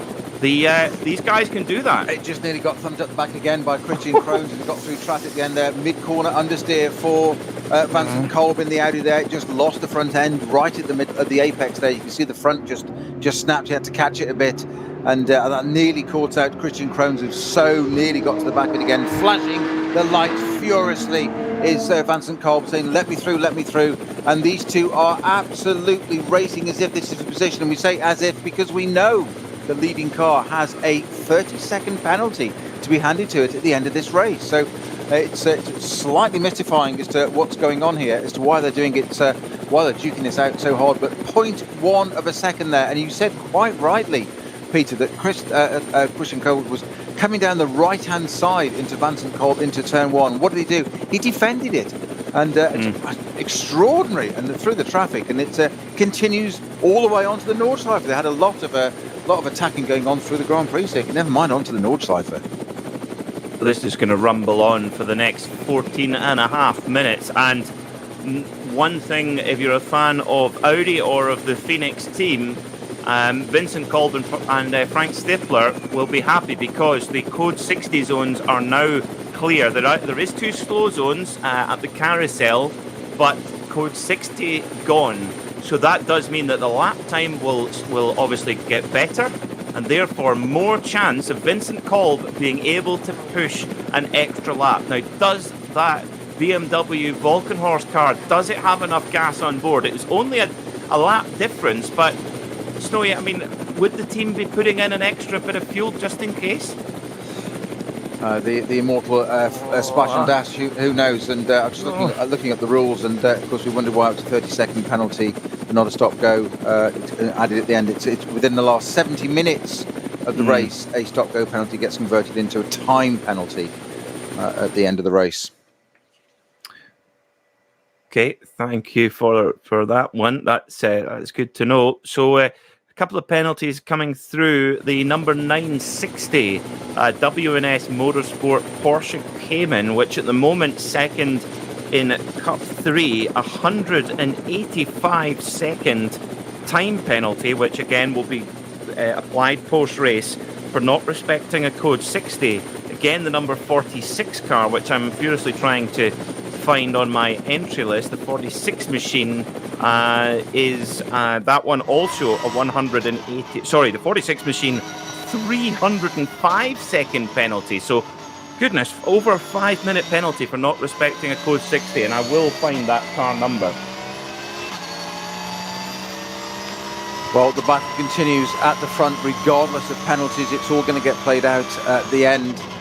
But those lap times again, slow in traffic, an 8:29 and an 8:28 for the two, respectively, for the two leading cars, Kolb and Krones in the Phoenix Audi and the Volkenhorst BMW in first and second. 0.1 of a second separating them across the line. I know it's slightly academic because we've got this 30-second penalty to go at the end, but it's all down to fuel. We've got 12 minutes left of the race, and they're trying to force it into an extra lap.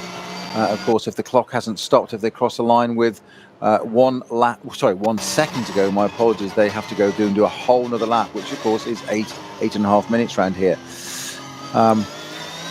I feel sorry for the flagman or flagwoman who's got a last lap flag in one hand and a checkered in the other. Now, I've found it. The 46, the CP Racing AMG in SP9 Pro Am is the car that's been given the 5-minute penalty. So, yeah, one of our SP9 cars, Noy. Yes. It's it showed across all the classes. It's there still. So I think it's actually a late entry because it's not on my entry list as well. So, oh dear. Well, Vincent Kolb at the moment, looking at the split times between Vincent Kolb and Christian Krones, Kolb just a couple of tenths quicker per sector than Krones, and that just those couple of tenths per sector, so it would just give him that little bit of breathing room, because having that enormous BMW filling your mirrors has got to take your attention at some point. You'd have thought so, wouldn't you? And it is a massive car. I'm not sure whether it's probably who gets the rights to the most impressive or most intimidating look in your mirrors behind is those whether it's those BMW or the Mercedes AMGs with that massive black grille. But you mentioned it yesterday a few times, and quite rightly so, that huge footprint to that M6 of BMW. It's a big car in GT3 trim. It certainly had still going around quite happily. That's good to see. The 176 car still out there. Great to see that running around. Not that I'm tool biased, but it's just got to be mentioned. British Racing green and orange flashes. In fact, do you know that racing is entry? Yeah.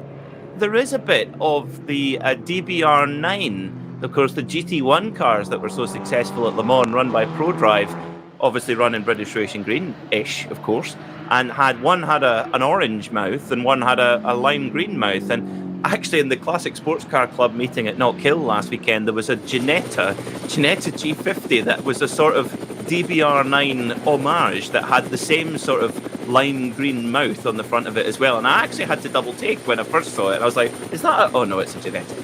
Shows how that's a bad thing. Well, it just shows how marketing and advertising works, doesn't it? You get used to something, you make it synonymous with it, and put it on a different brand, and all of a sudden you still think it's the same thing. Meanwhile, back at the front, though, we have these two still not quite as close now. They're on the Dottinger Hohe. It's the Phoenix Audi R8 at the front, leading from the Valkenhorst M6 BMW. Vincent Kolb and Christian Krohn. 26 laps completed, about to complete their 27th. And they're going to make this. Sorry? I think they're going to make this extra lap. Yes. Yeah, and they're still incredibly matched in times. It's we've been talking about them being half a second apart. They've set the two fastest laps of the race at half a second apart, right on the first stint of this race, nearly 3 hours ago now. And last night they were still lapping only 0.6 apart. Oh, Snowy, I've got excellent news for you. If you're still in a relatively impartial mood, the Lamborghini, the Conrad Lamborghini, so that I think this will be an extra lap. This will be 2 to go now for these drivers, unless anything untoward happens between now and then, for the Phoenix Racing Audi and the Phoenix Racing Audi and the Valkenhorst BMW. I think they will have 2 to go, but that also means that everybody else behind them will as well. Now, but somebody told Christian Krohn that, because he's just had a look down the inside at turn 1, down the inside of turn 2. He's doing it again at turn 3, and you wouldn't think this car in front's got a 30-second penalty, Peter. Well, I think that this is the only throw of the dice. I think they're just hoping. I think that the BMW number 34 machine is not got enough juice to get this extra lap. I suspect it will do, but and also 9 more minutes to stand shouting in the steward's office trying to get the penalty overturned as well. As Kronya goes, Hasenbach balked. Yeah. Okay, right. Well, penalty or not, Henry Walkenhorst going absolutely bananas in the Walkenhorst garage. Huge round of applause, and rightly so. What a move from Christian Kronyas, and they're thinking, well, our turn to set the pace. This could get very spicy indeed. Now, if we go the extra lap, which I suspect we will do, that will mean that the Falcon-Tire Porsche can't surely make it without another little splash and dash. What that will mean is that the Conrad Racing Lamborghini, which currently sits 4th, would go up to 3rd, Snowy. It would, and just seeing Henry Valkenhorst punch in the air there, you know why? Because what he says, we've got a car off at Galbenkopf, I think it is. Yes, and lots of debris on the track on the exit there at Galbenkopf. That's one of the Caymans. Just going back to Henry Valkenhorst for a moment there, he's punching the air there because it's like, we don't need the 30-second penalty. We've done it on track. Quite, yes. That takes any dubiety out of it. That's off. My apologies. Sorry, Peter. I cut right across you there. My apologies. Sorry, it's number 460 Cayman that's pulled off there. Perot at the wheel of that car. But more concerningly, it's brought a load of debris onto the track. Sorry, I cut across you, Peter. Right on the exit of Galgenkopf, which for those that know the circuit only lightly, the Dottinger Hohe, the final long 3-kilometre long back straight, or home straight maybe more likely, it's basically on the exit curve of that, a huge amount of mud and debris from that errant Porsche Cayman. So that is not what you want to come onto in a hurry. It might be a local slow zone there for a moment while the marshals brush it away. However, I've just been looking at the rules again, just in the background. I think I'm correct on this. Once you get into the final 70 minutes, if you're issued a penalty like a 30-second, normally it's a stop-go, yeah, or a drive-through, because you don't, it's added at the end. It actually becomes 35 seconds. Oh, okay. Just confuses even more.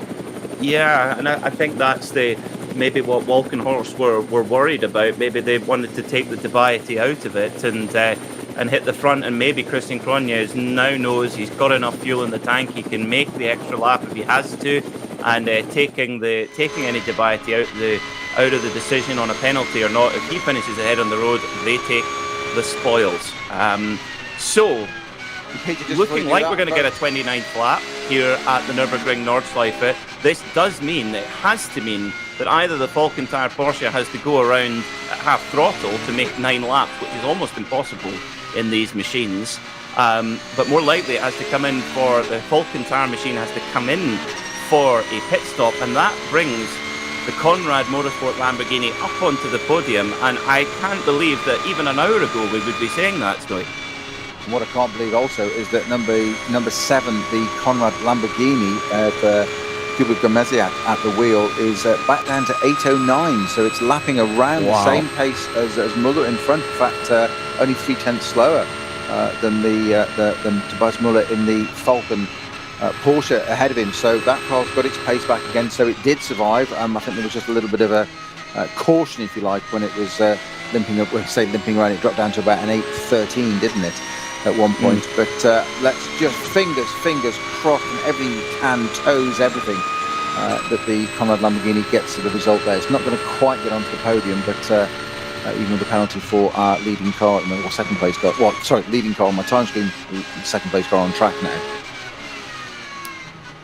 So keep everything crossed indeed for that. That's the streamlining of gaffer tape. That's the new aero kit. That's the Huracan GT3 Evo KR Conrad Racing kit, which is gaffer tape to get the car to the finish. That is the spirit of endurance. You never can give up, and despite incurring quite significant damage, the plucky Lamborghini carries on and now has an opportunity to get onto the podium, but it depends on the fuel-saving ability, quite honestly, of Tobias Muller. Well, a very experienced driver in his own right, very experienced at the wheel of a Porsche, albeit in cup car form.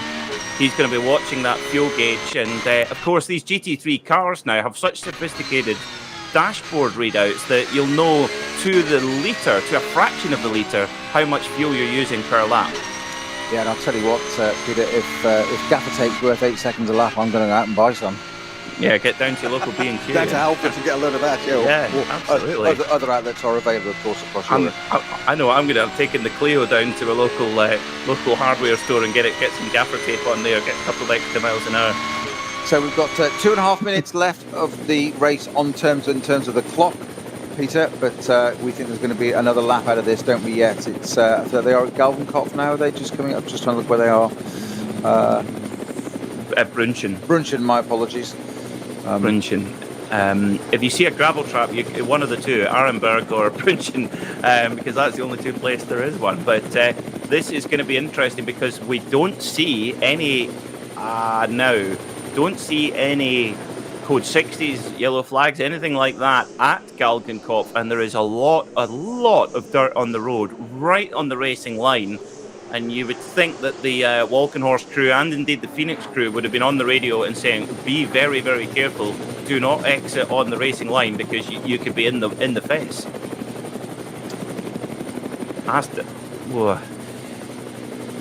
This is if you were a car owner, a driver's relative, I just can't imagine what the nerves would be like at this stage. Tense, to say the very least.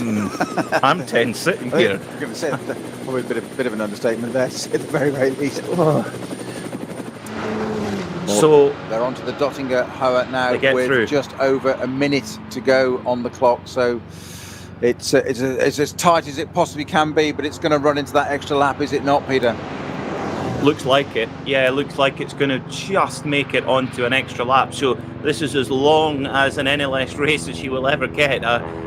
4 hours and 8 minutes or so race here. So we've got a little bit of an added bonus extra. And Vincent Kolb, what a tenacious young man. He is not letting Christian Cronjes away from it. He knows there's a penalty hanging over him. He must do. And he is not letting Cronjes escape. He's throwing everything at it. And big moment on the entry. It is incredible how the top SP9 Pro drivers have almost got the car in full yaw going through the Tiergarten. I don't know how they gather it up as the 34 Volkenhorst BMW comes over the start-finish line for the penultimate time. 18 seconds to go on the clock, but a whole nother lap to go. Henry Volkenhorst, he's got a sweaty brow. He's wiping the sweat off that brow. He's got an immaculate haircut. He's obviously been using Alpecin shampoo. And, what will this mean for Henry Volkenhorst to get this win?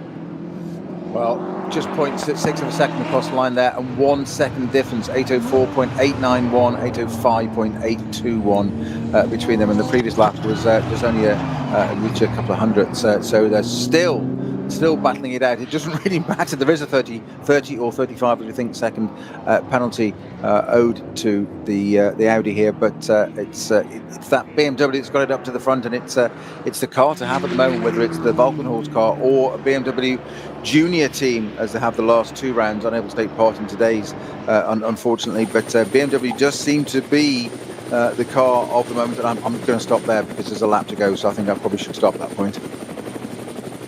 Well, the one thing you wonder about the BMW board meeting tomorrow morning. They're saying, great news, guys. Speaking of BMW, the number 610 BMW M3, the GTR Hofer Racing has come to a grinding halt. Looks like on the GP circuit, but yes, coming back to BMW board meeting tomorrow morning in Munich. They're having a strong coffee, having a chat over matters of business. But you say, brilliant! We've won 3 in a row at the Nürburgring with the M6, and I can imagine the finance director saying, "What have we signed off a new car for then, guys? Why did you invest all that millions into the new car? It would always be the finance. This one seems to work fine." Yeah, get that one past the accountants. Yep. And then you've got the technical director going, well, it's got this and it's got that and it's got guns and lasers and everything. Yeah. Technical director on the road versus the finance man, but I think the answer there is very simple. Well, look how good this one is. We've now improved it. Yeah. It does look quite ominous for the BMW's rivals, because from what I understand about the M4 GT3, it's quite a machine. And Philip Peng, BMW factory driver, says it's an improvement in every single area over the M6, and nothing wrong with the speed of the M6, as has been proven this weekend. It's been the M6's weekend, and in 2 different guises. Obviously, the BMW junior team, mainly a works effort with Michelin tyres, and the Volkenhorst, which is effectively it's a very, very strong dealer team, but Volkenhorst is a BMW dealer in Germany, and running on Yokohama tyres shows that the recipe can work regardless of the rubber, the drivers, the team. Peter, go on. Last lap info: no time penalty for cars number 5 or 7. It was a white flag, not a yellow flag in those situations. Oh my word. We said it would do something, it would throw up a surprise for us, and it's just that. We said, didn't we, why were they racing? It didn't make sense. We knew they'd got something better. They had that intel, didn't they? That's why Henry Volkenhorst was punching the air. They got the job done on the track. His driver, Christian Cronjes, got it into the lead. They knew that. It was a white flag penalty, not a yellow flag. There is no penalty, time penalty for that Audi at the end.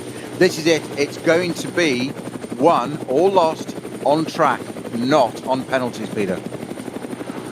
Well, that's tonight. I'm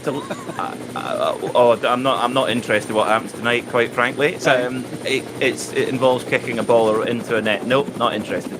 I'm interested in this though, and Christian Cronjes, man of the day, man of the hour, puts it on pole this morning, breaks the qualifying lap record, 7 minutes at 51.807 for Christian Cronjes. And he has been rewarded, and his teammates David Pittard and Ben Tuck, two Britons, of course. Been good weekend at the Nürburgring for British drivers. And, well, I tell you what, this is going to be the day of Walkenhorst and Christian Cronjes, but you have to admire the tenacity of Vincent Kolb, taking over from someone of the stature and experience of Frank Stiflersnoy, and being able to get into the seat under the most immense pressure with am I getting a penalty, am I not, putting that behind him, and he raced Christian Cronjes as hard as he possibly could.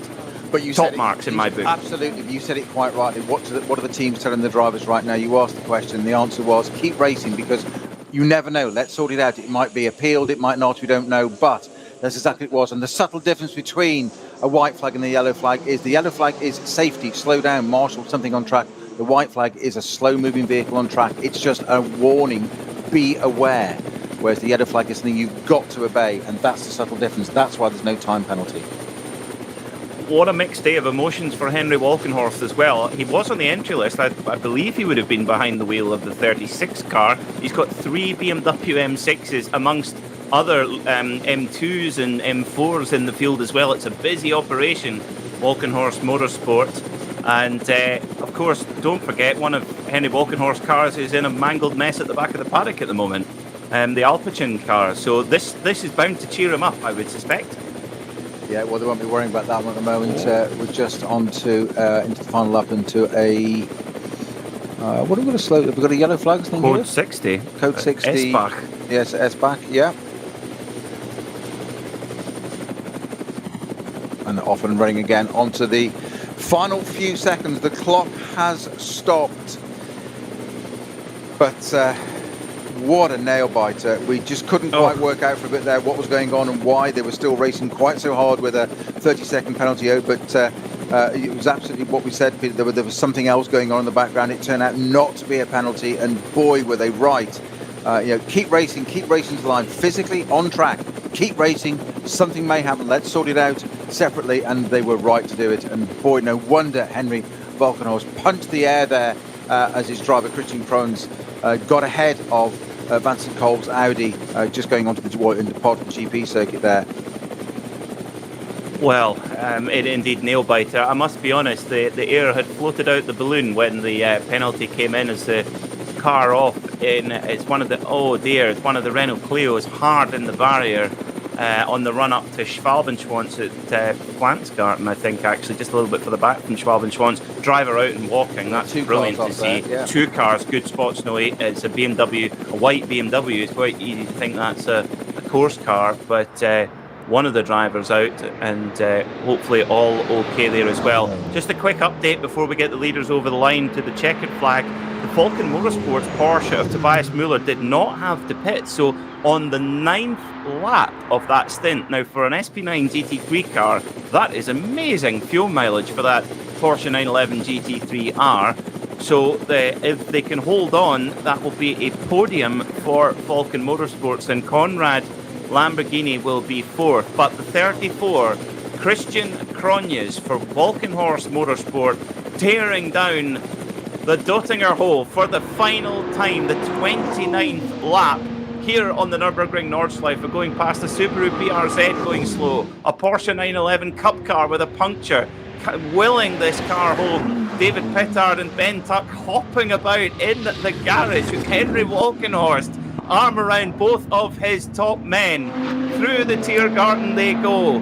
Christian Cronjes opens up the 4-litre V8 twin-turbo BMW win again at the Nürburgring for Walkenhorst, for Yokohama. Checkered flag. What a motor race.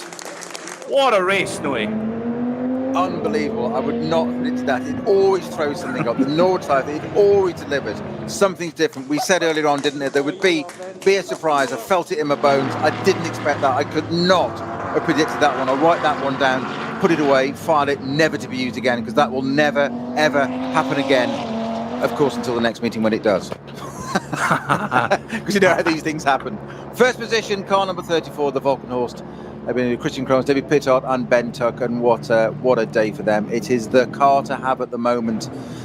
The outgoing old about to be replaced, BMW M6 GT3 car. Second place is going to go to, or has gone to, Vincent Kolb in the Phoenix Audi number 5 car. We didn't think that was going to do it. It slowed down to 10, 11 seconds slower on that last lap, 10.8 seconds across the line there for them.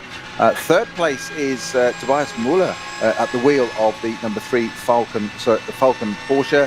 And it gives me great pleasure to say that in fourth place, whilst it's just off the step of the podium, the number 7 Conrad Run Lamborghini Huracan Kubik Gamirzak at the wheel. Maziak at the wheel of that. My apologies. I got so excited about wanting to say it, I've mispronounced his name. But what we said, the Lamborghini, it gets the result it's so richly deserved, and it could have been just a little bit higher up there, and just that little bit of that tap with the Phoenix Audi early on, it didn't do it a world of good, but it's there still. It's finished fourth, and it might be one place down from where it started, but what a great result for that car. But at the front, though, it's BMW's day again, Peter. It is BMW's day, and Tobias Müller, buy this man a beer, because he has stretched 9 laps of the Nürburgring Nordschleife in a GT3 Porsche. So I tell you what, good efficiency advertisement for Falcon Tire as they come over the line in third. Tobias Müller has made petrol in the passenger seat of that car. Over the line he goes, absolutely half throttle for the last half lap or so, willing the car over the line. So that's your podium then, the 34 BMW Walkenhorst Motorsport. Christian Cronje is taking the checkered flag. Vincent Kolb, what an impressive young man. He'll be back at work tomorrow. He'll be back on the trading desks in Munich. He came over the line in second. And the Lamborghini, the number 7 Lamborghini of Conrad Motorsport, takes the checkered flag in fourth place. Battered, bruised, but the people's champion, you have to say, Snowy. Well, you did say earlier on, it's got the pace, and if it's there at the end, it'll be up at the top end, the pointy end, if you like, and it is, and it's only just off the podium. So all credit to that, and boy, it had virtually everything thrown at it to do that. What an extraordinary finish there for just those first 4 cars. It's one really nearly running out of fuel, one battered, one think it's got a time penalty, and that's just a story of the top 4. Peter. I know, we were absolutely spoiled. Now, looking to just see whether a confirmation of our finish, etc., of where we're looking at the moment for the Pro-Am class. I think, after all those penalties, still the 24 line speed by car collection, I think, provisionally. Yeah, I'll concur with that, Peter. I'm sure. I think you're absolutely right on that one. So the number 34 of Christian Cronje, the 34 Walkenhorst BMW, rolls in on its Yokohama tyres. I wonder if Henry Walkenhorst will get a run on nearly new M6s over the next week or so, Snowy. An M6 Grand Coupe. Well, you never nice know. Car. You never know. But he might swap it in and change it in for a new M4 and say, well, this is what we can do with your outgoing car. Imagine what we can do with your new one that you've invested so much money in. That was worth doing, worthwhile investment. Absolutely. Well, Christian Cronje's greeted by Ben Tuck and David Pittard, and given a big hug from his teammates, and rightly so. A brilliant team effort from all 3 of those drivers. Flawless. And you have to be. You can't win here at the Nürburgring without being that clever and that good. And Vincent Kolb climbing out of the number 5 Phoenix Racing Audi. And I'm sure we'll be consoled by Frank Stippler after what was a really top job by those guys. Peter, indulge me if you will. I'm not putting you on the spot here because you're going to do exactly the same back to me. It's just a thought. Between the 2 of us, we've had 4 hours of racing over 2 NLS rounds yesterday and today. Just put yesterday was enough. Today, at the beginning of this show, thoughts on that race. Where do you start? What are the highlights? What are the lows? Where do you start? Well, I mean, I think the number 34 crew, they've got the victory they deserve. They were maybe just a little bit unlucky yesterday, quite possibly, but that's 3 professional racing drivers: Ben Tuck, David Pittard, and Christian Cronje, doing a perfectly professional job and doing it to the letter of what's expected of them, and they delivered and they got the spoils. However, you have to give a huge congratulations and a huge shout out to young Vincent Kolb. You know, we're not kidding. He will be back to work tomorrow. He will be on, working in a private equity firm, a high pressure job in itself. And he has not been a weak link in a chain with Frank Stippler as a teammate. Now, you just have to let that sink in for a while. A man of Stippler's experience, he can hand over the car to Vincent Kolb for the last hour of a high pressure motor race. And he fought so hard in the most difficult circumstances. And these are the sort of emotions that come through you that you just cannot get anywhere else than this place in the Eifel Mountains. No, it's a very valid point, and back to work, as you say, on Monday. That David Pittard, slightly experienced to say the least. I think we've covered that enough in this show. He did get to set the fastest lap in that car for 7:56.955 very early on, so he gets that little bit of bragging rights, if you like. But second overall, and just extraordinary, though, from Christian Coles and the Volkenhorst BMW. I think that was absolutely amazing. Tobias Muller, a great run there into third place for Falcon. And I am so chuffed to see that Conrad Lamborghini get to the end. You said a good few times, quite rightly, Peter, that it's got the pace. And as a race engineer said to me many years ago, he said, making a racing car fast is actually the easy bit. Making it reliable is the harder part. And that was it. Tyre issues for that car yesterday, then a fuel pump, and it's just great to see today. So what's the difference? It begs the question. What's the difference between yesterday and today? We've had dry circumstances and conditions on both days. No real difference in weather, ambient. I'm sure there's a bit of difference in temperature. But why is the Lamborghini not eating its tyres today when it did yesterday? Go and discuss. They've obviously... That's off air. It's the Allen key. There's been a few tweaks with the Franz Conrad Allen key, and that's they'll have every single. You learn from every single thing that goes wrong. You learn from things that go right, and I think that the Conrad Lamborghini they'd run out all their bad luck, and it was time for them to have some good luck. And you have to say that yes, they were unlucky to be involved in that little bump with the Phoenix Audi, but they were lucky to be able to carry on, quite honestly, because it was a big shunt between those two cars, and both of those cars, one in second, one in fourth. Can't believe that. Now, one thing I want to highlight, and this is something that we'll always be big advocates for GT racing, but particularly here at the Nürburgring, we have three different manufacturers in the top three positions: BMW, Audi, and Porsche. Three very different cars as well. However, we also have three different tyre manufacturers: Yokohama, Michelin, and Falcon, and that just shows you the level of commitment, the level of competition, and the unpredictability of racing here at the Nordschleife. What a wonderfully unique place. It is, and unique is the key and operative word. So, confirming the results then, the number 34 of the BMW M6 Volkenhorst Motorsport win by just under 11 seconds from Vincent Kolb and Frank Stippler. What a tenacious drive from both of those men. Rounding out the podium was the Falcon Tire Motorsports machine of Dennis Olsen, Tobias Müller, and Alessio Piccarello. About 2 minutes off the outright pace, but making that tank last 9 laps. Extraordinary. The Lamborghini, the Conrad Racing number 7 Lamborghini, in fourth after an eventful race. They finally get a good result. Rounding out the top 5 and first in Pro-Am, quite extraordinary, the 24 car collection Audi with no less than 2 drive-through penalties still win in Pro-Am, just from the Huber Porsche in 6th overall. In 7th overall was the Fricadelli Racing Porsche. So Klaus Abelin, Snowy, he'll be glad of the help of Martin Raginger being parachuted in for today's event. Well, they may well have been parachuted in from Monza, as you say, driving that LMP3 car at Monza yesterday. Klaus Abelin, I feel a little bit tired. It's not surprising that he said it. Do you fancy your car's a little bit sort of non-to-combat, isn't it? So why don't you come and drive mine instead? Exactly what they did, and because he was slated to down to drive the race on his own, wasn't he?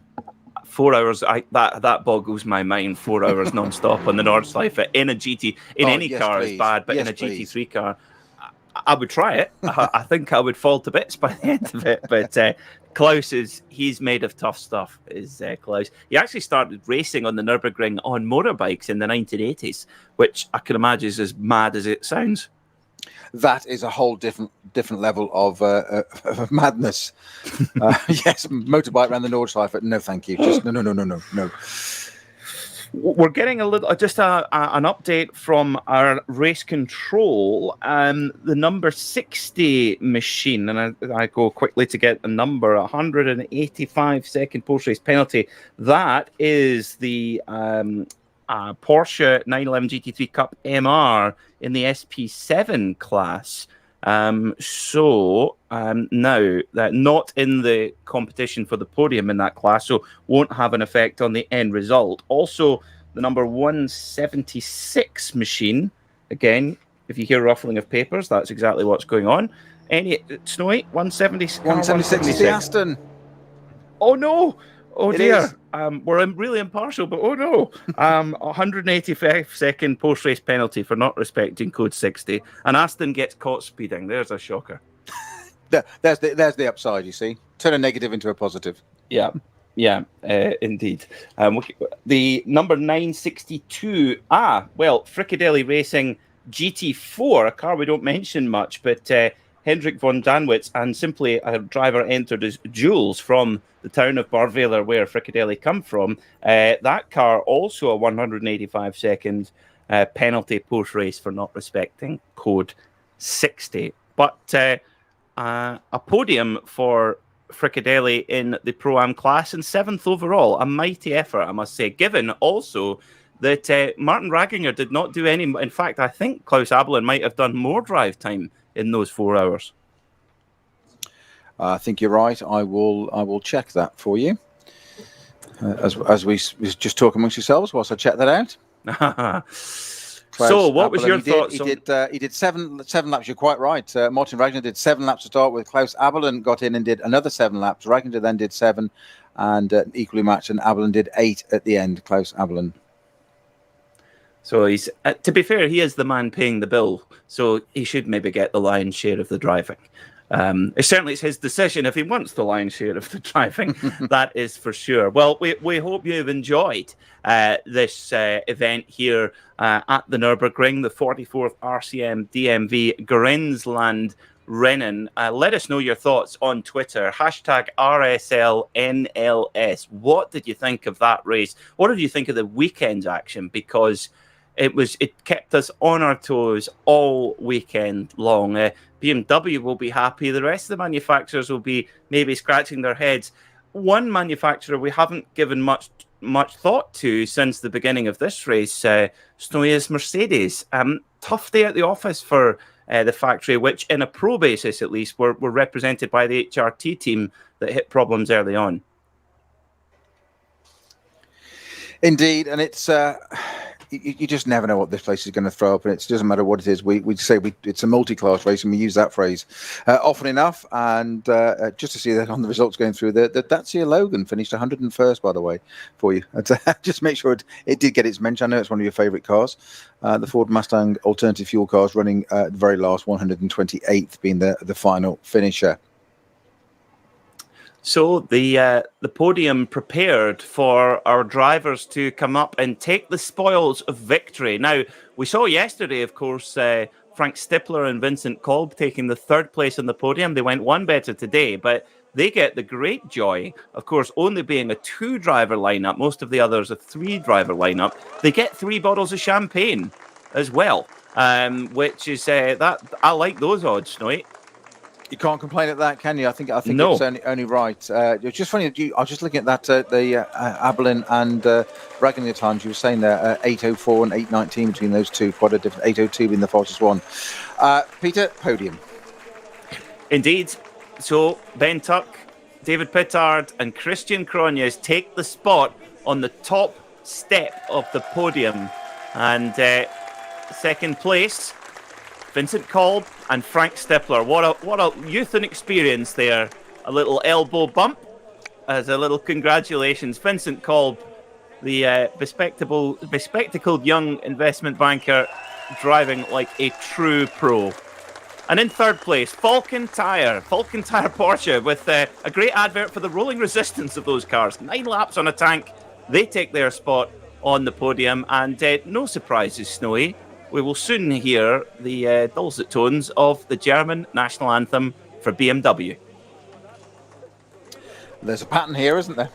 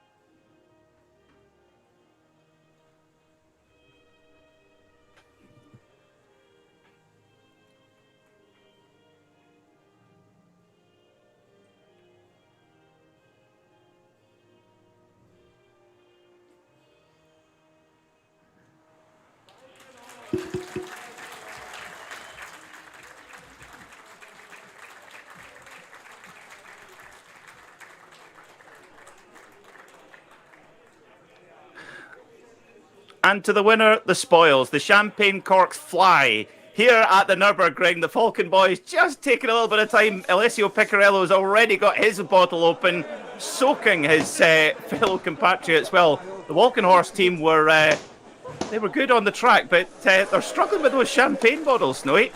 There we go. It's just like on track, they've got the job done. They've got the job done eventually, and they've been done there. But Frank Stippler and Vincent Kolb come from stage left and make sure they give their rivals a good old soaking. Frank Stippler, he's done that before, getting the entire contents of the bottle down the back of David Pittard's overalls. And still, not only is Frank Stippler's hair still absolutely perfect, his gloss white Phoenix Racing suit also perfectly kept together.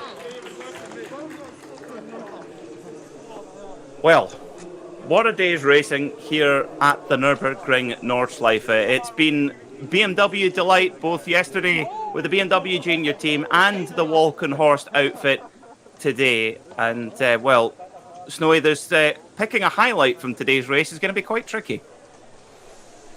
It is, and I think for sheer suspense, I mean, you've got to say that Conrad Lamborghini in the incident with the Audi, where it just, you say, it didn't just tap it or clip it, it definitely drop kicked the Phoenix Audi in front, the Stifler at the wheel at the time, because of the spinning KTM in front that obviously Frank Stifler had sight of.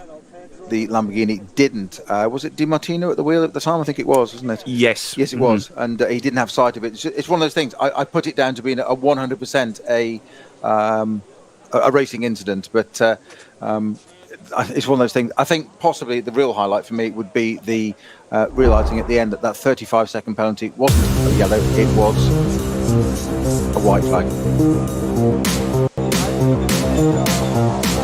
Well, we started in nice dry conditions and delighted to say that we finished in them here at the Nürburgring Nordschleife of the 34 BMW, putting it on pole position. And Snowy, if we said, oh, the pole sitter won, you would think, oh, it can't have been an exciting race. Far from it.